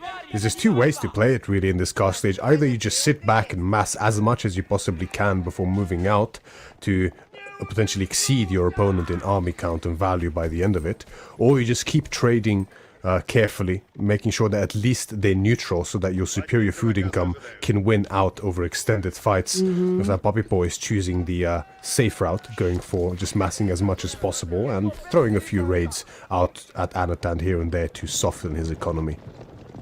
Now, this might seem like the safer way to do it, but you have to consider Anatan's getting every single relic on this map. Sure, Papipo is going to have access to the back one. That is going to be a little bit harder for Anatan to pick up, but 4 relic Rus, that is pretty good for any player. So he is not going to struggle for gold. He's already only barely touched the gold there at the back. So this is the situation you're putting yourself in, where your opponent is just going to be able to scale so much because you just haven't committed to enough units just yet.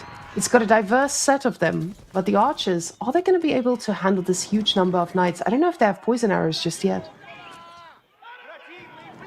Yeah, I don't believe so just yet. It is the most expensive castle age upgrade in the game. I wouldn't be surprised if it's not in just yet, considering the sheer investment into units so far. Idle time caused on the ball will cost Papipo 1 sofa for it, however. And you can see that the army value is still firmly in Anatan's lead here from those days. There haven't been any significant trades just yet. I mean, there's a decent number of destroyed value lead here for Anatan because of all these sofa raids that have went mostly without much fruit for Papipo at this point in time. So Anatan's army with those 20 Boyars Knights is definitely scary still, as well as those horse archers behind it. And this is what I mean. This is good for Anatan as well, because if there's no fights taken, then he can keep swelling this superior army composition up in his favor. So Papipo, although he has the better food income for now, he does have to find at least a little bit of damage alongside this as well. Now, with all of this, we just see raids going on every corner of the map. Papipo is trying to get this superior army for now to just stay busy, move back. You want to make sure your opponent is not pushing towards your base, and that's exactly what he's doing perfectly well right now. Archer numbers are steadily increasing, safely in his base, not taking any risks, and these 5 sofas are getting a whole bunch of units just chasing them around. So this is maybe just a little bit of breathing room he's telling himself he needs before he goes and actually takes an engagement. What we've seen so far raids, it feels like they're just very fast little cockroaches biting every single thing they can, getting out safely. Now, Papipo, he's got a very big army waiting in the base here for Anatan, but Anatan feels confident about pushing out here now that he's getting +2 ranged attack as well. He's getting a little bit more confident about this, but I don't know if he should be this confident. Donzo's sniping out that first knight, and now Anatan backing off just to assess the situation. Yeah, as neither player too keen on fully committing to a fight here. I mean, Papipo has the mobility disadvantage, so he can't get the engagement he needs, whereas Anatan has the superior army quality per se, but that value is now finally in favor of Papipo. That food income starting to really eke out the lead. The numbers are just growing way, way faster here for Papipo, and now we see that poison arrows in queue for him. The second lumber upgrade as well, which clearly shows that even more archers are definitely on the menu for him. And Anatan's plan here, I'm struggling to really see the long term for it, because the relics are in, which is fantastic for them at this stage, and the income is still nice, as it always is for Roos even now. He's been good at spending and using his tickets as well. He's got the ball, sacred side control for most of the game. But is that enough against the cows? I'm hesitant to say yes, and the longer he waits, the more scary this gets, because Papipo's food income will not slow down at any stage, and Anatan, I think, has yet to drop even a single farm at this stage, if I'm not mistaken. He might have just a few at the TC, but the Sofas break through the palisade wall, and of course Papi only sends a few of them in, not wanting to get trapped behind, because losing these Sofas would definitely make the game way more difficult. But you can see Anatan believes in the horse archer play, now getting a bunch more here. And this is going to be a tough situation for him once those sofas just get on top. The archers, they will spend a lot of their time focused firing what they can, but the horse archers just don't trade as effectively in team games or in team fights as we've seen. Now, sofas, just again, constant raids. It's really showing the power thereof. And you can see every single time the horse archers turn to fight, one of them will get picked off. And even in these little choke points where they might be able to force an unfavorable trade, the sofas are doing pretty well. There's just more of them.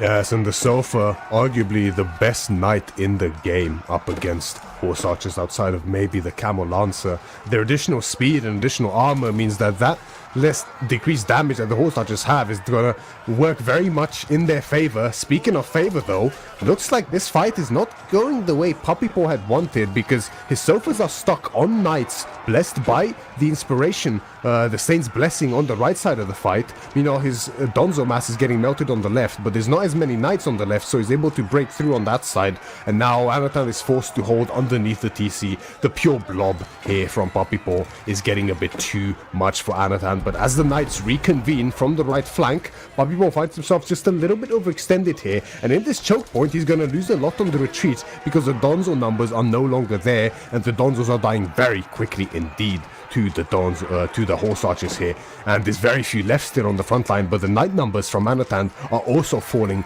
very rapidly. You can see that he's really struggling to remass. The food income is not looking terrible, but there's idle time caused still on the flanks, it looks like, as at this point Papipo has taken over that ball and demolished the wooden fortress there, and Anatan doesn't have anything left in him still, as GG is cold.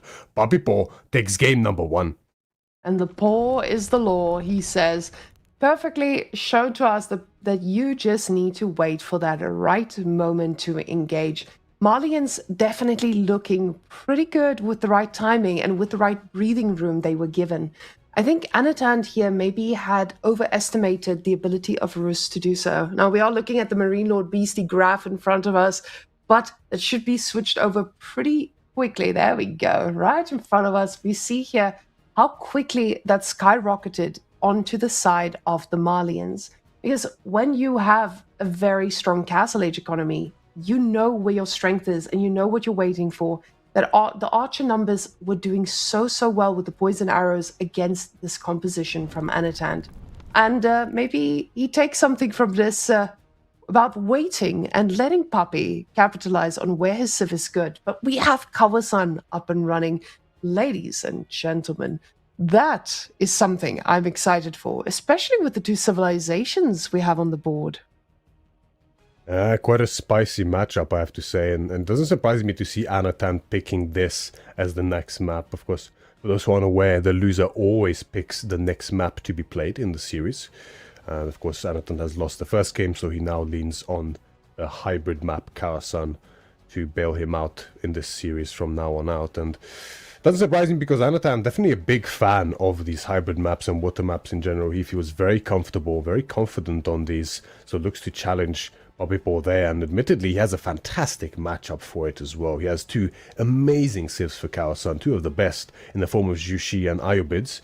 Jushi, a bit of a boogeyman there, so it does get sniped out, and Lancaster also incredibly strong on Kawasan. That will get sniped out by Anatand, leaving Mongols against Iobids. And historically, this is a matchup that Mongols really struggle against, whether it's land or hybrid for that matter. So I'm curious to see what he's cooking here. I mean, on hybrid, it might be less bad because of that Dark Age potential that Iobids simply just can't really play, frankly. They don't go spears. They don't do it very well at all. So that might be a problem here for Anatan. The docks are very easily located here, unlike something like a different water map, Baltic or Holy Island for that matter. So the docks are in the center, so it's very easy to get to them. They're not on either player's side. And Anatan, I'll be surprised to even see a dock, frankly. Seeing a dock from him, it would make sense if you're thinking about the fact that they're cheaper. You might get a little bit of a boost in your economy, but it's so dangerous against the Mongols because you just don't have a fast enough age up to actually contest this. So yeah, Anatan's a man who knows he understands the weaknesses of a civilization, but after watching the last game, he didn't really know where to put the aggression, when to put the aggression at that. And as we see a beautiful little cat walking by Myriad, I can see, you need to find a woman one day that makes you smile like you smile at that cat. That was beautiful, Myriad. True love right there. Gigi Dog in shambles right now. Gigi Dog, what do you say about this? Do you like cats? Yeah, big stretch. Yeah, show the stream that stretch. Hell yeah. Yeah, that's a tired dog. She is... This is her position. This is her stream position. She knows Dad did not perform too successful in that set, so the cuddles and the attention is gonna be right here, right now. But guys, we're ready, and we're seeing a dock from Anatad. Ladies and gentlemen, are you ready? It is indeed a dock. Surprising. Hey, I mean, it's so much cheaper for the Iobids, so it's not so much of a problem of, oh, well, I can't really afford to lose this, because the cost isn't a problem. The problem is the bounty that you're going to feed over to the Mongols if they do decide to go for a barracks, which, I mean, I saw that 150 would drop down to 0. That can only mean a barracks, right? Surely, as it looks like we have something being constructed on the Uvu. Because Anatan, in the color yellow as Iobids, spawning in the north of Kawasan, up against Papipo's red Mongols here. And it is Anatan's choice, this map, so he must have a plan going forward here. And Iobids do fantastically on this map. The cheaper docks, the golden age, the good units, up in that castle age especially, the mobility advantage that they can have with the Desert Raiders, with the Camel Lancers, as well as not needing to use villagers to age up on this kind of map, means they have a great economy to support all of it alongside the fishing, makes them a powerhouse here. And this is now the one good position Papipo can find himself in with this. He gets to go deny the dock. He can even slow down a little bit of that eco on the gold, because there's just a little bit more breathing room here when you are the one who's just investing that bit into the early game. But let's see how many spears he actually goes for. I know the UI is slightly delayed, so we won't see those spears getting queued up instantly. But at the same time, those two, it seems to be the only two he's making. We see it's in the resource bank. He just hasn't invested into it just yet. The thing with these spears is, you're going to get this dock, that's fine. There's no way this dock survives, that's a guarantee. But the tricky part here, actually, as I say that, though, advancement is coming in. That might be the trick here for Anatan. That might just be fast enough considering there's no more space on the way. I was gonna say, I mean, the issue here for Papipo would be to make sure to watch out and prevent the second sneaky dock either on a different side of this pond or the northern pond, but that just doesn't matter. Anatan just wants to completely save this pond, which should indeed work for that matter. The problem is, though, you don't get anything else for this age up.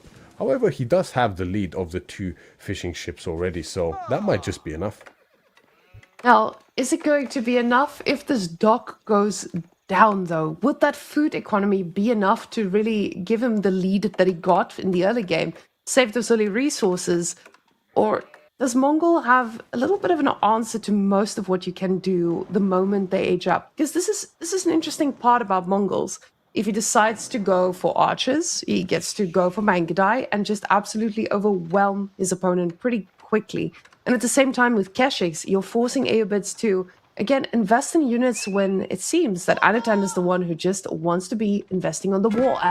But both of them now aging up. Papipo going to be hitting it quite a bit later than Anatan here, but the dock is coming in pretty quickly. And we see the scout trying to deny as much as he can.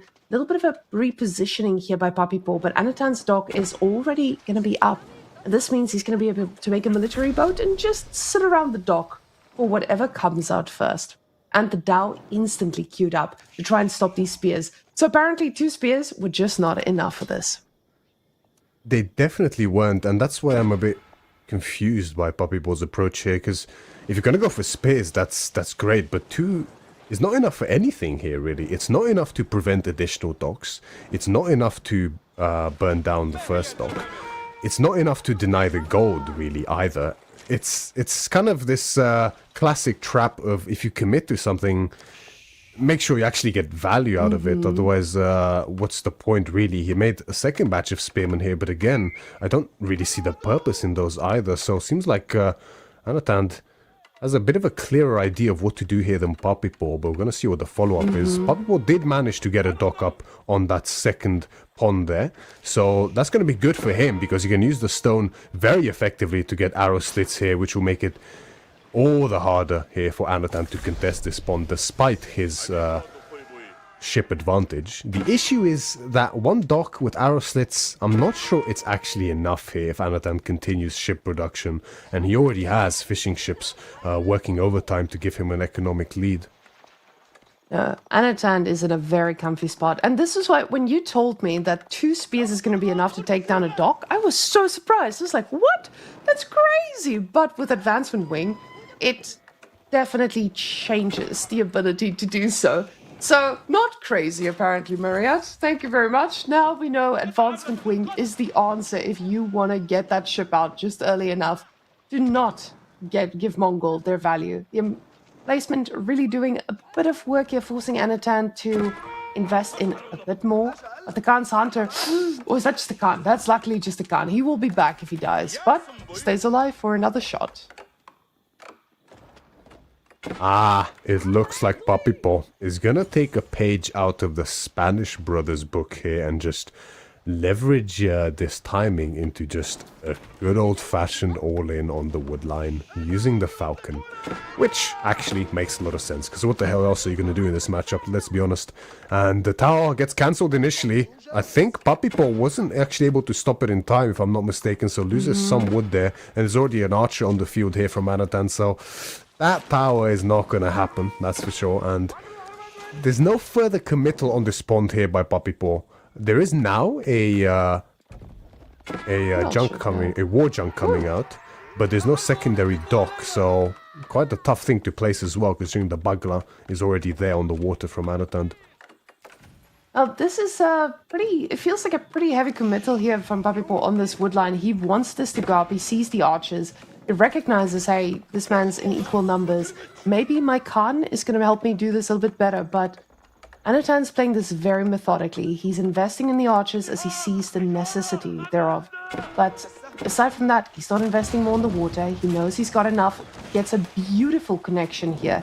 And a villager might pay the price here for overextending to try and fix that ship. And villager is still up, but now coming back into range and goes down again. It could have been okay here for Papipo, but the dock, he's still making boats. And this feels pretty scary here. We'll get the tower up, but it's not the tower that you usually fear on your wood line. It's really not. I mean, this tower does little more than just give the Yam network here for Papipo. However, the Falcon does grant him a villager kill, so for tat they are now. 1 eco kill apiece. Wall coming up here, emergency wall even, on the left side of this woodland by Anatan, but the angle isn't great, and it's going to cost him another villager. I mean, the range units here from Papipo can still reach, and actually Anatan is just not reacting. He lost another one there without needing to. This woodline's a problem. These frontal woodlines are a real big concern now for Anatan, because he's going to struggle to match these numbers, and Papipo's archers are just better in the feudal age than Anatan's due to that extra range that the Khan's Hunter will give. As long as he kites with them. He's standing there ready to take a fight directly under the tower. Tower is now getting an emplacement as well, but the villagers on this wood, you can see how desperate he is to keep this going. But he's got to ask himself, what do I do here? I don't have the wood. He doesn't have the wood for even building a house here. Stuck at 50 for now.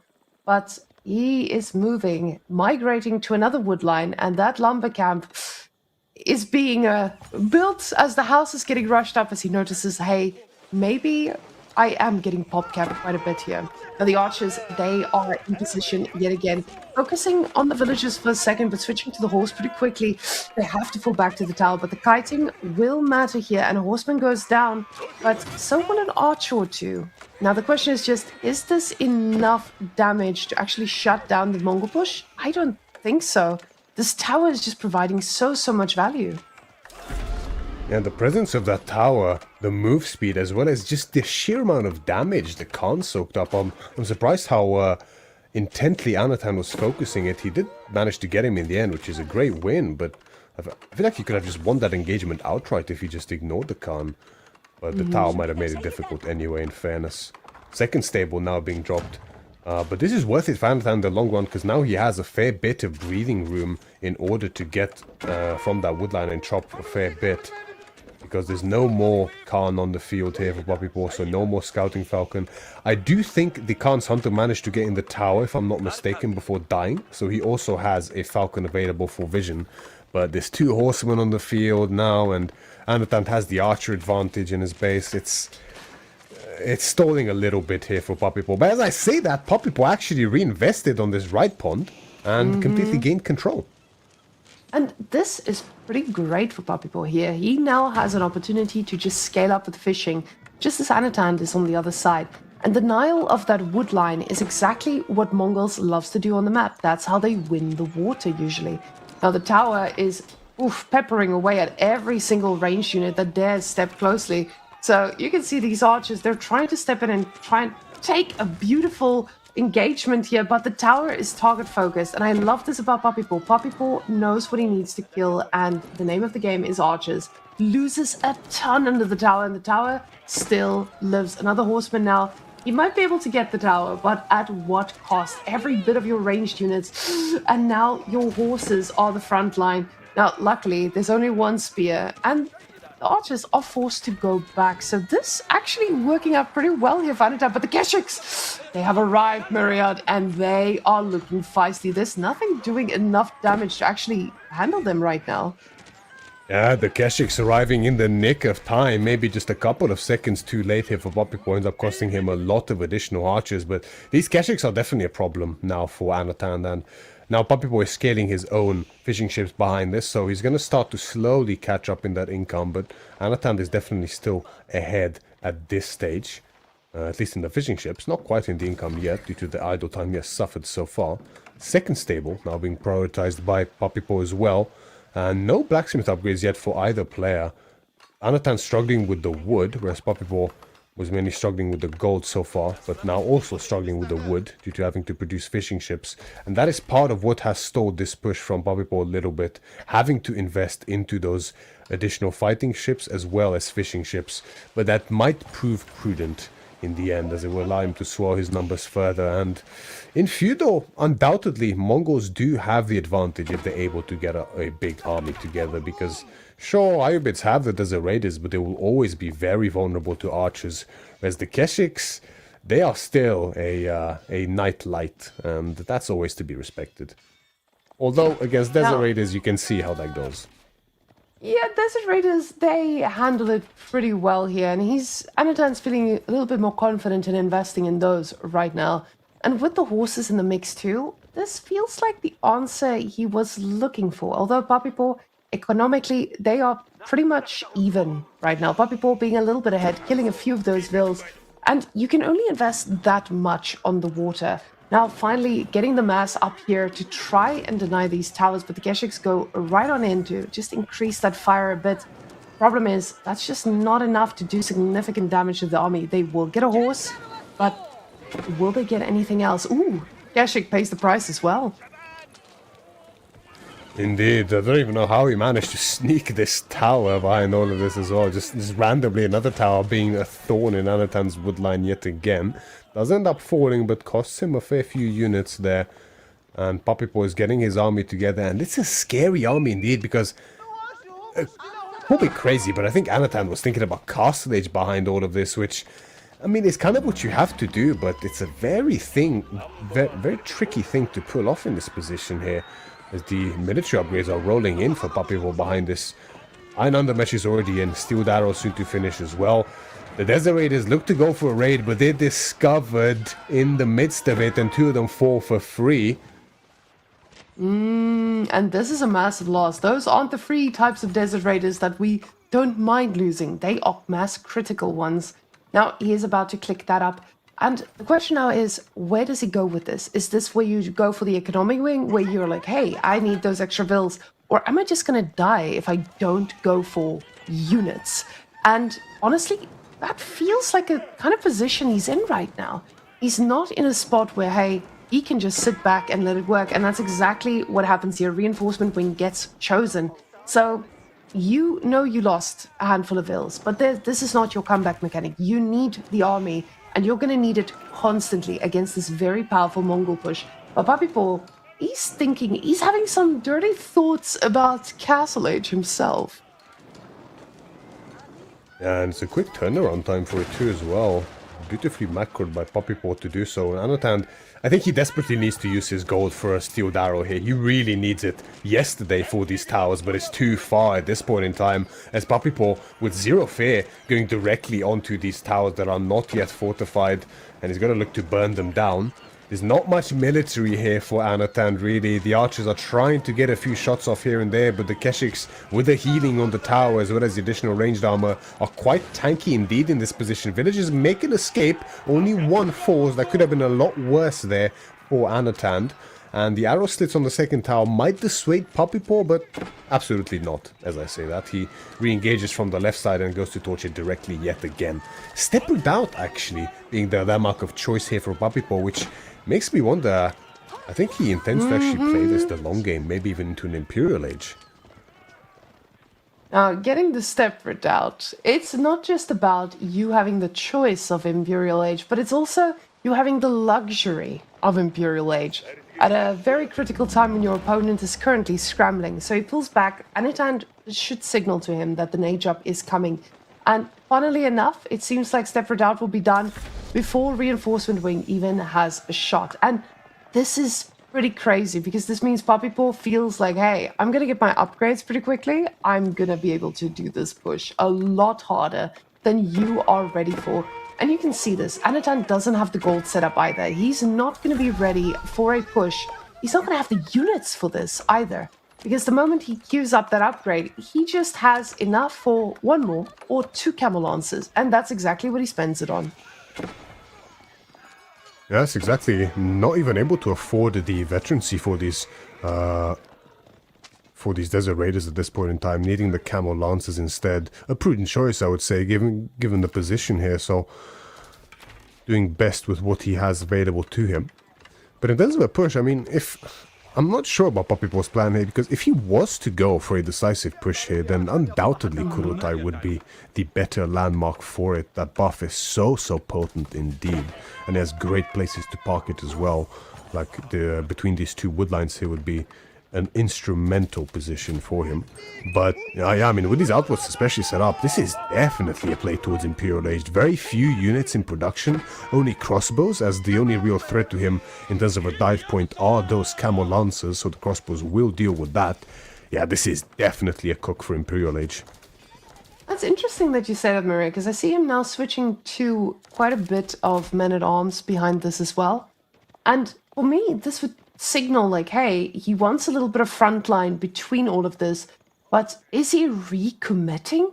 The food is staying quite low, but the gold value is so massive from the Stepford out. And maybe that is exactly what Papipo was looking for here.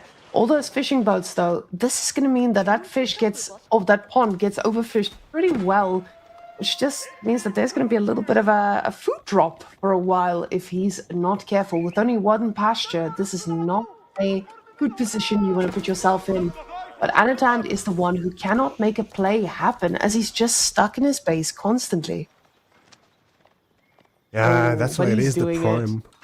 Yeah, it's for sure. I mean, there's so much map control, right? Like, it would actually be a blunder not to do it in this position, because that's his win con. I mean, in Castle Age, without Kurultai, there's no way the Mongol army ever holds a candle to the Ayurved army. There's just no way. They have better units and better siege. That's a recipe for disaster in an extended fight, and people are perfectly aware of this, as I'm pretty sure Anatan is perfectly aware of this, because suddenly the fear that he has suffered is now gone. He recognizes that I didn't see a Kurultai, I didn't see more units being invested, the raids have subsided as well. As I say that, though, a raid comes in and he turns back, not what he wants to do in this position. And the timing of this Imperial Age, I think, is extremely dangerous here for Anatan. This feels like a make or break moment for Anatan. The moment he hears that age up, he's going to feel, hey, I need to do something about this. But the problem is, when you are playing the Mongols, you have a bit of a weakness. Because sure, you've invested so many resources into getting your Khaganate Palace up. You probably didn't produce units, but that's not the case for Papipo. Papipo has a very solid army behind this that can defend against most. And most importantly, he's dive-proof. He's got the towers, he's got the emplacements. This is not your standard all greedy Mongol Imperial rush. This is a responsible Mongol rush. Now, Ayurved's one of the best civilizations in the game at dealing with this Mongol Imperial Age rush because of the unit we see showcasing itself right now, the Manjanik. He's absolutely destroying those fishing ships. So it's first going to be on the fishing that Anatan's going to get rid of, and then he's likely going to make a combined push. Anatan, I imagine, is going to just keep reinvesting non-stop here. He has the military wing, the Desert Raiders will come. With enough Manjaniks, he can torch anything that comes out of that Khaganate Palace. And he can torch down those defensive Springald emplacement towers that Papipo has in position as well. And Papipo looks like it's going to be elite archers as the unit of choice here. Knowing that gold is limited, that's the cheapest, most effective unit that he can make in this age. As the Manjanik just deletes half of the military ships there from Papipo. Disgusting. Oh my gosh, Maria. That was disgusting. And Anatan behind this is like, actually, I need more food. Let me just go and clean that up for you. But with this, he's still going to ask himself, like, okay, what units are coming? They're going to be elite. Am I going to be able to handle them? Well, it's a Hui Hui Pao. So yes, you will. You lucky sir. So Hui Hui Pao being the first unit coming out is not the best feeling here for our poor man who believes he is the law, and he's shown us he's the law, but it doesn't look like he's going to be the law for too much longer if Anatan decides to strike. So with this food economy boost that he's going to have, this does feel pretty good. He's still got 2 military ships here, so Anatan needs to keep his head on straight, but this still doesn't feel like it is an easy push for anyone. Slow motion, ships destroyed. Ooh, beautiful. La. It looked like he pressed delete there, honestly. Like with how quickly they went down, just melted. Now, do we have advanced military academies, military training? The upgrade for faster production from Papipo? That would be very crucial here indeed for that Khaganate Palace, because that Hui Pao took a very long time to make. Okay, he does have it. That is very good. And we have incendiary arrows. He managed to afford that as well behind this. Now, with incendiary arrows, these elite archers are definitely gonna be on a tear against most of what Anatan has. Only the camel lancers have a chance of surviving for a while longer, but I'm not sure it's gonna be enough. And you see the Manjaniques are putting on the hurt on the production buildings here, but Papipo doesn't really care about that as long as he can actually finish that incendiary arrows, which granted, is it actually in that front door blacksmith there? It must be, right? Ooh, I think he might get stopped. It's still 46 seconds out. If Anatan, he must go on it next. Maybe Papipo looks like, yeah, he wants to delay. He wants to try to distract those Manjaniques. This is actually so important. Now, I want you to notice what the third unit in the Gargonet Palace is as well. And honestly, I feel like Papipo just played roulette and he got shot in the head 3 times, unfortunately. Blacksmith in shambles right now. Incendiary arrows completely cancelled. And this just means... Oh, wait. He still had gold there. Oh, he just queued it up again with another blacksmith. Okay, I was about to say, did he just lose all of that for some reason? But no. Those Hui pals are not going to be the answer he's looking for in this push. Now, you do see him just feeling that pressure, and the Hui pal, ooh, they do pretty good damage against the Mega Nails, though. Yeah, Trebs, they definitely do good damage against the siege every, once every minute, however long it takes them to actually shoot. And the Hui Pao definitely would do better in that, but yeah, I mean, Papipo even sneaking out towards that northern large gold vein. I mean, if that gets spotted, that's basically GG, frankly, already there. So, Papipo has to be so careful, not that he can really prevent it if Anatan does decide to go there. This is a full committal from Anatan, as you'd expect. We have the Manjanique. As many as he can possibly make, he will, without a doubt, Anatan. So he's going to look to torch everything that he comes across here. And soon enough, the Uvu, as well as the coveted Gargonet Palace, is going to be on the firing range. Now finally he's getting a useful unit. He has some warrior monks in the mix. He's got knight there, lovely. So the knights are going to come in pretty soon, but not soon enough. A lot of damage is suffered, and those Manjaniques are just cleaning up everything they fire at. The Hui pals firing at the speed of the slowest siege we can imagine, but they do eventually do quite a bit of damage here. The archers now with the incendiary arrows, he's trying his best, but the Manjaniques, they hit hard, Myriad. It doesn't look like Papipo has the firepower to be able to stop this. No, I don't think so. And despite the spread, I mean, it'll help a little bit, but there's still no dodging these Manjanique shots. However, the firepower from the archers and now the elite Rus Knights with the pole axes coming through. That's exactly what Papipo needs. Incendiary arrows has finished as well. It's a complete cleanup. It's a cleanup, and a very confusing one at that. Anatan is not in a position to reinforce this, as we see his gold in shambles as well. Papipo, he held on just long enough for those knights to come out, change quite a bit of the fight here, but at the same time, it feels like, was it the incendiary arrows that just took control of this completely? That was disgusting. The incendiary arrows, he did. The incendiary arrows, the Khan aura as well with the signal arrow. I mean, even the Khan in and of itself, it's actually just disgustingly strong in Imperial Age. He can kill an army pretty much by himself, actually. And of course, those elite Rus Knights coming in when he needed the most means that, I mean, I'm not gonna mince words, like this is just overwhelming. There is zero hope for Anatan in this game still. It's just gonna be a matter of time, but obviously he's gonna keep fighting, probably already thinking of the next game as to what exactly he's gonna prepare. It's just, it's too much. The Gargonet is just going to keep pumping non-stop from here on out. A second batch of Rus Knights has come out. Horse Archers as well behind this for him. And now Papipo has all the space he needs. He can even look to challenge Anatan's fishing, which would be a very easy first place to start with his Death Wish. But instead, he goes directly to the base. And sure, this felt like Anatan was in charge here. It felt like Anatan had the death push in his hands, but maybe just a little bit of an overcommitment there before the archers were actually focused down with all those Manjaniques. But now the camels, they are looking for a connection. The problem is those archers have +3 attack. they have incendiary arrows. They are making all of these camels just look like a nice setup for a barbecue. And Anitan knows this. He calls it and says, we'll see you in the next one. But this someone is also going to be his pick. Let's just see if he picks correctly.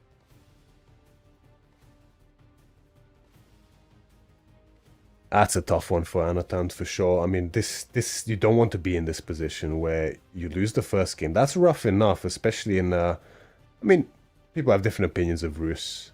Probably not an even matchup, but definitely a winnable matchup, I would say, in some cases.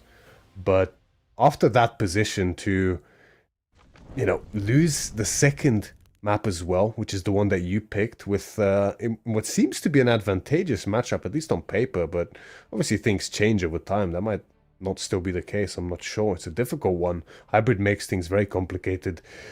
Now, one game away from elimination this week, it's quite sour indeed. And we do have the confirmed matchup. It's going to be Macedonians for Anatan up against Papipo's Golden Horde on Hirondale. And I'm so happy we get to see more Golden Horde. I think this Civ is either the worst Civ in the game sometimes, or has the potential to also be just beyond busted. And that's something I think most of us sit here and we're like, okay, am I supposed to learn Golden Horde? Am I not? Papipo says yes. As a Mongol enjoyer, he likes the Golden Horde in this as well. Now, we saw Golden Horde on this map yesterday, and they looked pretty good.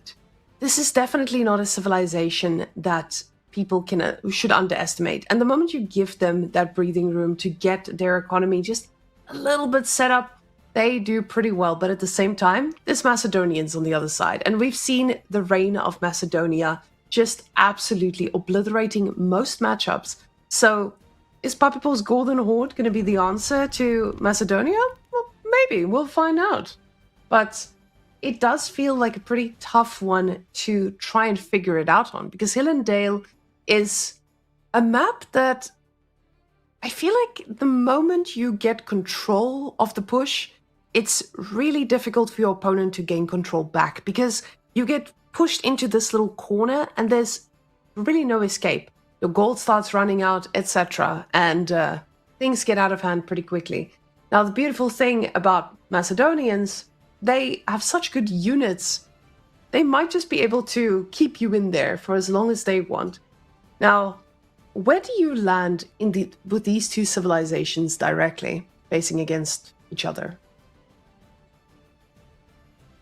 I think it's a very complex one, because Golden Horde, I think, out of all civs in the game, has the most, I want to say, the straightest, most simplest power curve in the game. This is their power graph as the game goes on. Just up, up, up, up constantly. It's just, they get better constantly the longer the game goes. And Macedonians are very similar, in fairness, in that regard, but they might have a couple of bumps there along the road depending on the upgrade. And then their arsenal upgrades in the Imperial Age are not as strong as university upgrades, but they're free at the end of the day, right? It's just silver, and they can get them on so many units. Once they have all of them, then maybe it's a different matter, but that's not really realistic in any game unless we go 2 hours plus, of course. So it's very tough. I mean, in Feudal Age, I think in theory, Golden Horde is just stronger, initially at least, the Torguds as well as the Keshiks. And the Batukan, the plus 10% damage, is very fruitful indeed. Of course, then you have potentially the Outpost influence as well for extra health with the defensive edict from the tent. I don't know. It's a weird one. It's very tough to call. Macedonians might just go for a straight up fast castle. Honestly, it would not surprise me on this map at all. You have what you need for it with the deer, and then of course you start getting the Ridari, and yeah, that's a unit. And one of the units of all time. Yeah. And now, that's where Golden Horde struggles. They really struggle going fast castle, I think. So that's something where there might be a big chance for Anatan here to climb back in this series. And of course, with the Radari, you have an answer to most of what Golden Horde puts on the table. And I feel like the landmark, it gives you such a boost that your opponent always has to be on the reactionary side. So let's see how he uses that. And now with Macedonians, so for those of you who are like, okay, we're talking about the Macedonians, the free horses, with the Hippodrome, you have, I believe it's almost 600 resources of free units coming on out. And this just forces your opponent to always have to invest in something and not be able to ignore it. And apparently that's not on the cards for Anatand here. He doesn't care about the Hippodrome. He cares about the feudal age aggression and goes for his own spearman. Mariat, coach me quickly. Coach me. Give me the name. Atgermajir. Atgermather. Something like that. Northern person will correct me. Oh, yeah, we have close. Cal said we have a producer whispering here into our ears on how to pronounce it correctly, so always helpful. I'm going to keep calling them spears. These spears are going to be heading straight for that gold as we see the scout now finding exactly where he needs to strike. But both of them are fully aware of what's being invested here. And this is pretty fun because you're up against Mongol's variant, which is the opposite of a Dark Age rush civilization. So, Bobby Boy's response, I'm excited to see what he feels like is appropriate in this scenario. Yeah, send the spear opening here from Anatan as the Macedonian. It's a bit tight, let's say that.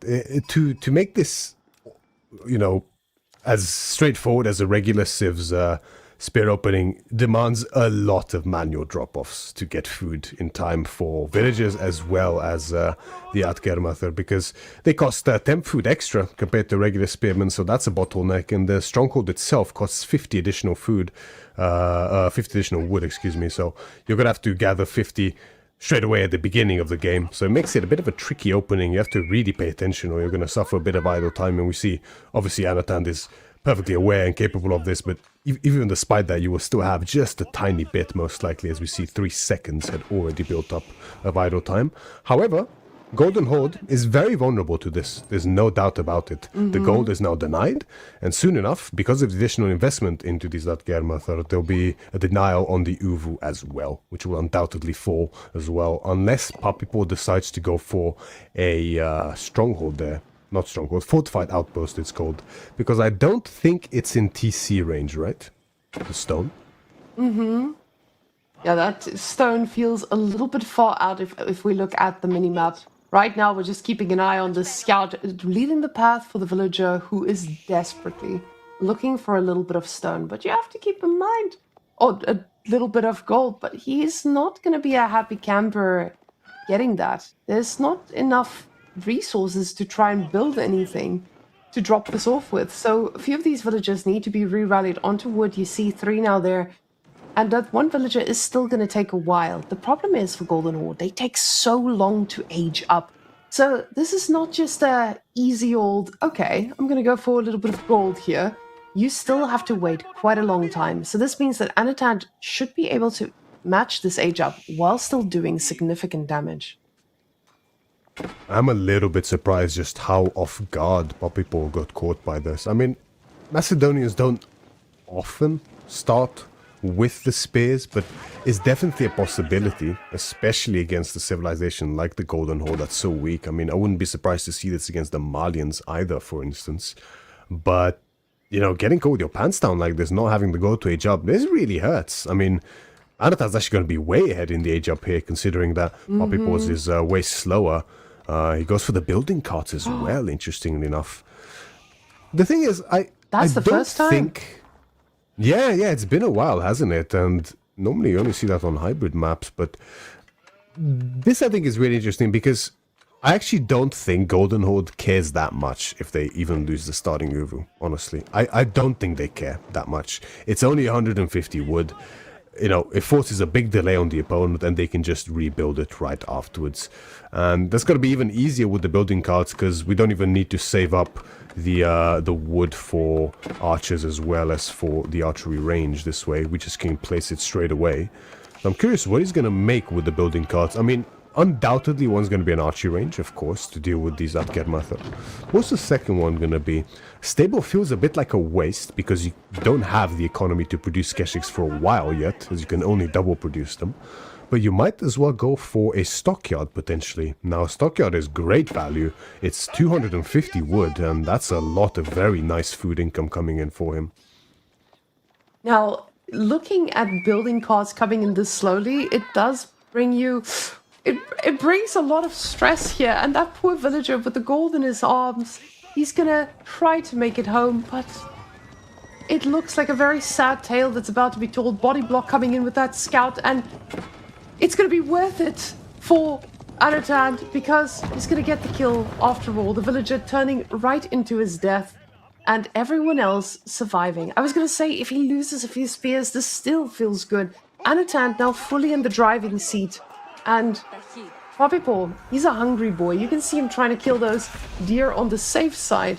And everything he makes will surely fall as we see them just being spears, but they can't even get upgraded today. No, they cannot. There is no gold. No more stone either here for Poppy Paw. So one is an archery range. What's the second one? Can we go towards the right a little bit? I think he placed it there, right? No. The barracks was from the Dark Age. Okay, he made a blacksmith with it. Very interesting. Considering he can't even upgrade his spears at this point in time. That's a rough one. Poppy Paw looking to keep control of this deer, but the TC range is... I mean, he's going to protect the back deer, but not the frontal ones. Anatan is following up with a full committal here. As I say that, though, it's a fake out again. Because look at that gold. It's going to be a castle age. And getting a castle age, it's gonna feel pretty good. You know your opponent is already suffering. He's like that meme with the kid drowning, but there's a skeleton underwater. Yes, skeleton underwater right now is Mr. Poppy Paw. And Anatan, he is just swimming his way all the way to, for him, hopefully a reverse sweep. But Poppy Paw, he'll give this his all. We saw how aggressive he can be with every bit of breathing room you give him. And now he's the one pushing. He notices Anatan pulling away. And Anatan pulling away can only mean one thing. The problem is, I see a yellow dot going there to the north.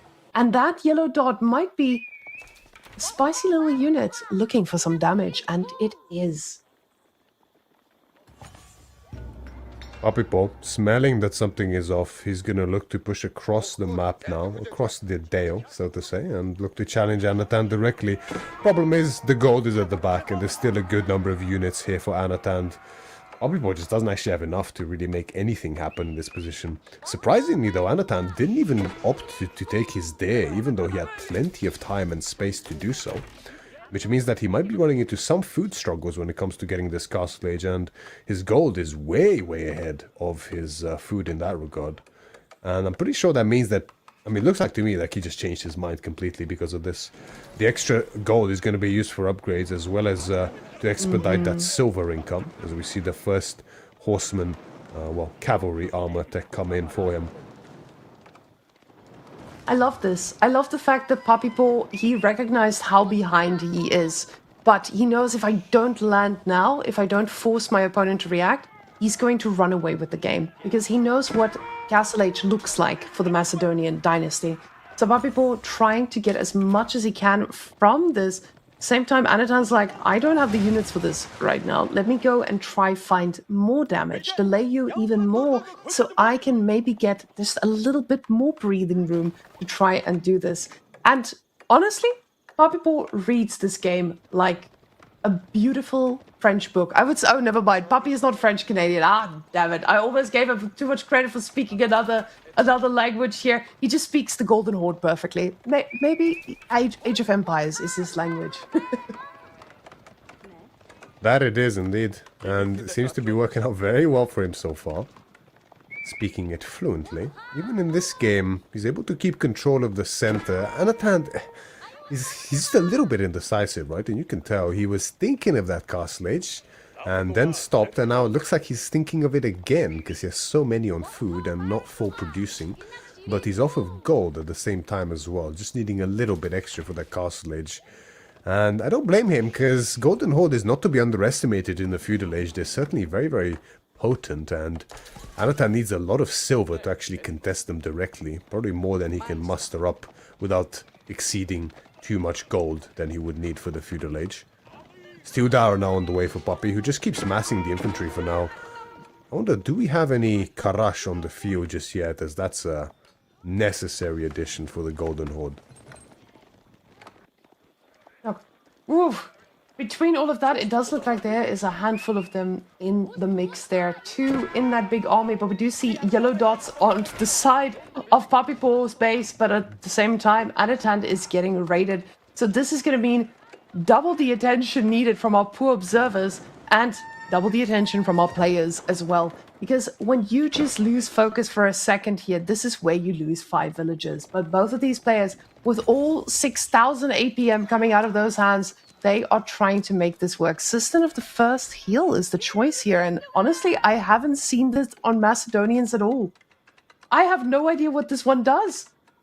The System of the Hill is a pretty good landmark. It basically explains.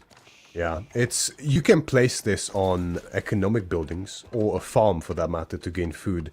And this is basically a super boosted Yorishiro, but only temporary. You can see there, only for 60 seconds. Now this results in a very significant economic injection in terms of income for a whole minute per charge. And the charges regenerate quite slowly. I think it's 1 every 2 minutes, maybe 3 minutes or so. But the thing with the System of the First Hill is it's very good very soon after Castlage, but the charges are pretty rough in terms of generation. Like, they don't give that much value over the course of a game. It's not great, but right as you get into this Castlage, it's a great amount of income, and in this position actually it makes perfect sense for Anatan to go for it. Now I can feel that a lot of people who are so used to just seeing not a System of the First Heal, you're asking yourself, okay, but how does he secure the rest of the map? And I think maybe I have that question too.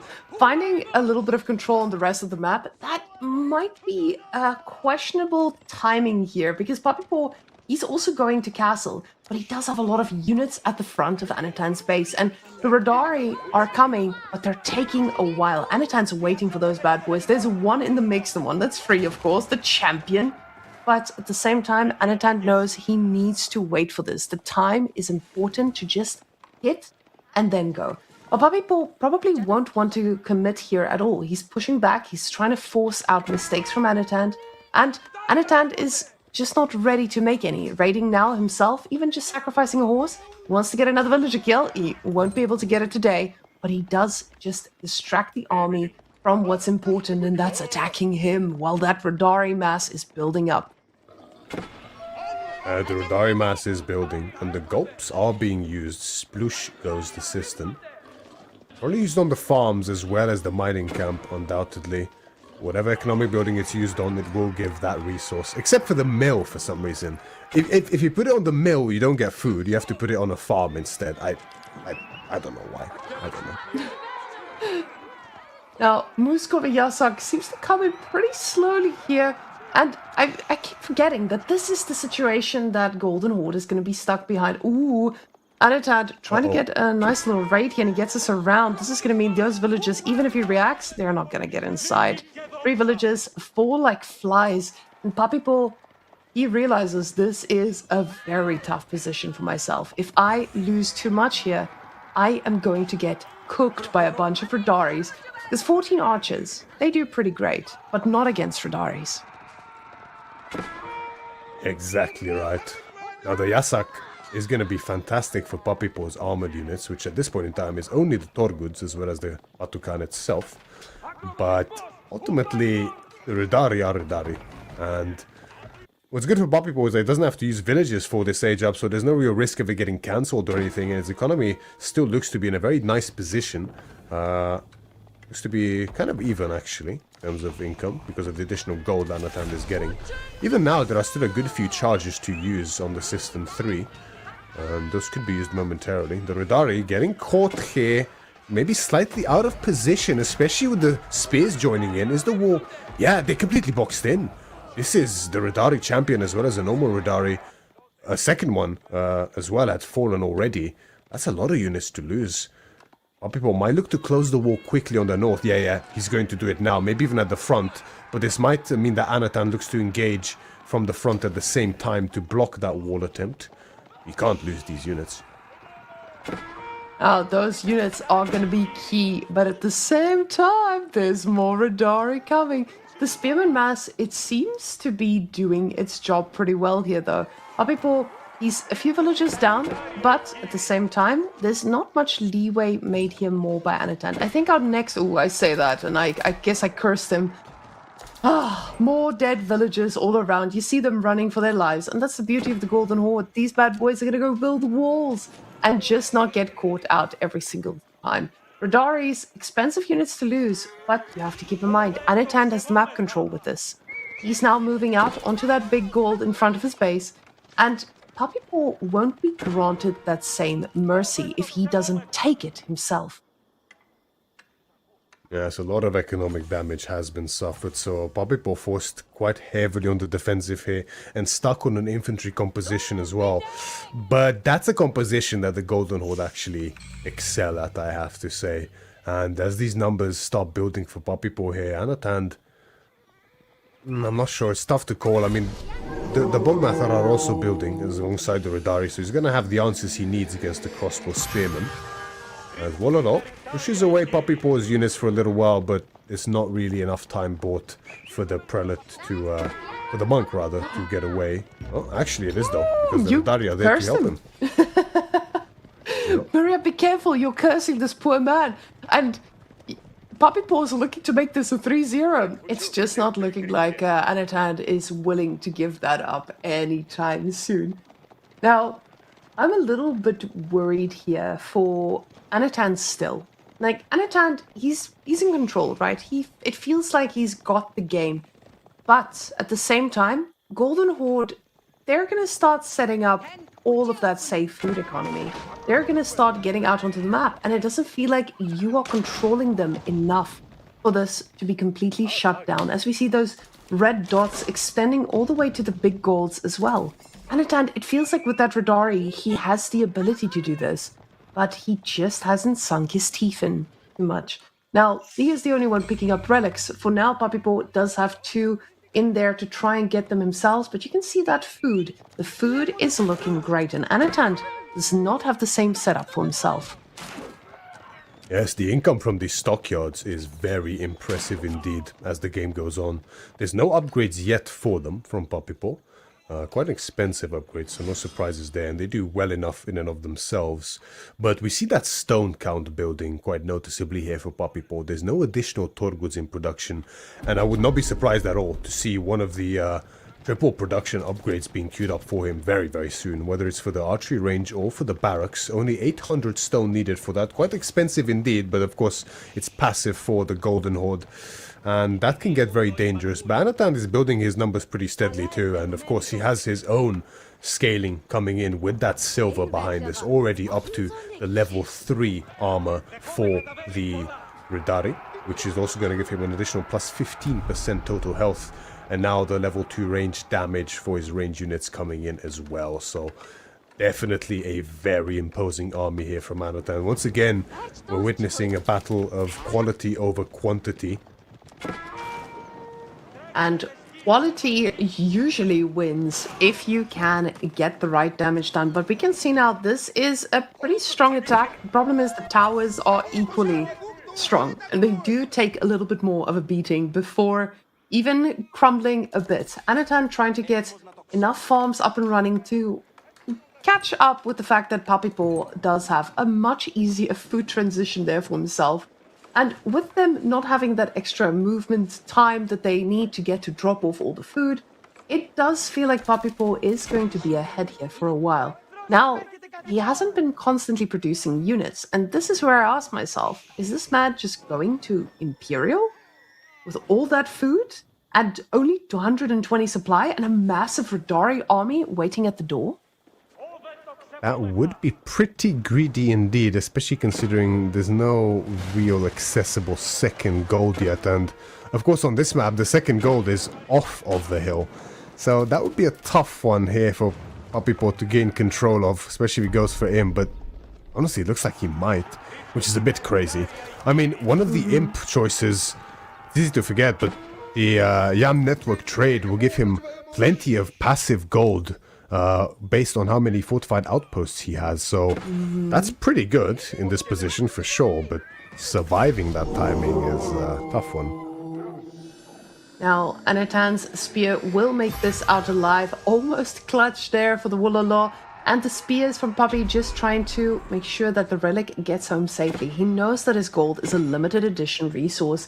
And the red dots does not look like security on the rest of these golds to me. Puppy Paw now making a lot more units here. Ooh, all the food just been spent. And it seems like we are getting a bunch of men-at-arms in this composition as well. The Radari, though, they are looking pretty great, Myriad. I am a little bit scared here for Puppy Paw. The numbers are getting to the scary amounts that we usually see when we're ready to tap out. But can we check the production buildings quickly for Puppy Paw? Because all of the stone have been spent. He definitely got one of the double production upgrades. So it's not the range, but I think it's the... it's the barracks, isn't it? He got it on the barracks. That is why there's so many men-at-arms in queue. But the men-at-arms against Radari, not exactly the unit you want. And Puppy Paw might have overextended slightly here. There's no fortified outpost to provide the additional health that he so desperately needs in this fight. And he's focusing the Radari very well with the crossbows, but there's very few crossbows really in comparison to the Radari. Focus activated on the archers as well. They're doing tremendous damage up against these crossbows and melting them quickly as well. The Radari break through the front line here from Puppy Paw as well. And there's no front line left. There's very little, in fact, left for Puppy Paw at all in this game. The men-at-arms are coming in droves, 3 at a time when they are produced from the barracks. But it's not the unit you need against this. The outpost did go up here for Puppy Paw, so he's going to be able to secure this gold momentarily, but there's still enough Radari to kind of look to break through this, I think. Actually, there's a lot of men-at-arms. Now, the men-at-arms are providing a very nice front line. Oh my goodness, look at this front line that was just supplied to you. Brought to you by Golden Horde. And very quickly, this starts to look a little scary, but the runestone has been placed as well. And the villagers popping in, trying to get a few out there to still get the gold he needs. He does need to pull them back, though, because... But what's funny enough, Anatan is not even focusing on the vills. He's focusing purely on army. He knows this is what I need to defeat. The villagers don't matter to me just yet. Radrariro, he's got a different idea, so starts to pepper down the villagers. But the tower has been in place, and the army is slowly getting picked off. Although... it feels like Puppy Paw is able to reinforce this pretty well here. Now more spears coming out, and that is a lot of them. But Myriad, my mind was just blown as I realized why he was stacking food that looked like an Imperial Age up. It's just because he was waiting for the upgrade. Because the moment you get the upgrade, you're just going to have so many more units with the same amount of food. And my mind has been completely blown. I am so impressed with the civilization and so disgusted at the same time. I told you, once that stone rolls in, once you get that triple production on, even just one, this is just barracks for now. Just wait till he gets it on the ranges as well. It's still some ways out, to be fair. He's going to have to wait at least 3 minutes for that with the stone income that's coming in. So it'll be a while still. And then you even have the Karash Edict as a chance. So that would be 4 units produced at the same time from a single production building if it gets to that stage. But that one isn't as important because you can produce them manually. And of course, that is only for the price of 2. It's an immense amount of value from the Golden Horde can exert with that stone, and looks like Puppy Paw has weathered the storm of it, because he survived the hardest part of this. Granted, there was some bumps along the road, but now it can get quite tricky indeed, because Anatan didn't break him. The fight looked great, but that fortified outpost there held firm, and now Puppy Paw has gold access. Yeah, he has gold access, but that's also a very strong statement to make here with someone who, for a while, just had 5. Now 18 over there. But at the same time, you have to ask yourself, is Anatan going to let this happen? He's now getting a trebuchet. He doesn't want to fight into that fortified outpost too much. But he's got an outpost of his own back here. And remember, for those of you who are not too familiar with the Macedonian dynasty, their production buildings also fire at your units once he has the upgrade. I'm pretty sure this is something that you'd opt for pretty quickly here. But it doesn't... Oh yes, they are firing, but they fire the tiniest little arrows they can find. The archers, though, they do not fire such small arrows. Now, the trebuchet from both sides trying to fire back at one another, but the Radari, they're so tanky, and they might just make quick work of that trebuchet. Backups are there, and the archers will do the job instead. Yeah, Papipo stepped up very aggressively there momentarily with only half his army. He was keeping the spears in reserve to try to at least, hold these archers in position with the men-at-arms and bring the spears in as a secondary reinforcement against the Radari after. It's worth keeping in mind that these men-at-arms have an additional +2 armor from the Muscovy Yasak, so they are very, very tanky men-at-arms indeed. And the Rus tributes coming out now as well. These are pretty effective men-at-arms as well, further bolstering Papipo's front line. The crossbow numbers are still pretty light, I have to say, and that's the real answer to these Radari. He's struggling to really get that count together, but the clash comes in. There's no more holes barred here. It's a good little choke point here for Anatan, but with so many spears on the field, it begs the question whether it's the kind of choke point he wants to be in. Springle's coming out as well, but very few of them at this point in time, and the Radari are losing their position against the sheer mass here from Papipo. Just so much meat on the table here from Papipo, breaking through the lines of Anatan. The Bogmather are the only thing left between the infrastructure and Papipo's horde. The golden horde coming in through here is too much, Mareka. Anatan, he's forced to fully evacuate. Golden Horde found the answer to Mangonel Towers. Just more units and triple production, he says, is going to be enough. The Spriggles, though, they're doing a bit of damage here, but is this... It feels like he did push a little bit deep with this army, but the idle time coming out of this for Anatan, it feels like Papipo has just, again, stated the law. He is the law, and you better back off. Now, Anatan, it still looks like number-wise that he's ahead, that he's fine.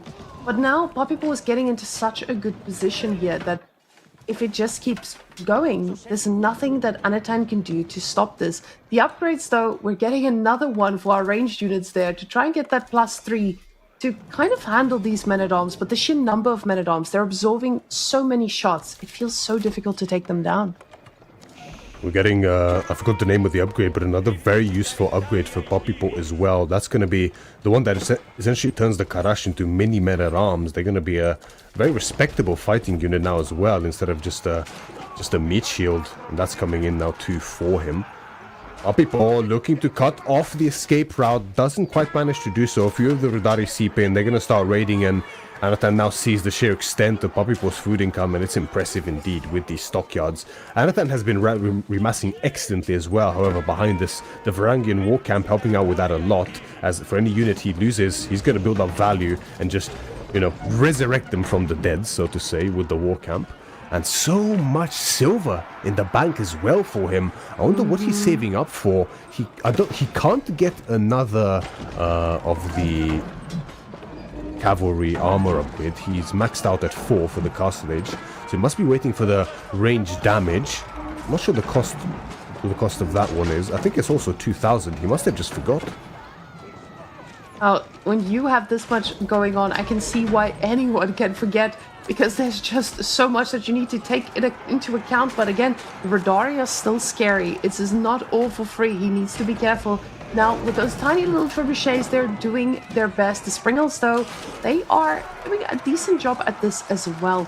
Papipo trying his best to just break this constant stream of units. And the Springles are the target here at the back as well.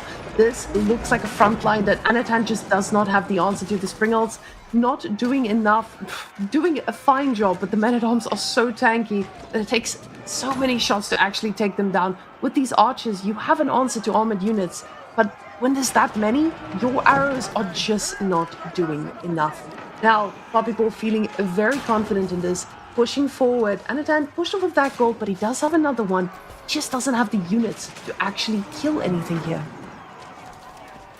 An unfortunate blunder by Anatan in some of these fights so far as well, not focusing out the Batu Khan. There are no Torguds to soak up the damage, so removing that Khan removes 10% additional damage that all of Papipo's units get. So very important to do so. Now the Khan has died, now being reproduced by Poppypaw, and this could potentially turn the tide if Anatan goes to fight now. He has a very nice mass. Again, the war camp providing so much value, and we have the final range damage upgrade coming in for Anatan as well. That's available in the cast stage. After this, he can look to focus on resistance for his archers and damage for his Radari if he deems it so. Where this is almost as strong as his army can possibly get at this stage. And you can see the struggle still despite that. Just this steadfast composition from Poppypaw is so potent. I think raids might need to be on the cards here for Anatan. He has to use that mobility to his advantage. And this is so disgusting, Murian. Having all that safe food for Golden Horde, and Anatan cannot raid anywhere to actually make a difference here. The walls have just secured it pretty well, and men-at-arm numbers are still so scary. We see the crossbow numbers so heavily increased here from Poppypaw. Now he's going to make sure that these Radari melt like butter. They do come in at a very weird angle, but the Radari, they are not even confident enough to do this. He doesn't need the spears, he says. He's got a handful, and they are going to be more than enough. Crossbows absolutely penetrating everything in front of them, and those little trebuchets just firing for the vibes. Beautiful. The Golden Horde once again standing firm. The reinforcements are endless. Plenty from Anatan as well, though. The Radari holding firm here still at the front line. But the crossbow mass is not dwindling nearly fast enough here for Anatan. The Springald's getting great value as well, but it's the backline that's the problem. And Anatan no longer has the Bogmather to actually challenge the crossbows that are left. Once again, Batukan dies in the midst of combat, but the Springalds are next here for Anatan. They are also falling.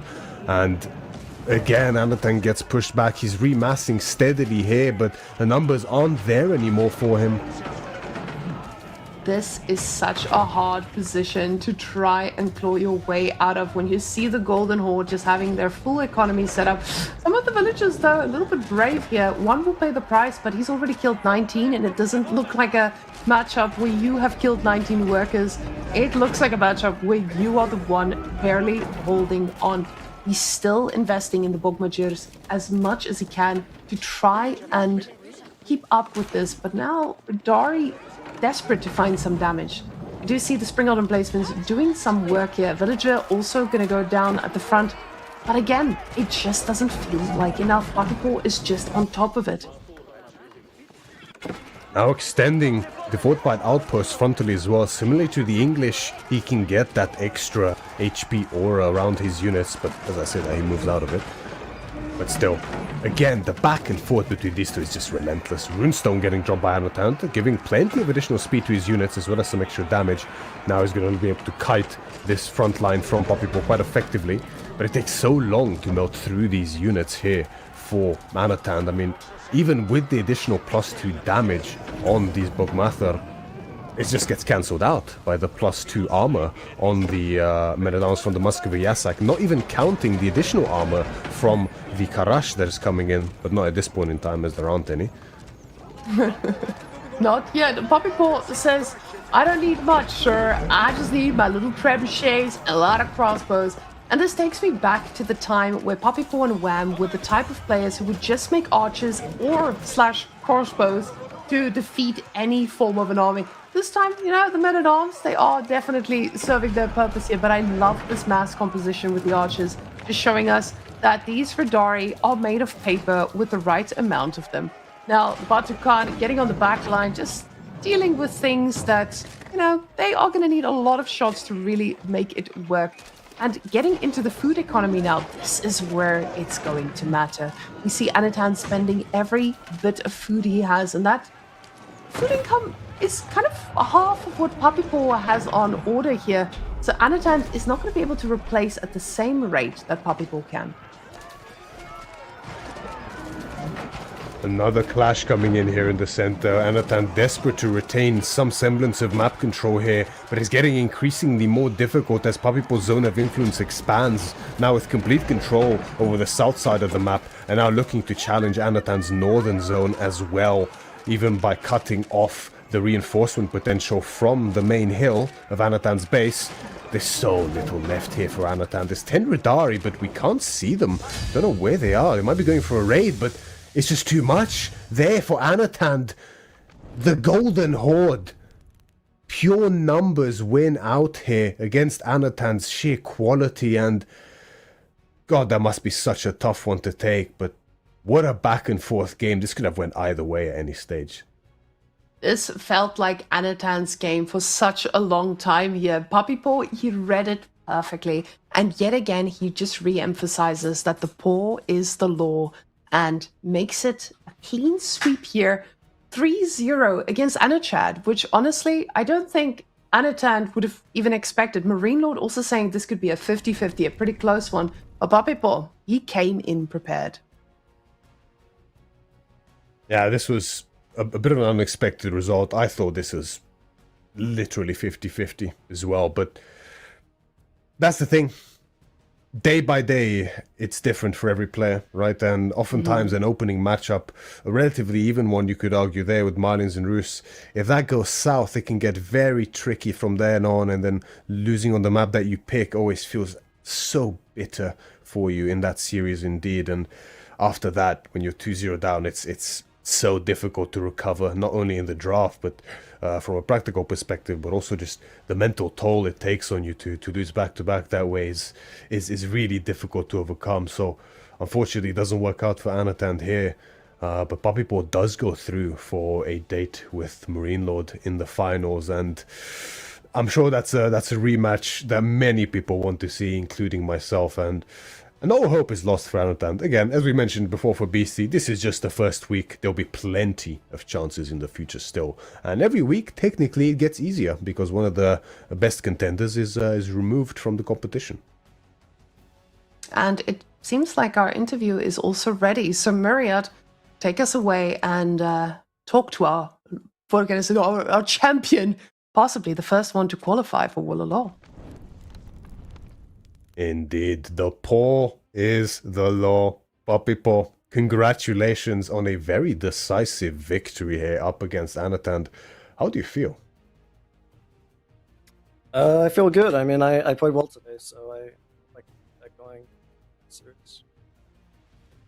Just having a tiny bit of audio. I'm sure maybe Cal can fix that. Yeah, maybe if you move it closer, it's a bit better. But yeah. Too quiet? Yeah, now it's good. Now it's good. I'm not sure. Maybe just move the way slightly. Yeah, there we go. That's good. Let's talk through this quite quickly, because I'm sure you're eager to get just a little bit of rest at least. We have Marlians up against Roos as an opening match. A bit of a classic matchup by now on Dry Arabia as well. Roos has taken some punches in the last patches, right, with Pro Scouts as well as Horse Archers being very weak up against Sofas nowadays especially. Did you feel comfortable going into this one with your game plan and what you're expecting from the matchup? Yeah, I felt comfortable for sure, yeah. I think Malians is a bit favored there, yeah. I just knew I kind of had to play solid, not like make any too big mistakes, and I think going to the mid game I can win from there. Let me ask you this one thing. Do you think Roos can go 2TC here? No, I don't. My hopes have been desecrated. I mean, that's fair enough. It's a tough one. I won't cope about it any longer. That's completely understandable. But that was very well played. I was impressed by the patience you exercised, because the mass from Anatand with the Pro Scouts was very, very scary initially, but you did very well to hold your units and mass up well before moving out prematurely, which is quite important for Malis in this position, right? Yeah, I knew that. Like, I really didn't take any damage, so I thought I was going into a good spot. Yeah. Now, this second map actually really surprised me, because obviously Anatand is very, very comfortable and confident on hybrid and water maps in general. And Ayubid, I think historically, I'm not sure what your opinion is, but it seemed to me like they do excellently up against Mongols on land maps, especially. On hybrid maps, maybe it's a bit closer, but it still seems quite favored for them generally. And obviously, out of any civs that can punish a semi-fast Imperial, Ayubids with the Manjaniques are one of the best ones to do so. But despite that, I guess the damage you dealt in the early game really added up. What do you credit this win to in terms of in the game? Was it the damage you found early? Was it just the good handling and prioritization of upgrades in Imp? Or what do you think? Yeah, no, it was definitely the early game for sure. Yeah, I was a bit concerned when he kind of was challenging both docks like that, but I just thought, okay, let's kind of play like Vortex a little bit and try to retake the dock at some point. And I got a lot of good raids. I got a lot of good trades as well. So the early game went super well, but I was a little bit concerned when all those manganiques kept going. Well, what was more worrying? Was it the manganiques or the triple hui hui pao? Oh, no, I expected the triple hui hui pao because probably the hui hui pao. Yeah, I mean you can't control stuff like that, so it's tough. But I still thought I had a very good chance. So. It's definitely going to raise the blood pressure a little bit, but this beautiful concave at the end and the surround, and obviously finally getting a good batch of units, the Rus Knights coming through at the end there to clean up the manganiques. It went as well as it possibly could there at the end to secure a 2-0 lead at this stage. And then we have a very spicy matchup indeed on Hill and Dale to determine it all. Macedonian Dynasty up against Golden Horde. Now, Macedonian by now is known to be a very a fearful civilization indeed. The Radari combined with the Bogmatha is just so strong with those upgrades. But Golden Horde, I think a lot of people in chat are surprised. I'm a little bit, although I was aware of this strength potentially somewhat. But once you get the triple production and you get to mix Karash in there, extend the outposts, Golden Horde can get out of hand very quickly, can't they? For sure, yeah. I mean, you're just getting 33% more units. It's a big deal. And Golden Horde also has a lot of small eco bonuses that are quite nice. Their pastures are pretty good. They produce villagers slightly faster. They have like a second Uvu right in the beginning of Feudal Age, so they have a lot of eco benefits that can really benefit them on a map like Hillendale, right, which is a bit more passive. Was the Golden Horde pick, was this kind of a revised pick here for you? As in, you had an idea that they can do quite well on this map, in this matchup in particular? Or was it also a case of, throwing Anatan off a little bit, maybe, having a 2-game buffer is always nice and you wanted to get a little bit more practice with them? Or is it like, or was that the initial case that it's actually a pretty strong pick here indeed, and Anatan may not be as well versed against it potentially? I wouldn't say it's like a strong pick, but it was my last Civ pick, so I was confident going into the match though, but I had practiced it. I think it's quite good in this map, but it was more of like I don't think he's going to pick it, so I'm just going to pick it last and play how I did in practice, kind of. But I was confident. And definitely worked out well in the end to mark a 3-0 victory indeed, and poise yourself very well here for the finals. Any parting words for us here before we go for the finals? Do you feel confident for your coveted rematch up against Marine Lord? I feel confident, yeah. It's going to be difficult. I'm not going to say otherwise, but I think I can win for sure. I just have to play well. We'll look forward to seeing it. Best of luck to you indeed. Well played once again, and we'll see you soon. Yep, take care. And thank you for the interview. Take care, bye-bye. And that's it for us here for now. Oh, no, please go ahead. I've spoken too long. No, it's Myriad. Everyone loves your voice. You can just always keep talking. But guys, we need a little break. We'll be back in 10 minutes with the finals. We need to give these people a moment to breathe. Marine Lord to prep all those strategies from the games he just watched. And Puppy Boy to just get ready for the next segment. So we'll see you guys in 10 minutes. Don't go anywhere. Get ready for a action-packed series.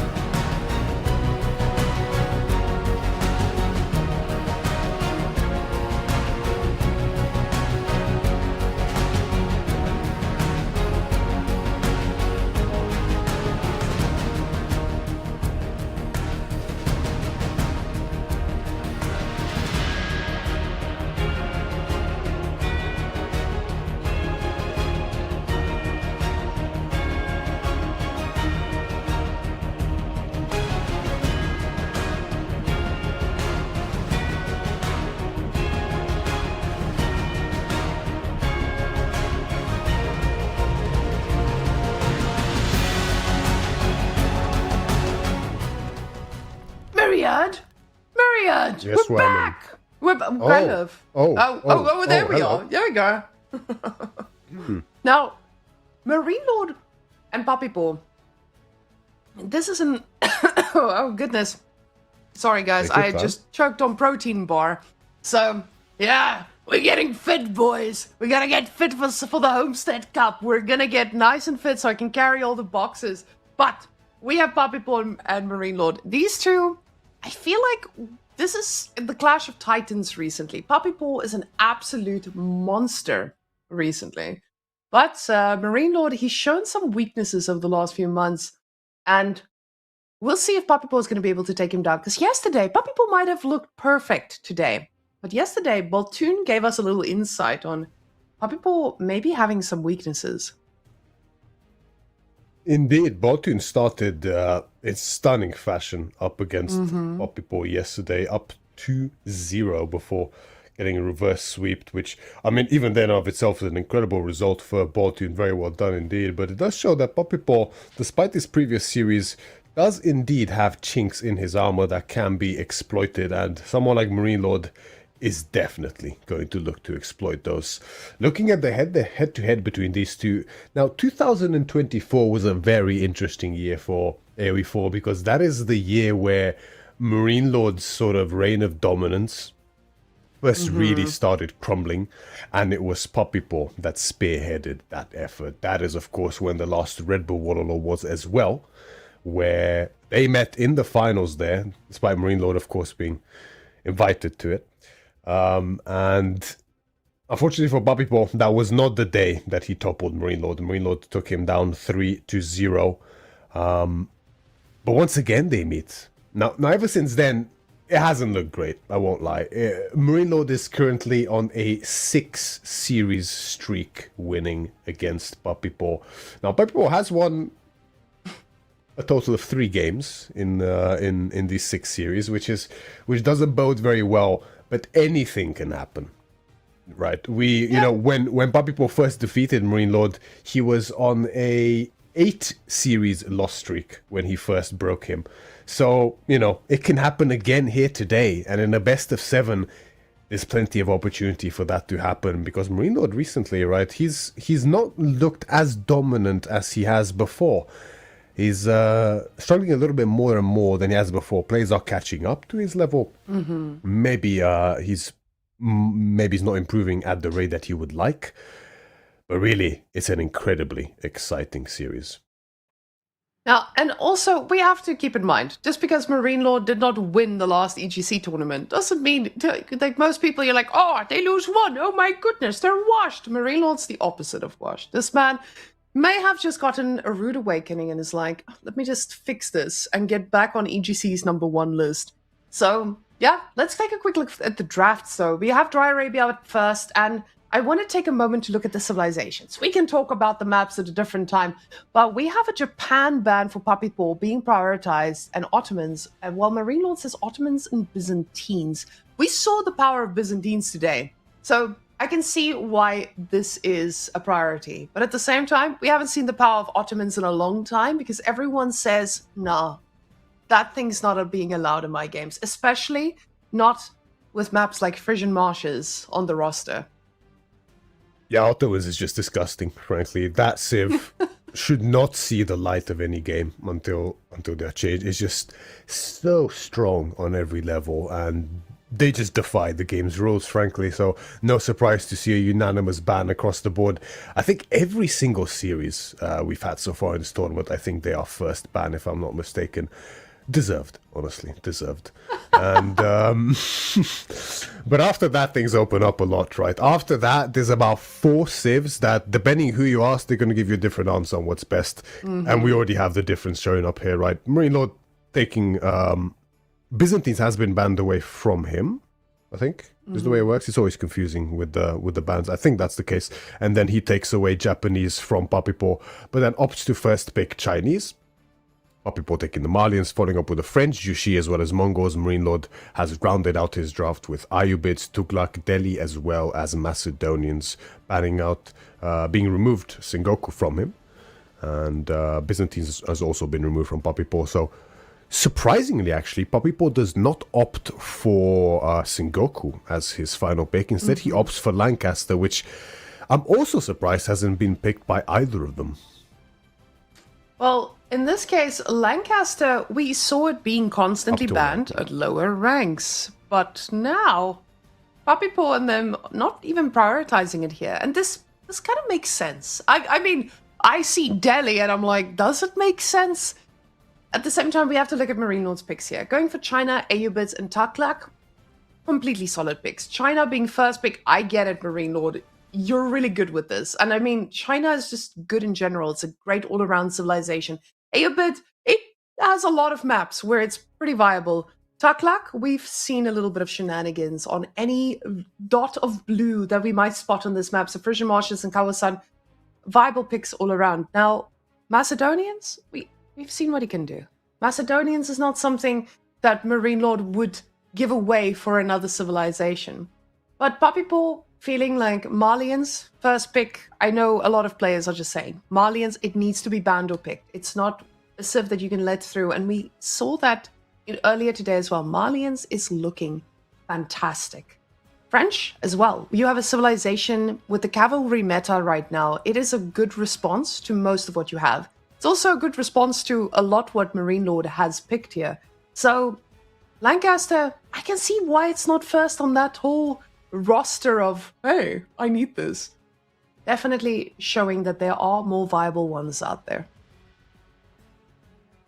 Exactly, and towards the end, really, you see the draft opening up quite a lot. I mean, Golden Horde, English being picked up by Papi as well as JD. He's taking both Knight Civs away here from Marine Lord. Marine Lord left with Rus, for that matter.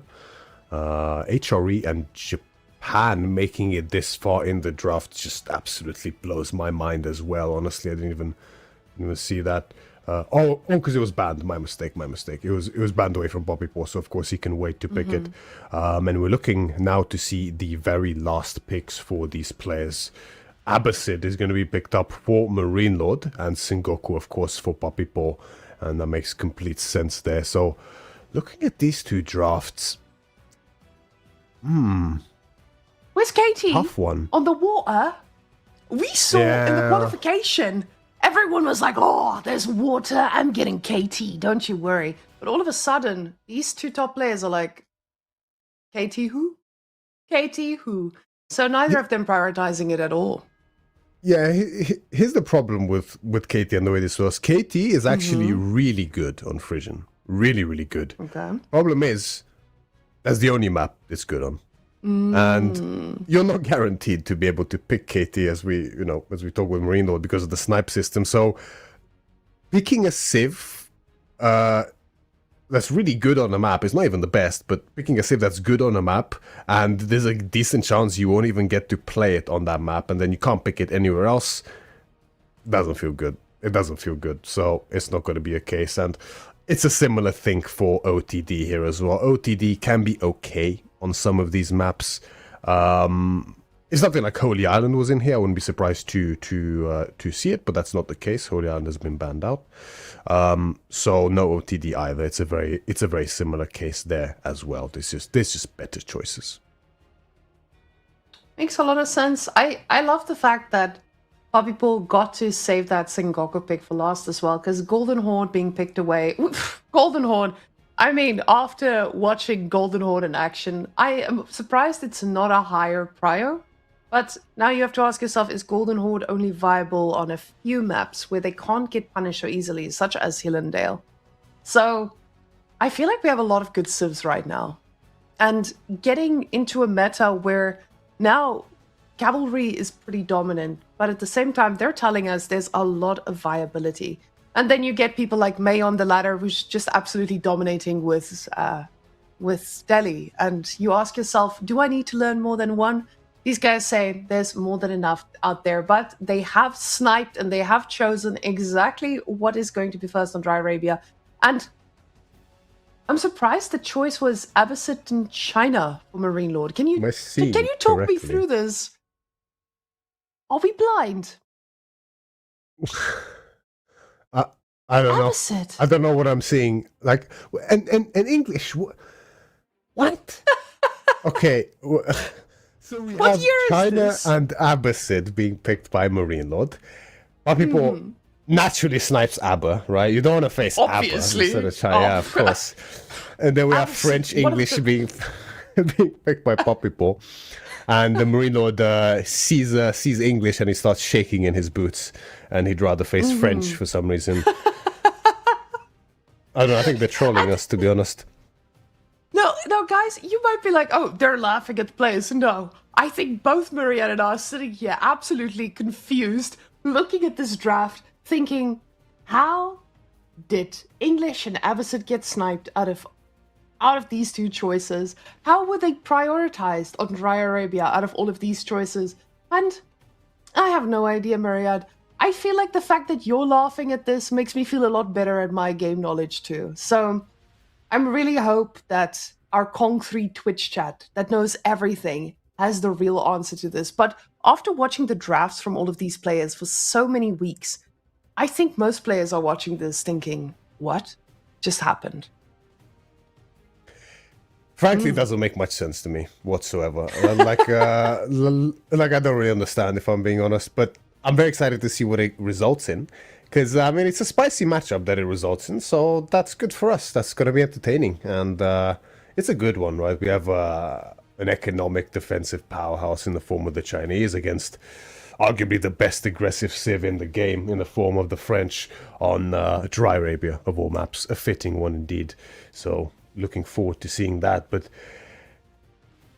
what are these snipes and picks, man? Like, I don't know. Like, my only guess is because Abbasid is so strong defensively and Marine Lord is an excellent defensive player, people might think, well, you know, it also does well against French. It outbooms English, so maybe there's more of a vulnerability to China, which I'm not sure I agree with, but I see the point. And English, I don't know. Maybe Marine Lord is as scared of the English as, you know, as new players are.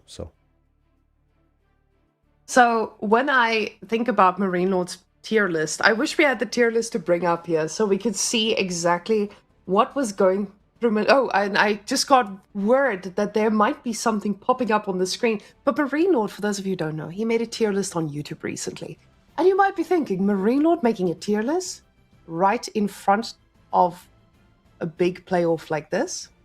That feels pretty telling. And was he honest? But we'll see what he ranked English as and see how that one looks.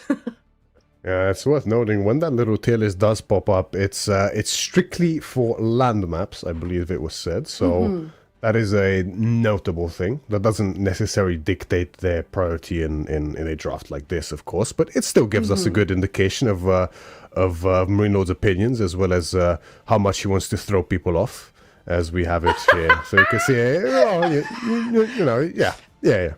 So I think there might be a cook.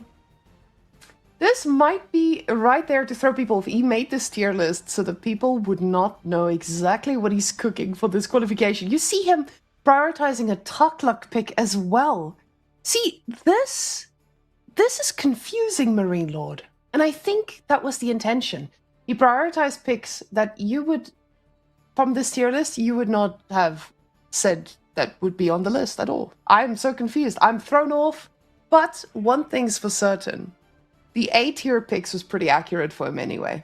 So those definitely got prioritized, except for Lancaster. Oh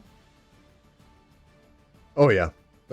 And what Tuckluck I get, because it's just, it's really good on hybrid and that's it. But the rest are, I don't know. I think they're just making fun of us at this point, if I'm honest, Whammon. I don't know who to trust anymore. Who to believe in. It's getting quite difficult, but yeah, here we are, and we end up with French against Chinese on Dry Arabia, and it's a very, very, very exciting matchup, I think so. It is, because you have two civs that are great at scaling, and that they don't have the usual pressure on, they have the pressure on each other that they usually do so well against other civs. Like, for example, China has a civ that does great if they want a pro scout. French does great if they want a pro scout.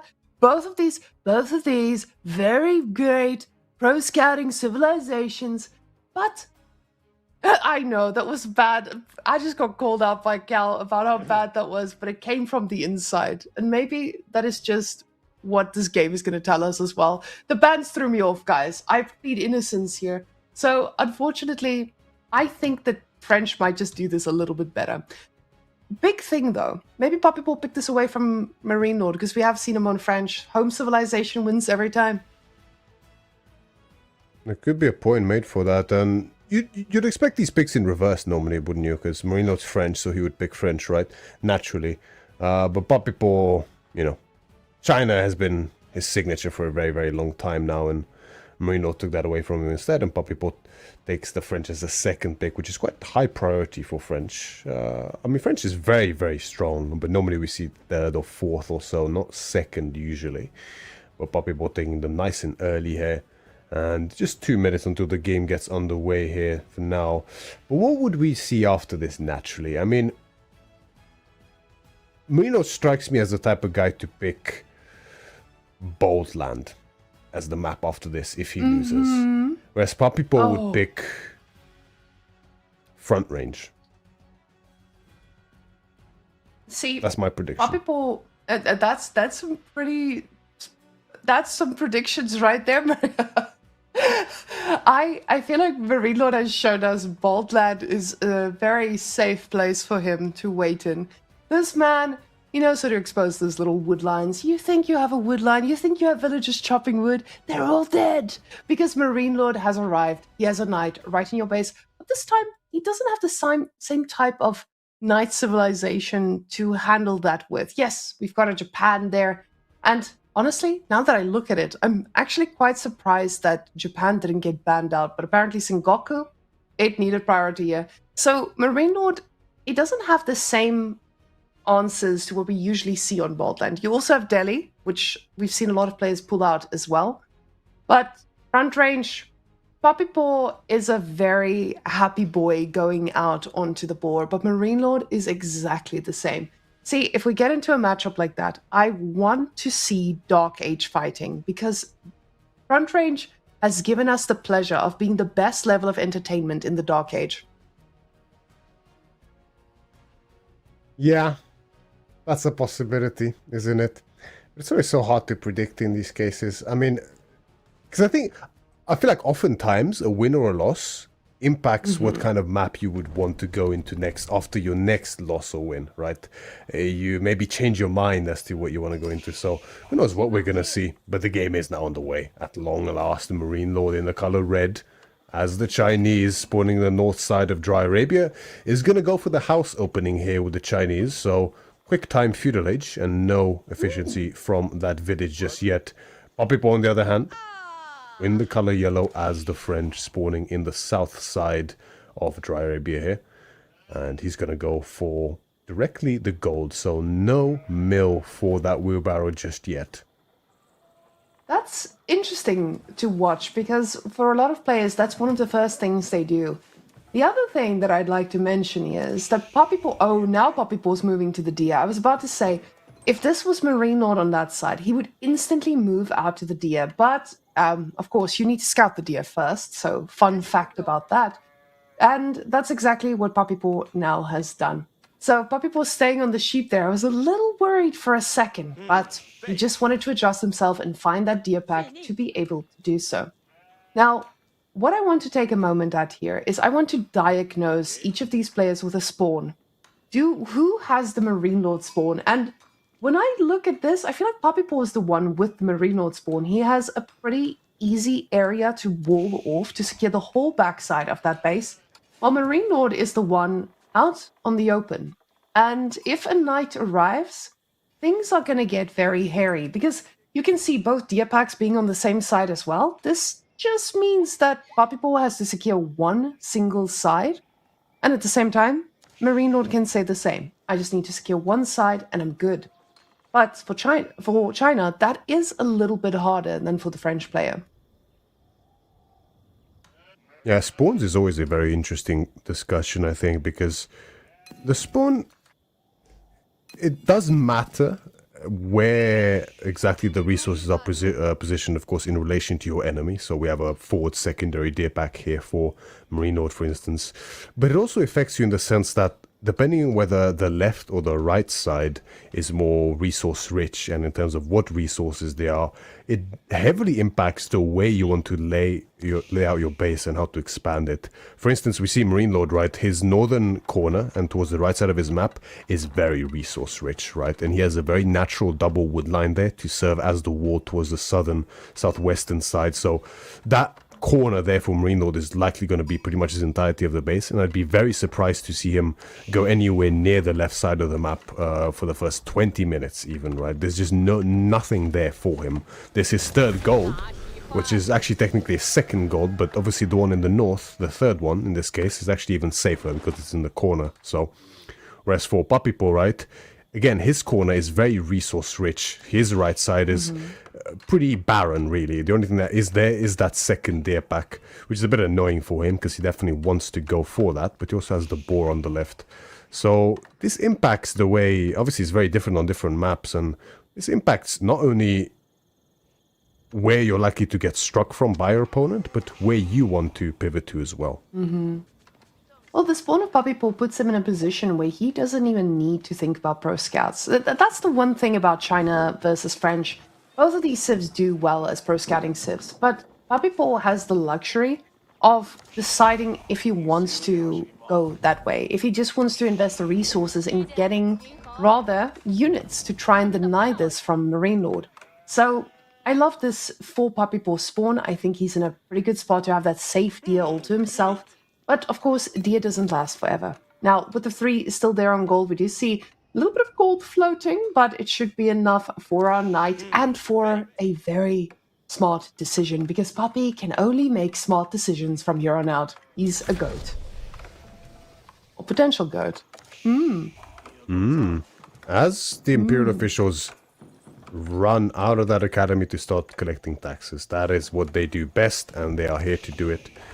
And prioritizing these officials is very, very good here for the Chinese. They are cheaper, and you don't have to sacrifice villages to make them like the Jushi. So this is gonna make wonders for Marine Lord's economy here early on, and allow him to get out those spears to contest these early knights. And this is the strength of keeping professional scouts here for Puppy Paw, because he can just keep swelling these knight numbers. And as we talked about earlier, that frontal deer pack, it's in this kind of a position where it can get very dangerous for Marine Lord, especially if he opens horsemen instead of spears for some reason. He is a very brave boy, making a wall here to ensure he doesn't get raided. Of course, he knows the power of a good night rush, but at the same time, he's now just going full on for the horsemen. And now, of course, this means he is still planning on doing his pro scouts, as we see that second scout now queued up, and the resources already in the bank to do so with. But at the same time, these horses are going to have a very important job, and that is to ensure the Puppy Paw sends his knights elsewhere. Puppy Paw, though, he's got his eyes on one thing and one thing only, and that's Marine Lord's base. Now, the spearmen are going to be coming out, but a little bit slower. Now, Puppy Paw doesn't have anywhere to land just yet, but just like I said, with this, he just needs to get control of one side. The horseman, though, he's going for a kill, and he might find exactly that. Just like that. Oh, villager going down from Puppy Paw. This is pretty big. This is a massive improvement of just watching a normal spearman opening against French and struggling to catch up to the knights, getting a cheap shot in here and there, but actually being the one to get the kill and get away pretty safely. It is excellent. I was about to mention it just before we pivoted there when I saw that Puppy Paw's on those there. It makes perfect sense. Just 2 horsemen here is going to be such a nuisance for Puppy Paw to deal with. The knights are never going to catch up. Those horsemen will be back in a minute to harass him yet again. It might even force a tower out of Puppy Paw potentially, which then delays the archers. Although with double stable, I don't think archers are on the menu anytime soon here for Puppy Paw. Although, as I said, that double broadaxe is queued up, so soon enough, most likely. But yeah, that's a big annoyance there for Puppy Paw. Idle time as well as down a villager. Pretty big at this point in time. Even now, Marine Lord is ahead in economy courtesy of the officials, outdoing the extra production speed of the French town centre. And now, the Pro Scouts is in, plenty of space on the field, and the deer can now be collected safely. Now, this is not defense against French like we saw before, where spearmen are just falling. This is something that Marine Lord is using effectively. Every single unit he makes, it has a role. And 9 spears, he says, is enough. Now we go back to horsemen and we keep raiding. And this is meaning that Puppy Paw, who didn't go for Pro Scouts, is now actually going to be the one who needs to be very, very careful to lose anything. Because just like that we saw earlier, he was the one who got raided. And it feels so strange to say that when you are up against the French. Now, Puppy Paw also not investing in archers just means that he's not really going to have a way to deal with the Pro Scouts. The Pro Scouts here are getting delivered pretty fast. And Marine looks like he is feeling pretty confident about moving out with this. And Puppy Paw just making more knights.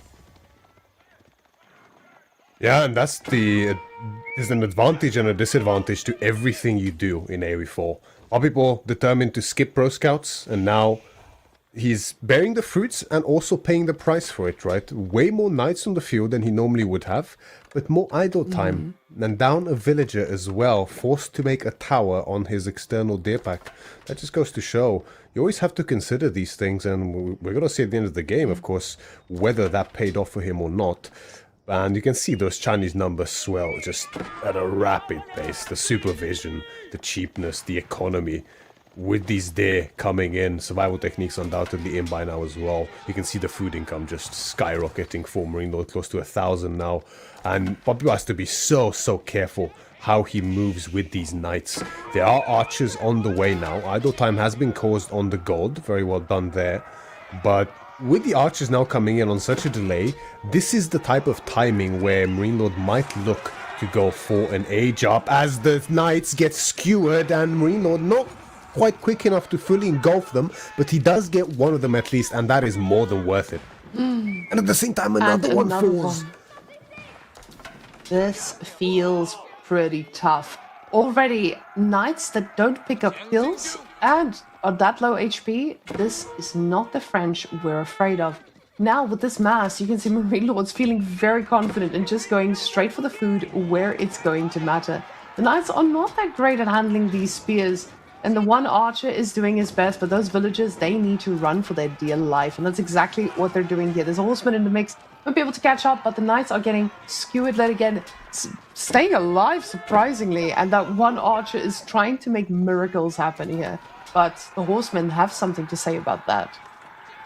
This is just disastrous for Puppy Paw. This is as worse as it can get, and he's forced to look at too many angles, means the villagers are left behind. Wheelbarrow coming in so clutch here means that only 2 of them end up falling. Could have been way worse there for Puppy Paw, but a French who's mainly playing pure knight, who is now essentially stuck in his base against a pro scouting Chinese who's halfway to castle age. It cannot get worse. Puppy Paw must be feeling a little bit shook when he thinks about the fact that he just banned Abbasid to be playing this situation. The scout bringing a little bit of deer there to Puppy Paw's base. He knows Puppy Paw must be starving. We saw about on the berries. The knights are now going to try and pull the army away, try to find damage of their own, because they know how many spears are already waiting here at the door. But Puppy Paw says, I see your spears. I'm going to make more knights and a handful more archers. Let's see how this goes. Puppy Paw just adding a few extra horsemen here as he's floating food as opposed to gold, so might as well use that extra food for more units to tide you over in the transition period. And of course he knows there are archers on the field now, so these horsemen will be always good.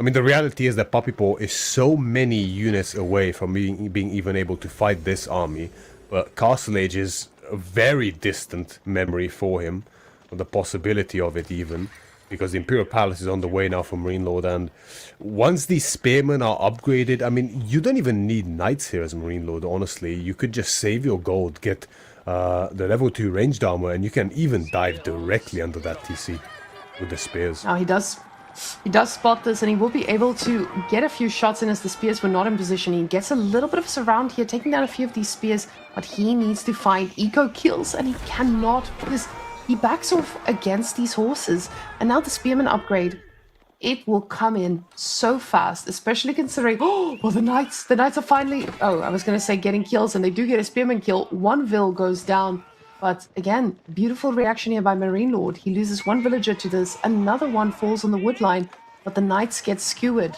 for their troubles. Yeah, these prices are, these knights are a price that people cannot afford to pay for any kind of idle time or damage, and behind this, disaster strikes yet again for Papipo, as 5 horsemen are going to find comparable, if not even more damage than all of Papipo's knights here, idling out the berries and picking off 4 additional villager kills. This is horrible for Papipo. Oh, and Papipo needs these archers. He only has 11, soon to be less, of them, with now +1 attack. And +1 attack just doesn't scale that well when you don't have the numbers. Now, Marine Lord making more horses, but imagine if these were lancers too. This is the great thing about Marine Lord's composition. Oh my goodness, he finds even more damage, and Marine Lord's China, now we can see why most players do not give him time of day to play this civilization. And he's just stacking up more and more resources. We see a lot of gold in the bank too. But Horseman is the answer. And I'm honestly, this is just Marine Lord's prerogative. He gets to decide exactly where the game goes, what he needs to go for. He says horses are good enough. They can outrun these knights, and I'll just keep doing that. When I win, it's a destruction, says Marine Lord in this game so far, as the spears are just... The number keeps climbing, and this is exactly what I mean. He went exactly what I thought he would. The priority on the level 2 ranged armor, and now he's gonna dive with impunity under Papipo's DC. He doesn't care whatsoever. The horsemen are veterancy as well. Only now knights are getting queued just to really break Papipo's back here at this point in time. And Castlage is just never gonna happen this game, let's be honest. Papipo is desperately trying to just make a few units to try and survive this, but Marine Lord says, you pick my civilization, and this is not acceptable, so I will just kill everything. So your knights, I know exactly what their weaknesses are, and that is exactly why this will indeed be a destruction. So those archers, they are trying their best, but they cannot perform miracles. They only shoot arrows. The villagers chopping wood in a desperate little place, hoping to not get impaled by a bunch of spears, but the horse numbers, they just keep coming, Myriad. You see 8 more in queue, and they're rallied right where the damage is going to happen. Disgusting. Nah, even the villagers now serving as a pseudo frontline here for Papipo. I mean, it's so over without a doubt, but Papipo just using some time to maybe think, collect his thoughts as to what to do next, as GG is called. Marine Lord takes game number 1. I mean, somewhat expected, frankly. The Chinese still a powerhouse even today. Even with a civilization like the French to meet them, it's still very, very difficult. You have to play so carefully as the French here when it comes to the unit control, the micro, and the macro as well when it comes to turning around to that castle age. And just a simple, wrench thrown into your gears here can really put a stopper to all your plans as the French, and all of a sudden you lose 1 knight, 2 knights, and before you know it, Chinese is castle, and you're dead before you know it. Now, at least Papipo takes this from the game, and he's like, all right, at least I got China out of the way. But this still means he's got his big Abbasid pick left, and Marine Lord, he looked pretty confident in that Abbasid pick. So we'll see if this is something he tries to pull out on another map. But for the next one, we have our matchups already. Before we talk about them, I just want to take a moment here and look at how well these spears were able to do against the Vils. Even with Wheelbarrow, he was constantly focusing on getting these surrounds, catching them out in positions where they were just not going to be able to respond properly. Now, getting off a few kills here skyrocketed this economy even more. But the unlimited food, this was just a winning factor. And the question now stands, is it just because Papipo was not able to do an archer transition in time, and he didn't expect Marine Lord to go for such a heavy investment into non-stop spears?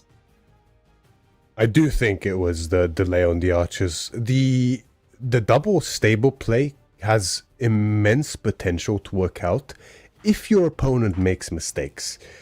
Marine Lord is not known for making many mistakes, is he? And you can bet that when he sees the double stable, which he undoubtedly did, he's just going to double down on the spades, and he can just overwhelm that deer position, which was just a little bit greedy from Poppy Paw. I think you can definitely go for that second deer pack, but going on it so early, considering you also delayed yourself already by going for the first deer pack, his food delay was way later than normal, which is just the way it is when you go for it. Then also greeting for the second deer pack without defenses either. And he did see the horseman as well. It's a bit too greedy, I think. And it definitely bit him in the behind, so to say here. Yeah, because especially getting skewered that way, losing the knight, it's a very difficult position. Maybe fortifying the outpost might have made a difference, but I mean, that just means stone gathering, less knights, less archers. But it's also it's just a very difficult matchup as well. I think all in all, this comes down to Marine Lord reading the game, knowing exactly what is allowed, isn't, and him executing that perfectly. Now, Poppy Paw, he looked on point in this last set. He knew exactly when to hit. But Marine Lord, he reads this game so well. Poppy Paw is going to need to do a lot better than that. And we saw this with Poppy Paw's games. He's so good at finding damage, but Marine Lord does that a little bit better. Poppy Paw, he needs to do the same with Marlians here. And when I see Marlians, I expect to see Sofas. But at the same time, I see Roos. And I know that Marlians deals pretty well with what Roos has. But does it deal well with Marine Lord's Roos? Is Marine Lord going to be that same feudal aggressive player that we saw before? With that magical ram just following around to punish Marlians for trying to be greedy, because Roos before just didn't do that well in this matchup especially. A tough one, right? Mm-hmm. Now, as far as Roos maps go, there's no better, really, outside of maybe Pigeon's View could be a really good map. So if ever Roos has a chance, it is going to be here. Although it's a pretty decent map for Marley as well. There's a very long distance between the two bases, which is something Marley always enjoys. More time for them to boom. And I think the first gold is usually forward on this map, which is not great for them admittedly, but you can very easily control the flanks with some walls here and secure your second pit mine, so that's always nice for them. The main question here, of course, is the strategy for Marine Lord. What does he look to rely on here? We've seen Anatan's pro scouts into very heavy cavalry play, which looked very promising at the start, but Poppy Paw's patience served him well there, and in the end the mass was just too much for Anatan in that game for his Rus. Things are a bit different on this map. There's of course the sacred side to consider. Anatan's strategy on this map, I think, could actually be very, very effective, so Marine Lord might look to opt for something very similar. But knowing Marine Lord, he might also look to do something different. I think Marine Lord, he always used to go into horse archers, but he won't go horse archers unless they're actually the best unit. And we'll see. Marine Lord can announce to us what the best unit is going to be. Everyone's sitting here right now, making their little notes, seeing exactly what the plan is here. Ooh, moving that hunting cabin. That's very surprising. Canceling it out for another one, and I wonder, is this just because of a 2 or a 3 gold difference? Or what was Marine Lord thinking here? It must have been worth it, though, for him to already cancel it that far in. But yeah, we'll see how many hunting cabins the man decides to open up with, because of course you want to get feudal so you could start making units against Marlians and not let them get that cow economy up and running. Now, it does look like these two are both going to be dealing with a very far gold forward spawn, but the problem is both golds being on the same side for Poppy Paw. Now, it is luckily just far away from the woodline enough so that it does not become a problem for him to get his houses up and get the maximum value, but the problem is going to be getting the maximum value because you have an opponent that loves to do damage. So that triple hunting cabin opening for Marine Lord, he's going to get his value out of this one.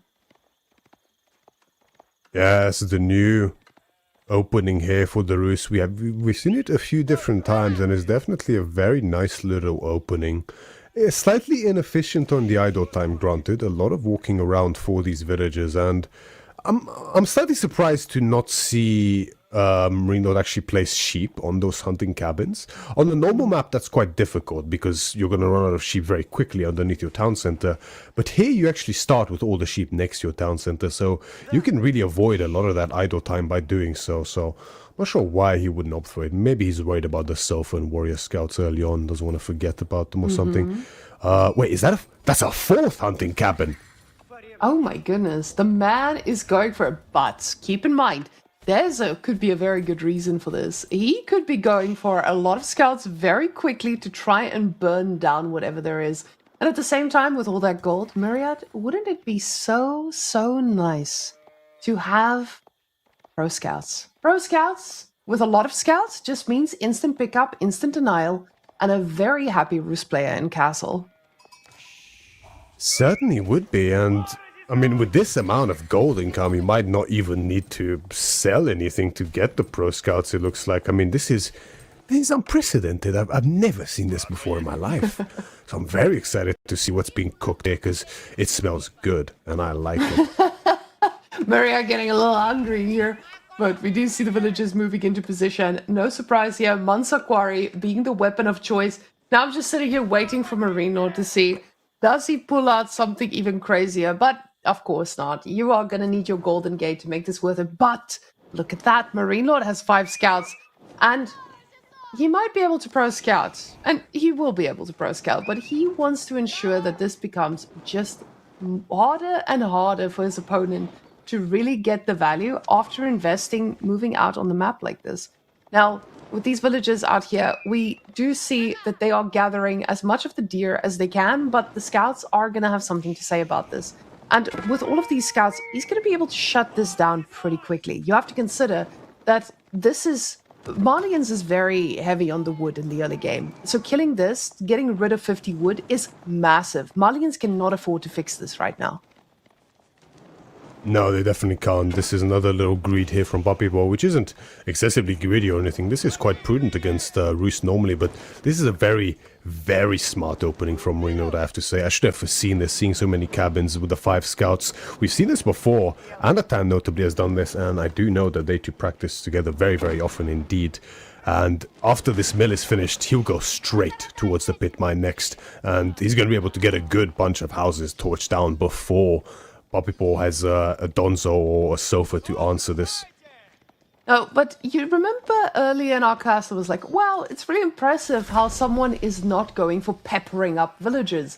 Well, Marine Lord, he's peppering those boys up. You know what the man loves to do, and what he's definitely going to do is kill villagers. That's what we saw last game as well. Oh my goodness, 5 scouts is apparently just enough to try and take down a first kill. And if he gets this, this is already so massive.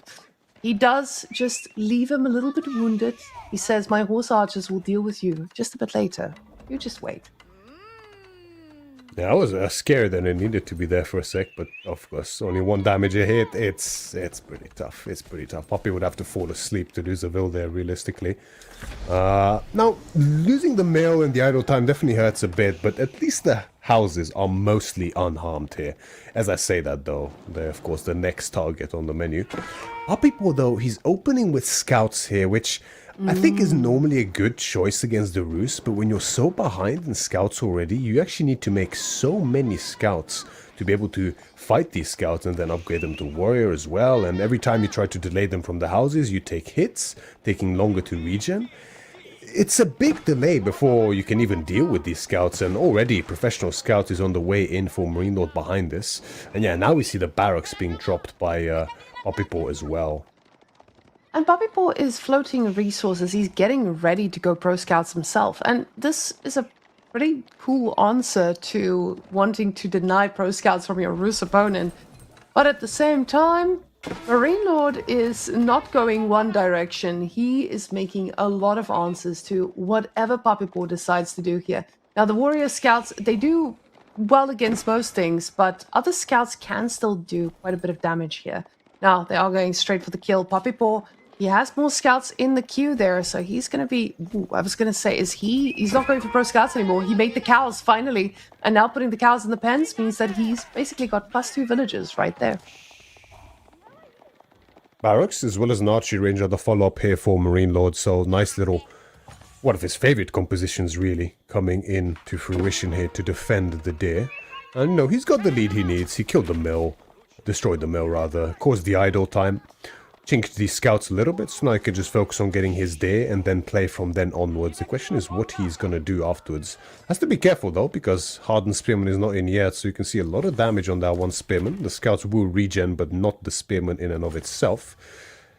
And looks like Puppy Paw now is going to move into the sofa on a decent bit of a delay, but he opted to go for the cow opening here instead. So they are in the ranches, and that is quite effective at stopping these pro scouts. But is the timing there really? Because the delay from the Dark Age is very noticeable here. A Marine Lord is not touching an ounce of gold. He doesn't even need to think about it. He's getting his double Broadex upgrades all for free.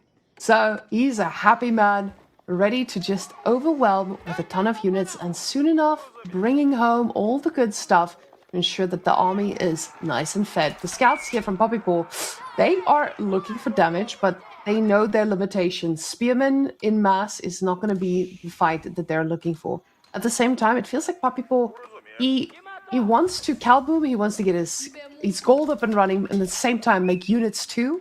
And it feels like it's a little bit too much here. The cow's not in the pen either. They are waiting for better days just outside. And this is because your opponent is keeping you busy. You're trying to keep your opponent busy, but in turn, it forces mistakes out of yourself. So at the top play, we see these players making very few mistakes. But when you're up against Marine Lord, you are prone to do something wrong, right? But oh my goodness, that tower loses every single scout he has, and that is massive for Marine Lord to be able to capitalize on this. And he's capitalizing by going castle.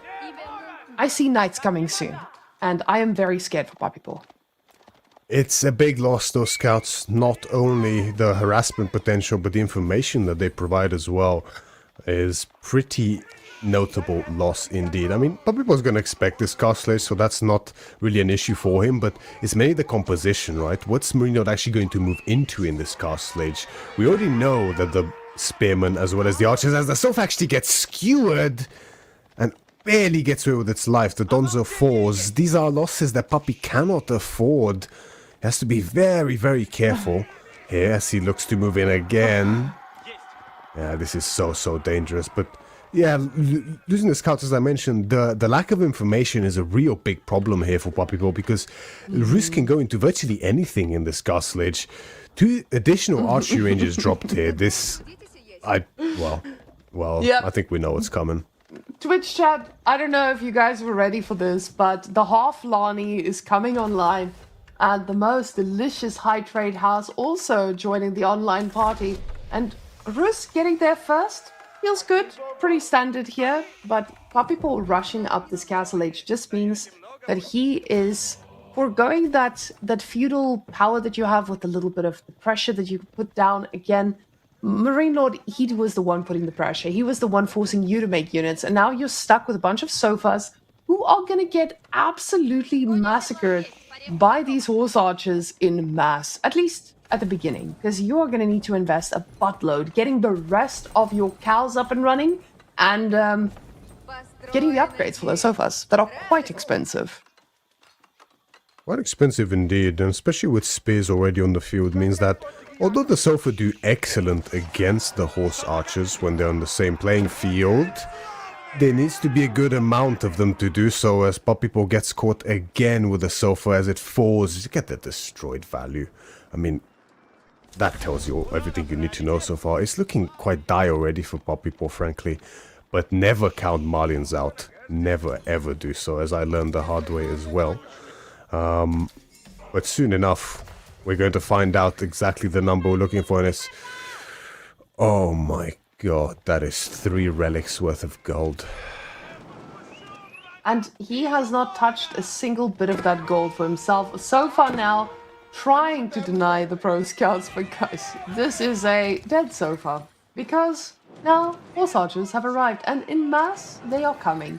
We can see that Marine Lord is just doubling down on a lot of these. 8 right now in queue. He's got the spears at the front to burn everything he needs, and just like this, more and more food arriving in space. Although Papipo says the answer to this is going to be just more sofas. No wheelbarrow in yet for Marino, which is a bit surprising. Maybe not really afraid of these raids in the first place. Horse Archers looking for a wraparound, but they're met in melee by the sofa. Not the position they want to be in. Marino's actually dropping a few here, but he's going to clean up the sofa in turn for it. Definitely worth it, I would say. We're not even trying to steal Puppy Paws there at this point in time, getting them almost all the way to his base. That's 4 deer carcasses all within his reach. That's, again, a lot of food here for Marine Lord. A lot of it has decayed, but still great income on the menu for him. You can see him severely exceeding Puppy Paws income at this point in time. And that's the thing with the Fulani Corral. It's great food income, but at the end of the day, deer is just better. Something like fish is also just better. So as long as Marine Lord has this food, the Fulani isn't really an advantage at all, frankly, here for Puppy Paw. And you can see that manifest in the military numbers as 11 Horse Archers additionally are in queue. And so far, Marine Lord has just made do with them so far. Archers are now in production for Puppy Paw as well, but on such a delay, now he's forced to rebuild the pit mine that he had lost. But I don't think he can defend this position in his own base. This is one of those positions you get in as the Malians where you're like, okay, realistically, I can handle a handful of Horse Archers, right? The problem is just you don't have a bunch of javelins to do so because you've invested everything in sofas and everything in getting those cows up, and the cows aren't even up properly. So Papipo is trying to make something happen with this though. We do see him getting +1 ranged upgrade now, but it's coming in now. It's still just going to be very late with the damage that has already been done. And you have to consider there's already +2 in for Marine Lord, so he is going to make his way through that armor that you are just utilizing as much as you can. It's just such a difficult spot for him to be in. Puppy Paw now is making more and more archers. He's going to be able to do some damage with these spears, but the Horse Archers are in the close vicinity. He needs to be careful. Warriormonger discovered here by Puppy Paw. It will be pushed back to Marine Lord's base, but it's a small victory, one of many that he needs still in this game so far. Archer numbers have built up very healthily, admittedly, here for Puppy Paw, so he's going to be able to push away this mass from his base finally, but damage has been done. So many houses went down. The second pit mine also has fallen at this stage again. Puppy Paw is forced to rebuild. Even at this stage, he's rebuilding houses, rebuilding pit mines. I'd be very surprised if he manages to get a third one this game, frankly, unless he sneaks around the side, potentially. Relics being collected by Marine Lord, 3 in already. And yeah, it's just too much of a build-up. The destroyed value tells the whole tale this game so far. GG is called. And Marine Lord, I have to say, he's looking unstoppable. Right now, Puppy Paw does not have the secret sauce to take down Marine Lord just yet. And that economy from Puppy Paw, we see the dotted line. It looks good, but we know it doesn't reflect exactly what the economy looked like, because Marine Lord, he had huge income behind all of this. With the relics now, with all those hunting cabins, he was in the best spot a Roos could hope for. And finally, Roos winning a competitive game. I did not think we would see this that early in 2026. It took Marine Lord to play them for it to happen, apparently. So it was Marine Lord all along. He was the missing link between all of these. Do you see some critical moments here as Puppy Paw tried to make it happen with some of his own scouts, knowing that they are warrior scouts at that. Marine Lord, just with those numbers, he definitely made magic happen already. And this critical moment, losing both of these, that is pretty tough. Pretty tough indeed. And it all went downhill after this, especially for Puppy Paw in this game. But it's a best of 7 at the end of the day. We're only potentially halfway through here so far, and plenty more games to come. Despite the rough start, anything can happen from here on out. We've seen reverse sweeps every which way so far in Age of Empires 4. And looks like Puppy Paw is going to rely on a bit of a staple now, slowly building. And it's going to be the Golden Horde on Hill and Dale up against Marine Lord's Abbasid dynasty. And getting the Golden Horde in Hill and Dale, we've seen the power of that. And this is interesting now. It's becoming a little bit of a staple pick. But with Marine Lord getting Abbasid, I don't know, man. After that tier list we took a look at, I just feel like Marine Lord, he's feeling the power in this one. But all jokes aside, Abbasid is not the worst civilization on Londale. Now, even though Marine Lord ranked it as D tier, as you guys can see here, he prioritized this thing. He says this could work. And honestly, like I said, I think Londale is just a map that you can camp just a little bit. A little bit is all you need with Abbasid to just get the food going, especially with Eco Wing. You get such a great advantage here. But you have to consider, this is the Golden Horde. Golden Horde, they do very well if you let them be as well. So Marine Lord probably doesn't want to let him be too much. So are we going to see a little bit more of an aggressive type of Marine Lord coming out to handle that Golden Horde who loves to sit back and camp? Yeah, that's why it's quite exciting to see this. I mean, Abbasid we see here, it's D tier in Marine Lord's opinion, right? And most people would agree. But it's easy to forget with Abbasid, they're so slow and vulnerable early on. But if they have even just a little bit of room, just a few minutes to get those farms in, get that Golden Age in, get that Castle Age in, they are still the hardest scaling civilization in the game to this day. And that is something that deserves respect. So the pressure is on the opponent. Every time Abbasid gets to boom, you have to kill them, or at least deal crippling damage to them. Otherwise, they will run away with the game. They have an incredible economy, fantastic army alongside it. So respect is deserved. And Papipo here with the Golden Horde, like you mentioned, this is another civilization that does so well if they're given room to breathe. Whether they can hold a candle to Abbasid is tough to say. I mean, I think the army strength is quite comparable, honestly, when it comes to full infantry on full infantry. The bonuses are very similar for that matter. Abbasid has extra health. Golden Horde has slightly less extra health, but more armor as well. So it gets very, very interesting, I think. And the problem is the economy, though. When it comes to the economy, there's a very clear winner between these two. Especially considering you can get that third unit popping out for free. And it does scale so well. If we can see Papipo, I believe it was Papipo who played this last time. And we know that, hey, this man, he knows the limitations of the Civ. We'll just see if Marine Lord knows them as well. Knows every single ounce of power that the civilization may hold, especially when that triple production begins.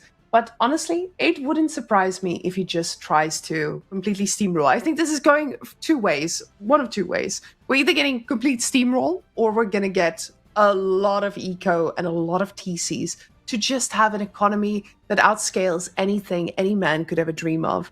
And luckily for us, in this matchup, we might get a little bit of the other side of Golden Horde again, against someone who goes for something that's not the Torguds and the Khan.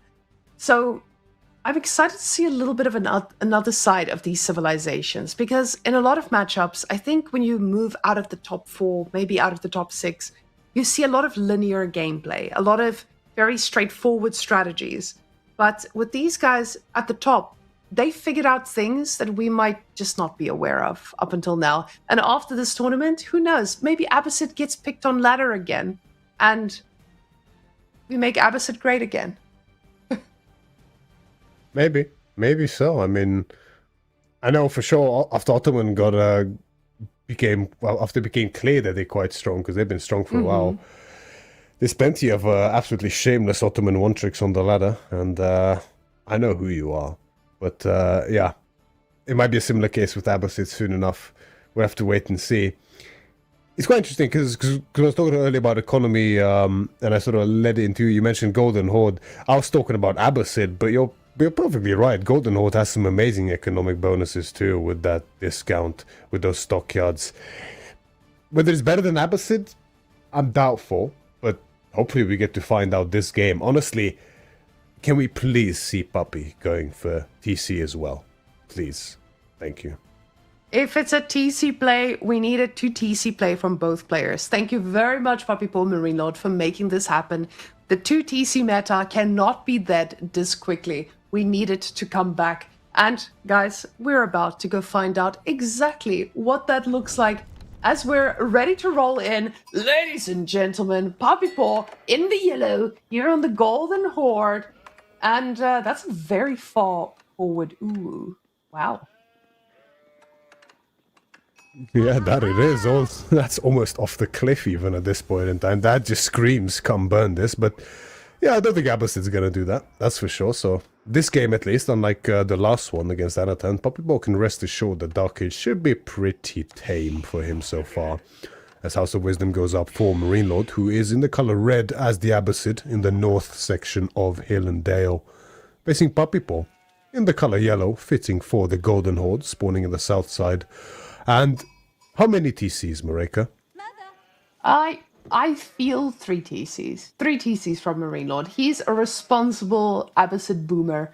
He's not... See, we're all kind of old. I know, Myriad, you're one of the young bloods in the community, but Marine Lord, you have Demu, you have Beastie, all of them come from the StarCraft days. We're all boomers over there, you know? So... Mr. Marine Lord, he's an expert boomer, but he knows exactly what his limitations of boom are. So I do not expect to see more than 3 from him without making some significant aggressive moves to justify so. I do want to take a moment though, Myriad. Look at that Gur. The ooh might be all the way in China, but the Gur value is top notch here. As we see a lot of the villagers already out there on the deer. So the game tried to make up. The spawn was like, you're going to have it rough, but not too rough. Don't worry, I got you. And that's exactly what we see here. Wonderful Gur.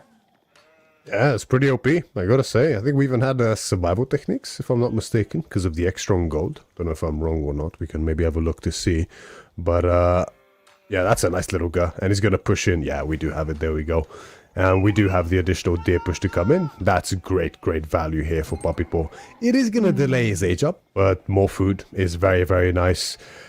The question comes now. It's definitely going to be at least 3 TCs here from Marino. Well, at least 1. He might go for 3 if there's no aggression, which, granted, is very delayed from Golden Horde anyway. But what's Poppy going to do? I mean, I hope, as I mentioned, we're going to see an even number of TCs between the two of them. That's what we really want to see, let's be honest, and see exactly who wins in a boom-off between these two powerhouses. But it might also just be a fast castle and trying to actually leverage relic Uvus to his advantage, because with that additional stone, that actually in and of itself might be the boom that Poppy Paw is looking for. Mm-hmm. And now that I look at this, with Poppy Paw's delay in his age up too, this actually gives Marine Lord a lot more breathing room than I bargained for. This is a position where Abbasid won't be harassed for an insane amount of time. Now, the Khan and the Torguds are coming out, so the Khan is going to ensure that you don't get to make 4 TCs without being punished, but you know, 3 TC, you might still be all right. So definitely, Marine Lord, that age up of Poppy Paw is giving him a lot of space. He's only got 4 on stone though, so of course, eventually the pressure will meet there, but depends on that first TC placement to just ensure that the Khan doesn't get to charge in all for free. Yes, indeed. Golden Horde's so slow on the age up that punishing any kind of economic play here from Marino is going to be pretty difficult, especially because of the even slower start for Poppy Paw's Golden Horde here, because of that day and the survival techniques. It means that Marino's going to have his 3rd TC up by the time by the time Poppy Paw finishes his age up, I think, which is actually pretty crazy when you think about it, but it makes sense here. Fertile Crescent, as well as fresh food stuff skewed up immediately. Exactly the right amount of gold for both them, Marine, and actually, interestingly enough, he's staying on gold still so far, so maybe a bit expecting potentially that he will need at least Hardened Spearman upgrade for his Spearman soon enough, but he can just get away with 3 TCs here without even being stopped. And look at that. That's disgusting, Mareka. What is that spawn in the north side of Marine Lord's base there? Double berry and deer? What? I wonder if he's seen it properly, but ooh, with this TC, you're already getting some good value. He has pulled off of stone completely, and I know, yes, he's using them to build, but this TC enables him to actually go back and have them pretty safely tucked away. But now, having 6 on gold here, you know, I know with fresh foodstuffs, you can sustain your villager production with only 6, so this does feel pretty good for him. But now Marine Lord has to make that decision. Getting survival techniques now. Ooh, actually not focusing on that spearman upgrade, but rather just saying, I need the food, I'm going to be producing a lot of units. But now Archer's being the choice here, and Puppy Paul, he's playing the aggressive game, and I'm really happy to see this. He knows what his opponent is capable of, and he's going to go and punish that. Now, the gold that Marine Lord is on, this is going to be so critical if Puppy Paul decides to push out. Ooh, but he's going straight for food. Oh, is this only 2TC? Were we all wrong? Yeah, it seems this has to be only 2TC. Marine Lord being very, very respectful here. He understands. He even placed Golden Horde as what was it, B tier? I think he placed it. No, I think it was C tier actually. Middle of the pack. It's to be respected. They have there we go. It is B tier actually. It is B tier. So middle of the pack. It's a respectable, and they're very strong in the feudal age. You know, the Torguds are so tanky, they can dive under these TCs, but they can't quite do so by himself. It's to be respected, so no surprises here. He's gonna stick with 2. If he can still secure that, I mean, I'm not over it. It's so insane. It cannot get better than this if you have a sit. It cannot get better. Now the Khan has found. I kind of found a connection here, but now this is the interesting part. There comes a point where your villager kills just don't matter. You are playing against Abbasid with the cheapest of cheap villagers. And you can see the Torguds, they take very little damage. You get a little bit of idle time, sure. Oh, they get a villager kill. Good value coming in there. But you have to ask yourself, can I do enough to make this really matter? Now, Marine Lord, he's getting horsemen of his own, though, because now with the archers coming in, he's going to need to find a pretty good answer to this. Puppy Paul already reading the situation perfectly, and he's going for his own spears to help with this push.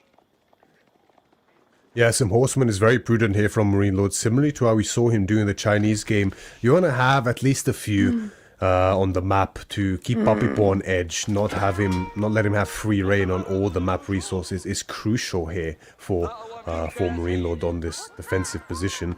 Puppy Paul actually getting quite greedy there, going for a fortified outpost. That would be huge if it goes up for him, but Marine Lord is not going to allow him to do that, as the horseman proved to be a very good choice. He's going to be able to push away the villages as well as pick up some archer kills here. This is quite big value gained here by Marine Lord early on so far. He's going to throw away a spearman, and one of his horsemen had fallen as well alongside it. I think he lost another spearman as well. Yeah, he lost a few units there, but Puppy Paul feels like this is worth it to commit to it. And it makes sense. You do have the Torgud, you have the Khan. You're in a position where you do have a little bit of a stronger unit composition here to try and secure this. And that's exactly what he does. He does lose that Khan, or does lose the Scout though, and it does look like this is a pretty heavy thing to invest into. And the Khan already getting on top of a lot of units, but at the same time, those villagers are running back. They realize this might be a little bit too much for me. Khan needs to back off too, but the horsemen will be able to also pick that off if he even survived it out there. The villagers now need to back off, and the tower will need to be cancelled. Puppy Paul is in shambles, and Marine Lord is the one with the military lead and on 2 TCs. This is scary. This couldn't be worse for Puppy Paul in this position. This is as bad as it can possibly get.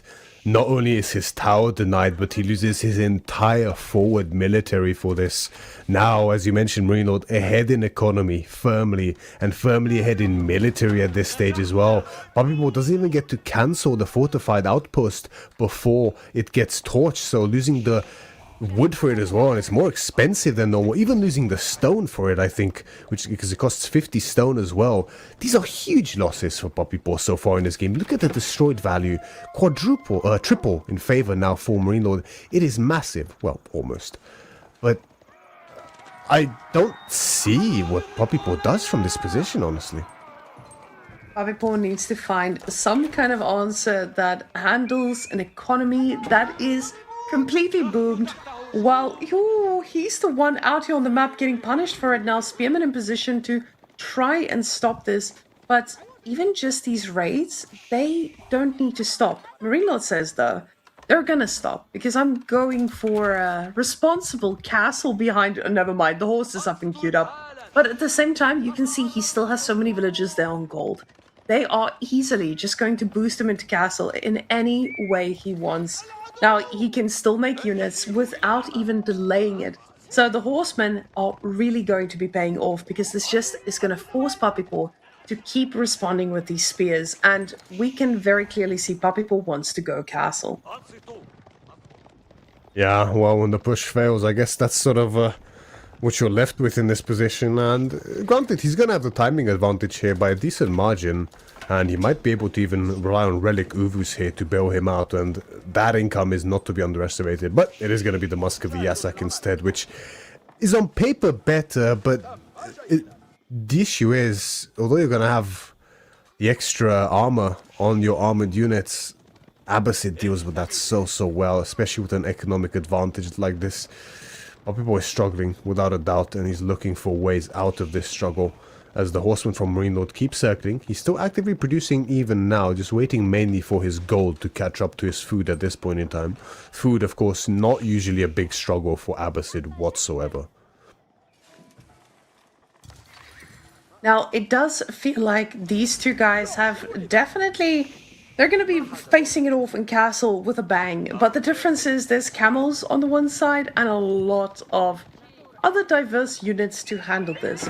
So Papipo, the civ that needs to be ahead, that cannot lose too much, is the one who lost too much and is definitely not ahead.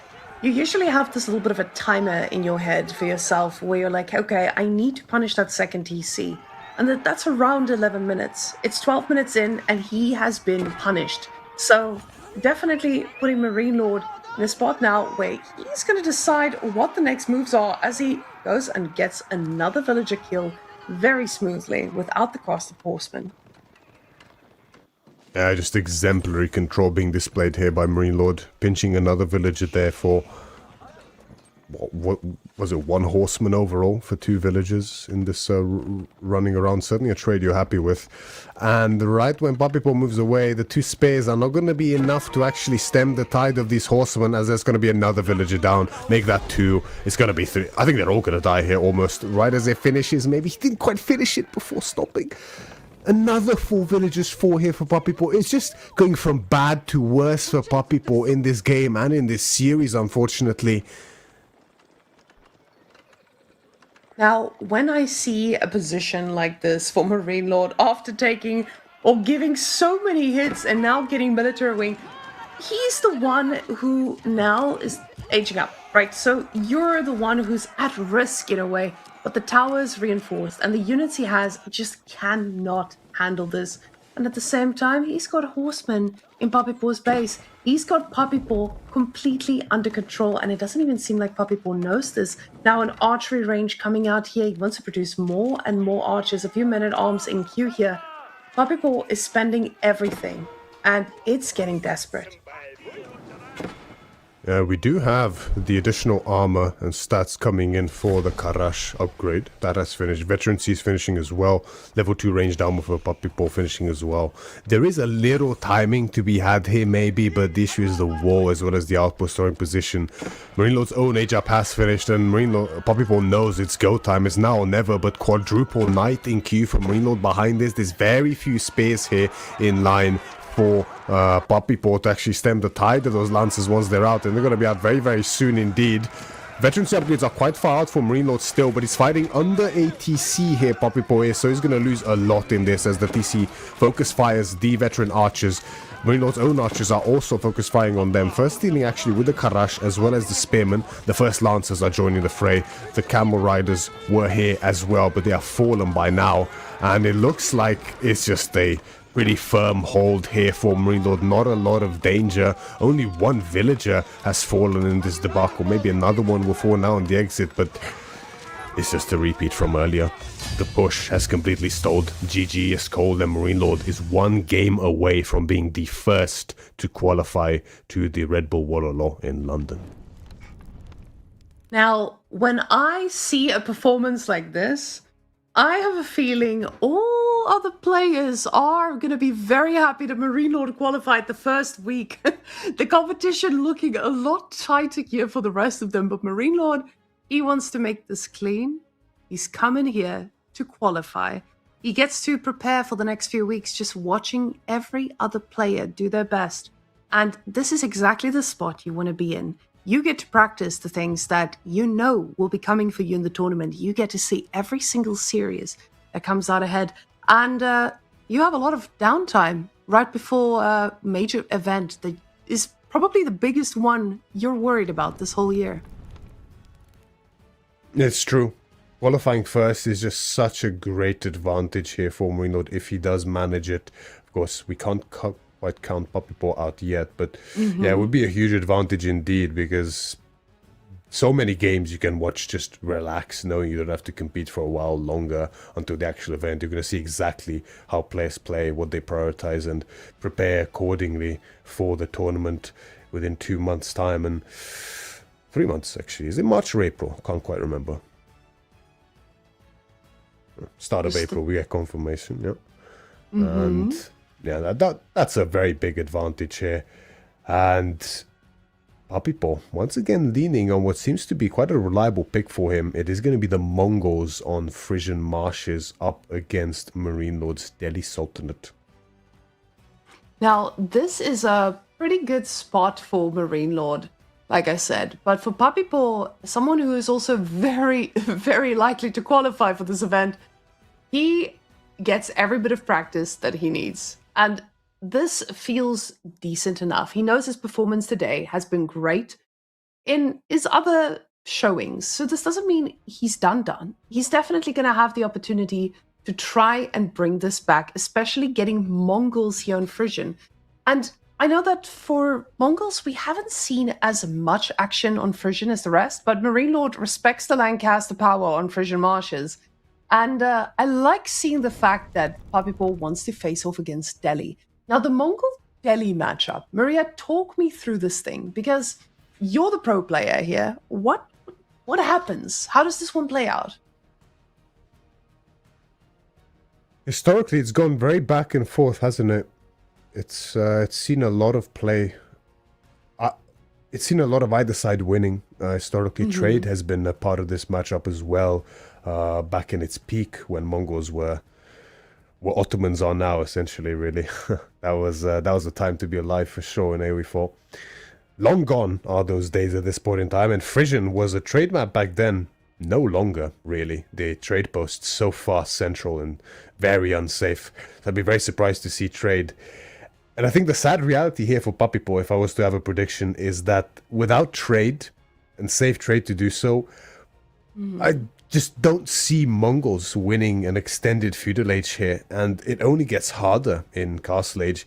In theory, Mongols are better in feudal age. They have access to the Keshik, which is better than the Ghazi Raider. There's no doubt about it. It's stronger. But the mass is a problem.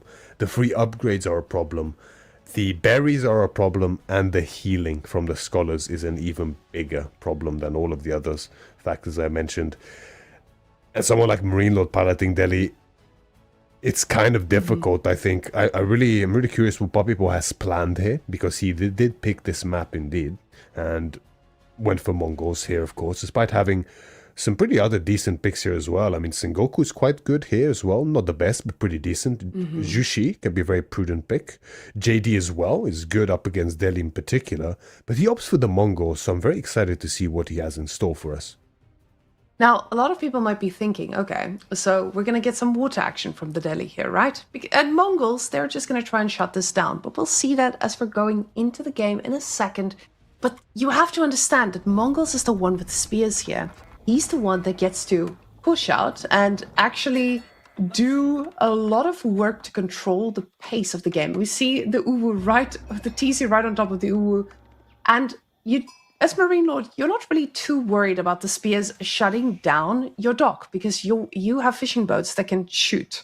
So this feels pretty good for the Delhi anyway, in that case. But now, Puppy Paw, he gets to go and shut down the gold. And when we look at the gold spawns for Marine Lord, both of them are on the same side. So a tower rush is something that is quite effective here. Now, Delhi doesn't need too much gold to get around, but they do need enough for an age up, and that is more than enough to already be a little bit troublesome.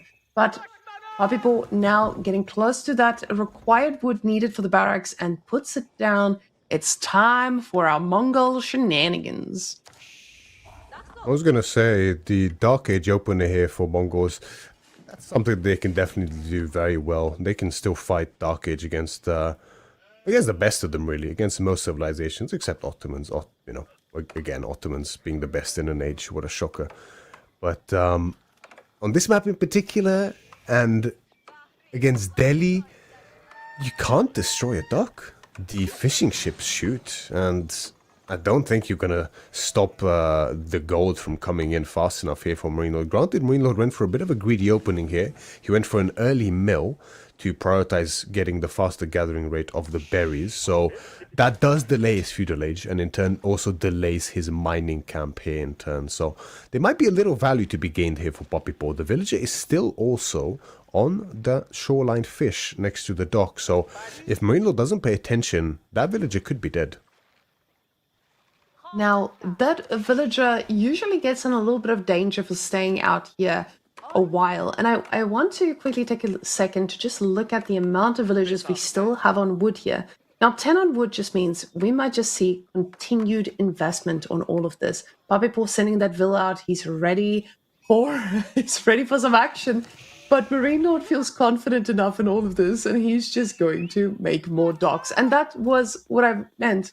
The fact that we're dealing here with Marine Lord still investing on wood means that you are going to just get a very confident Delhi to keep pushing on out. And he's not even thinking about gold, which I'm a little bit worried about for him. But with the villagers still being all the way out there, maybe that's going to be the sneaky villager who will be the sole gold collector of the empire. Even a tower rush coming in on this dock here, and that's of course not in vision. The dock cannot see into a stealth forest. At least I don't think so, right? Or is it just reserved to outposts? I'm not entirely sure. Maybe we can have a look with the perspective vision. But even a second dock here from Marine Lord, this is actually quite uncharacteristic. He normally doesn't go for this kind of greed in this position, but he does so now. Maybe thinking that if he... maybe thinking that if the villager gets rotated on by the spears, then he might be free to actually challenge this outpost, but doesn't seem to be the case. And we did have confirmation.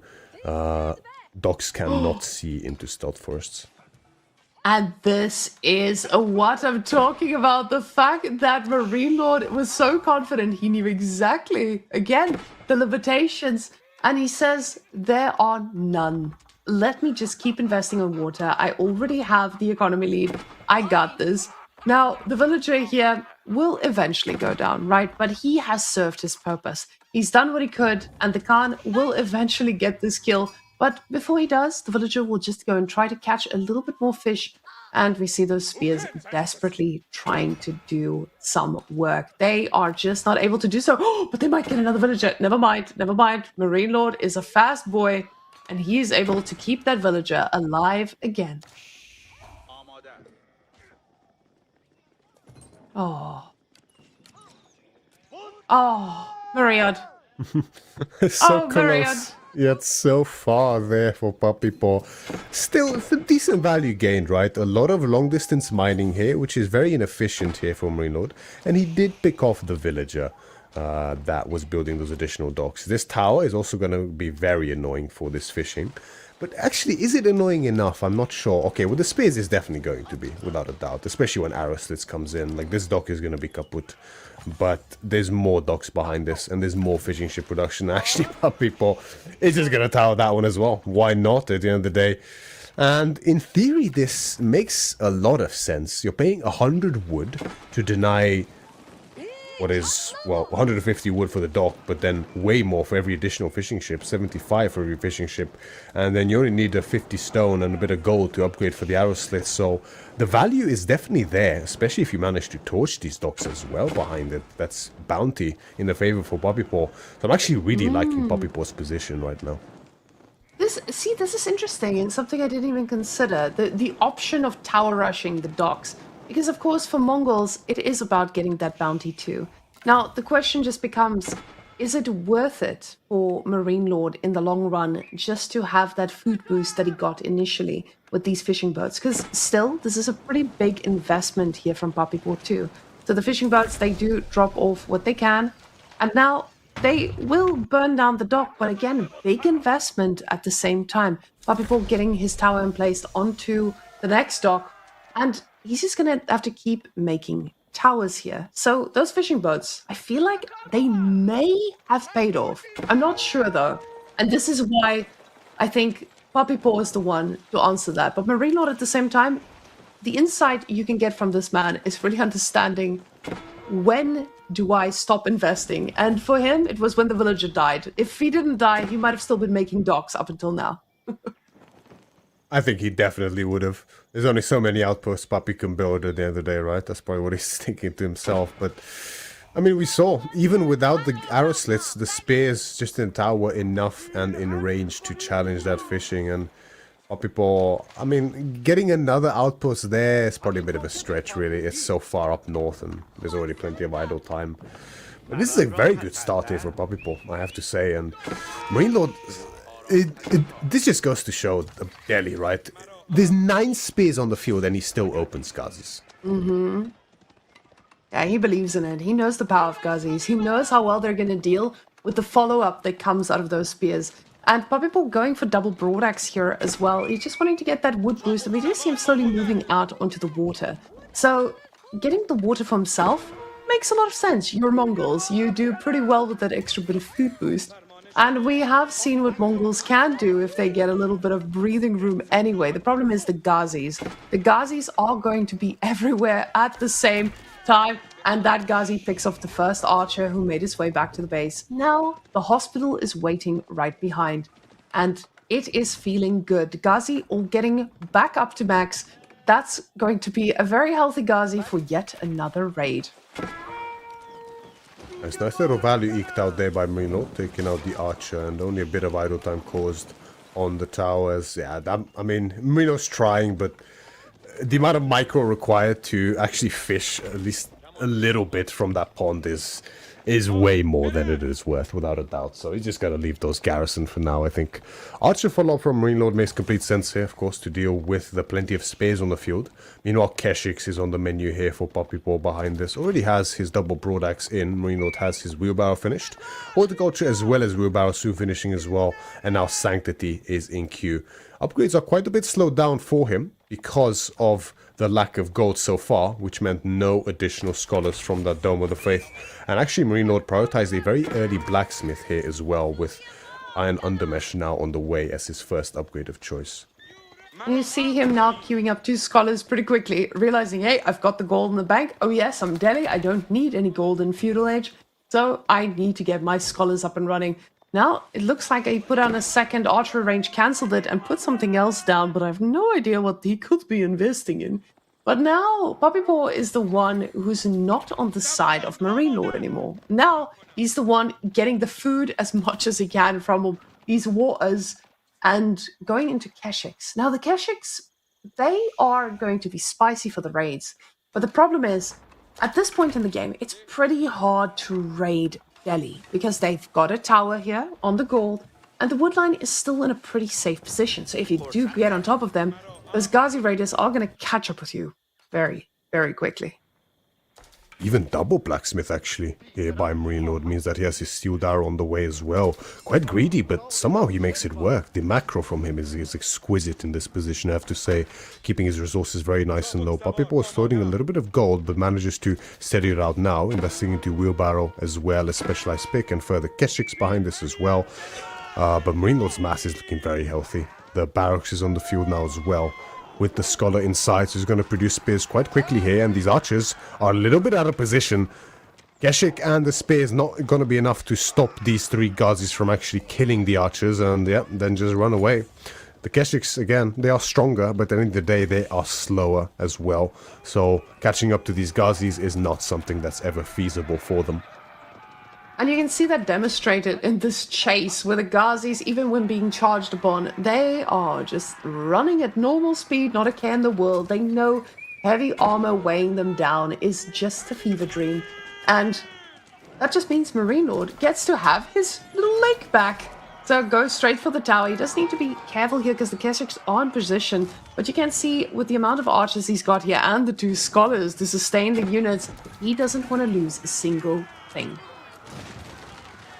Tower goes down, the spears inside are now going to fall. That's a lot of military again being lost here for Papipo. The Keswiks charge in, but there's already spears in position and plenty of Ghazi Raiders as well. Scholar healing coming through as well. The Keswiks are going to do great work. They're actually melting through the numbers here for Marine Lord, but the mass is there. It's too much of it here for Papipo. And with these upgrades coming in behind this as well for Papipo, this military disadvantage, I think, is insurmountable. Now, Marine Lord is looking at closing this out so commandingly. You see, with all the Ghazis, he's just going to be the one in the base of Papipo. And you know how Papipo was the one building towers everywhere? This is the opposite scenario now. Marine Lord microing those units absolutely perfectly to try and get us around on every single archer that dare to come out. Now, the few archers that Papipo does have will get quickly picked off by the archers of Marine Lord if they dare step out too fast. Being in position to get the Ghazi Raiders, who are just being a little bit cheeky by charging in on those archers, very happily just firing away. They do move out of position here, and this might be an opening to pick up a unit or two, but he says a single unit only. The rest of them, you're going to have to work for those. With a surge of confidence, Marine Lord goes directly across the map and challenges Papipo's home dock here directly. The demo gets spotted and is not going to find any value. Papipo is scrambling to get together the military numbers to challenge this, but the Delhi mass is uncontestable at this stage. It's so much. The upgrade advantage is there as well. Normally, it's difficult for Delhi to find an upgrade advantage in the feudal age in terms of timing, but here, Marine Lord makes it look easy. The Keswiks find a fantastic connection on the archers, but it's not quite enough of them to challenge the Ghazis and the spears that follow afterwards, and that opens the room for Marine Lord's own cavalry to dive directly onto Papipo's backline, who's now forced to retreat directly underneath the TC. Plenty of arrow fire coming through. Maybe Marine Lord might have been just a touch overzealous there, but still the mass is so healthy. Double Sacred Site cap behind this as well, and so many injured Ghazis here that can all be brought back and healed if Marine Lord just chooses to do so. But he doesn't even need to. The mass is there. Economic lead, military lead, a lead in every possible way here for Marine Lord. They're reclaiming every single little pawn there for himself, ensuring that he is going to stay ahead when he's ahead. Marine Lord's army not slowing down whatsoever, but with all that gold income, this man, he can decide to go whichever way he chooses. And Papipo realizes this. Marine Lord making it all the way to London in a convincing sweep throughout the bracket. Today, only Beastie was able to take a game off of Marine Lord, and this is pretty scary. I think all of these players getting a rude awakening for what's waiting for them in London. Yeah, Marine Lord, I have to say, he has looked so sharp today. It's been a while since I've seen him play this exquisitely. I struggle to find even one mistake that has been made in this entire series so far by him, and it's wild to watch. And Papipo, he went into this confident. He looked fantastic up against Anatan, and you know, it's one of those things. I'm not sure if maybe there was some there definitely were some slip-ups from Papipo that I can point to, but is it a case of Papipo playing maybe a little bit worse against Marine Lord, or is it just Marine Lord playing so well that he makes Papipo look worse? It's always an interesting dichotomy, I find. Fantastic play here by the man, and rightfully deserved all the way through. I think Marine Lord now feeling pretty confident about his showing, but this is also going to motivate the players to get ready for this event and practice a lot harder. See, when you're sitting there watching the weakness of your opponent, and this is interesting about the Papipo game, Papipo showed no weakness, but Marine Lord was still able to try and find some. And just the same, Marine Lord showed no weaknesses here. So none of the other players will have that opportunity either. Yeah. Papipo was a fantastic attempt, but wasn't quite able to break through today. But there'll be plenty of chances in the future, as we mentioned. But we have confirmation. Marine Lord is ready for his winner's interview and qualifying interview in this case as well. So just waiting to be moved over to hear from the man himself. Marine Lord, congratulations on a stunning 4-0 victory here. That was pretty decisive, wasn't it? Yeah, I'm very happy about how I played this final. I think against Beastie I made a lot of mistakes, and it was quite shaky. But against Puppy I think I played... I made some small macro mistakes.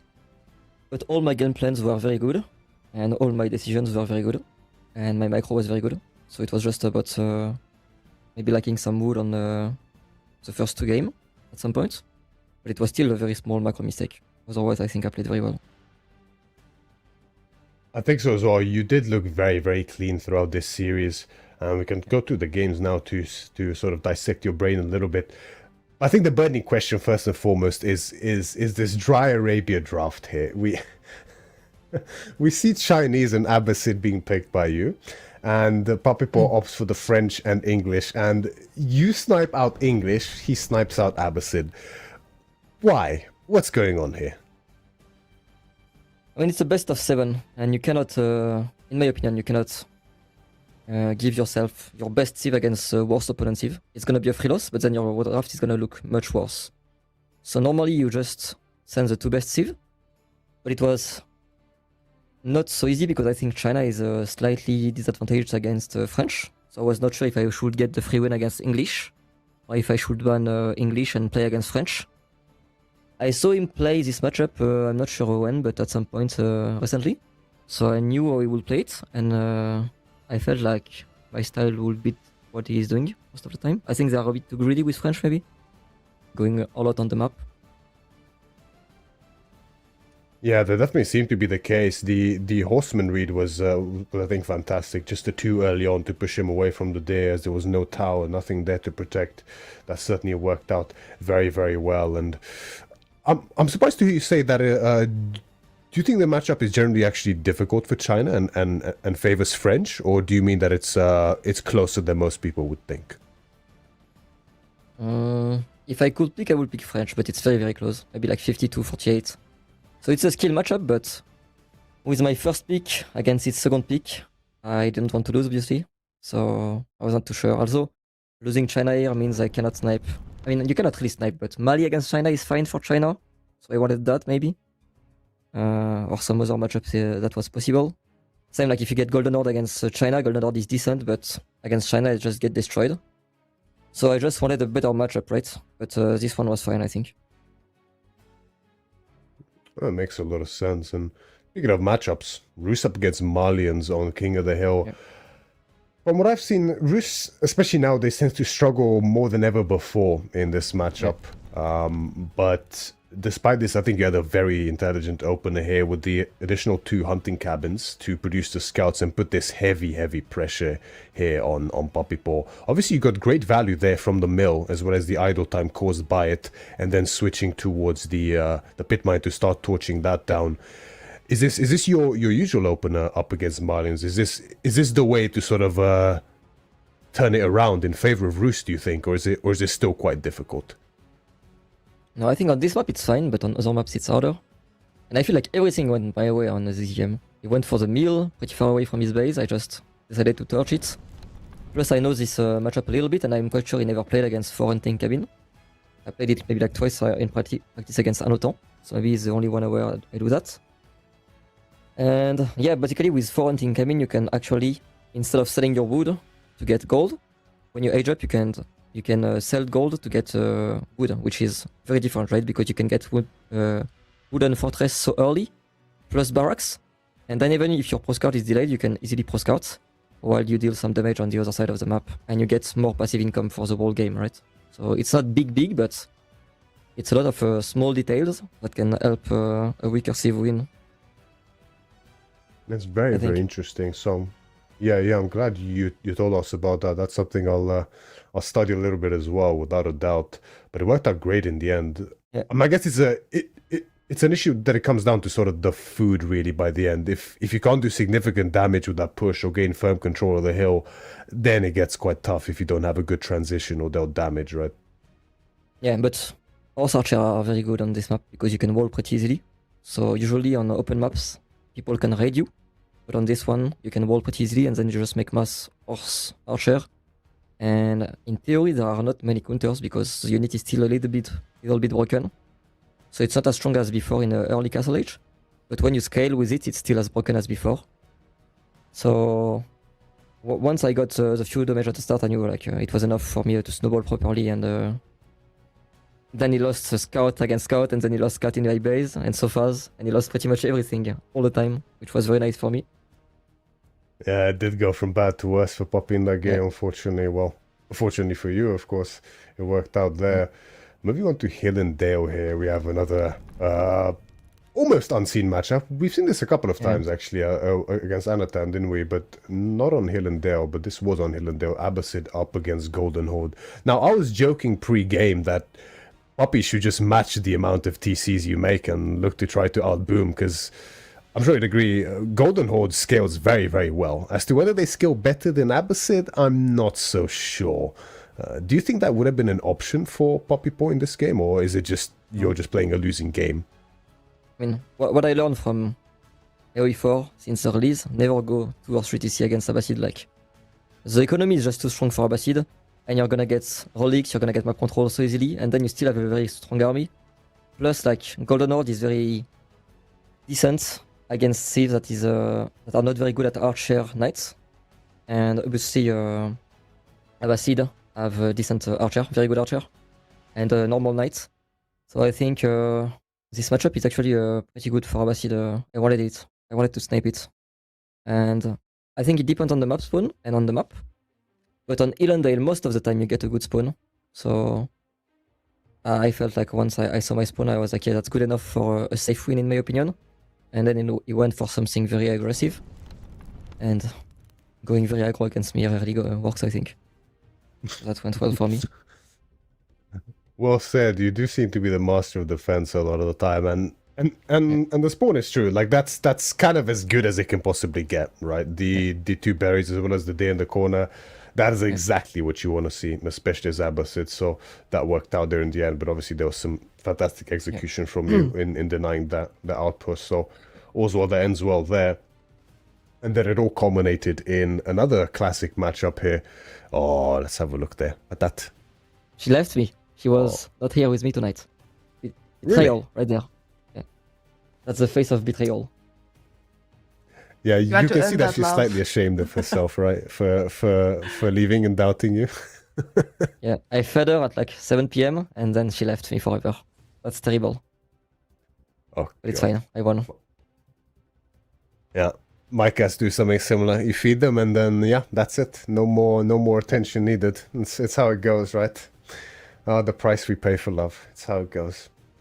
But it all culminated in this, right? Mongols up against the Delhi on Frisian Marshes. Neither save is really a top tier pick here per se. I mean, they're good. They have good matchups, but facing each other, you know, we haven't seen this for a little while. It used to be quite a common matchup back in the day when Mongols were slightly higher priority pick. But I feel like it gets very difficult for Mongols the deeper it goes in the feudal age because of the Delhi mass. Kashyyyks are better than Ghazis, but the mass is a problem here, right? But the tower strat it was very interesting here from Poppy Paw, especially denying so much fishing. Was that a bit of a point of worry for you initially as to how you would follow up afterwards, or what Poppy Paw would follow up with, or were you comfortable all the way throughout? No, I don't think it was worse for him. I think if you just get your fishing ship back into the game eventually, you're gonna be ahead. So I think it's just a question of holding, and then you just make a lot of units. It's one of the matchup I wanted to like. I know he likes Mongols a lot on the hybrid, and I think Mongol is very strong, but I don't think it's match very well against Delhi. So I don't really think Delhi is a very good pick here, but I think in this matchup it's very good. I think. Yeah, I think so as well. Yeah, I know. And that only gets harder as the game goes by. Or for the Mongols, it feels like, right? If they can't do anything in feudal. So it all worked out there in the end. And yeah, now she's happy. Now she's getting the attention she needs. And Dad won the game, right? So Yep. Let's go. We did it. And looking forward here, I mean, you're basically done for the better part of months now, right? In terms of pressure, at least in that regard. Obviously, practice is going to continue, I'm sure. But now you're all set. That must feel very, very good. I do wonder, who do you see? Obviously, it's difficult to call, but if you had to sort of pick one player that you think will qualify next, that you believe in the most, who do you think it's going to be? Gotta be Patat. I think, from what I've seen the last like 2 weeks, if I had to pick like today, the 4 players, I would say Vortix, Pepipo, Anoton, and me. But I think Beastie is getting better. And yeah, I'm not sure. I would say it's between those 5 names, including me, that are the biggest chance. Wham is very weird because sometimes he's not doing very well and then he's doing very well. So I don't know. He's a little bit of a wild card. And Lucifro has not been doing too well, so I'm not sure about him. But yeah, I would say maybe like 6 favorites. And I would say Vortix, Anoton, and Pepipo are the one I think will do well next week. I don't want to quickly ask you about, because there was a bit of some surprise results yesterday, right? Notably Bolton, of course, knocking out Lucifron quite early, and then actually being 2-0 up against Papipo. That was looking very scary for a second. Yeah. Bolton, have you played much against him recently? Does he have the potential to keep going there, maybe do some even more upsets in these coming weeks? Or is that sort of, was it sort of the perfect storm for that to happen just this week? I mean, he played well, so maybe we'll do decent, but I didn't play against him, so I don't know. Usually, I think when it comes to the underdogs under like the top 10, I think Numudon and Baltun are always very dangerous. We should never underestimate them. Maybe they will do bad and it will be fine, but sometimes they play very well and it's very hard even for the top players. So I think they are the 2 names that are very, very hard. And obviously you have other names that are doing pretty well, but I think those 2 are actually very solid and they just can beat you in a macro game, even though if you're a top player. So I think they are pretty impressive. Yeah, for sure. They're normally the ones that really dance around that line of breaking into the very upper echelon, right? Yep. Where you veterans are. So excited to see what they do in the future. Maybe I'll join them soon enough if I can get the consistency down, eh? Yeah, maybe. Who did you lose to this week? This week, I didn't qualify actually, unfortunately. Okay, but I'm first in line next week, so I'll be well. I won't be seeing you actually, but I'll be seeing. I will be watching you. It's Papipo, right? Oh, thank you. I think the first week is fixed, but the second week is not going to be fixed, so it might be a little bit random. Oh yeah. I think you might play against right. any top 4. Yeah, you're right. Well, it'll be interesting to see how that changes. Hopefully we get confirmation soon so I can do some research. But yeah, Marine Lord, once again, thank you and big congratulations. It was a great performance. Any other parting words here for EGC or for Chad that you'd like to say? I mean, thanks for watching, thanks for supporting me, and hopefully I will win at Wololo. It's very sad I was not invited to the final, but I'm gonna make my spot myself. I will work for it. Maybe next time, right? If you win this Red Bull, then surely because you won the last Red Bull, you can get invited to the next one, right? That's how it goes. Plus, I'm getting old, so it will be nice if they can help the old guy like me. Yeah, it's true. There's a struggle, right? It's not like you've achieved enough so far, right? There needs to be even more. And I enjoy casting so much right now, so I really like when I have the opportunity to cast. So qualifying this week is very nice to me. Like I'm very, very happy about it. Fantastic. Well, Marine Lord, it's been very much a pleasure as always. Have a good night, have a good rest, and we'll be seeing you soon. See you soon. Bye bye. All right, that means we are done for the day. You guys survived a pretty impactful day, I think. We saw a lot of sides to people we didn't expect. But Marine Lord, I guess that was the most expected side we could see. But ladies and gents, that will be it for today. Thank you so much for watching, and we'll see you back here next week with more shenanigans and hopefully a few more upsets to see who makes it out on top. Indeed. That was it from us here at EGC. So an action-packed weekend here, the very first weekend of the road to Red Bull Wololo. We have our first qualifier, Marine Lord, and plenty more hungry contenders that we'll be seeing next weekend. So that'll be it from me. Well, see you next time.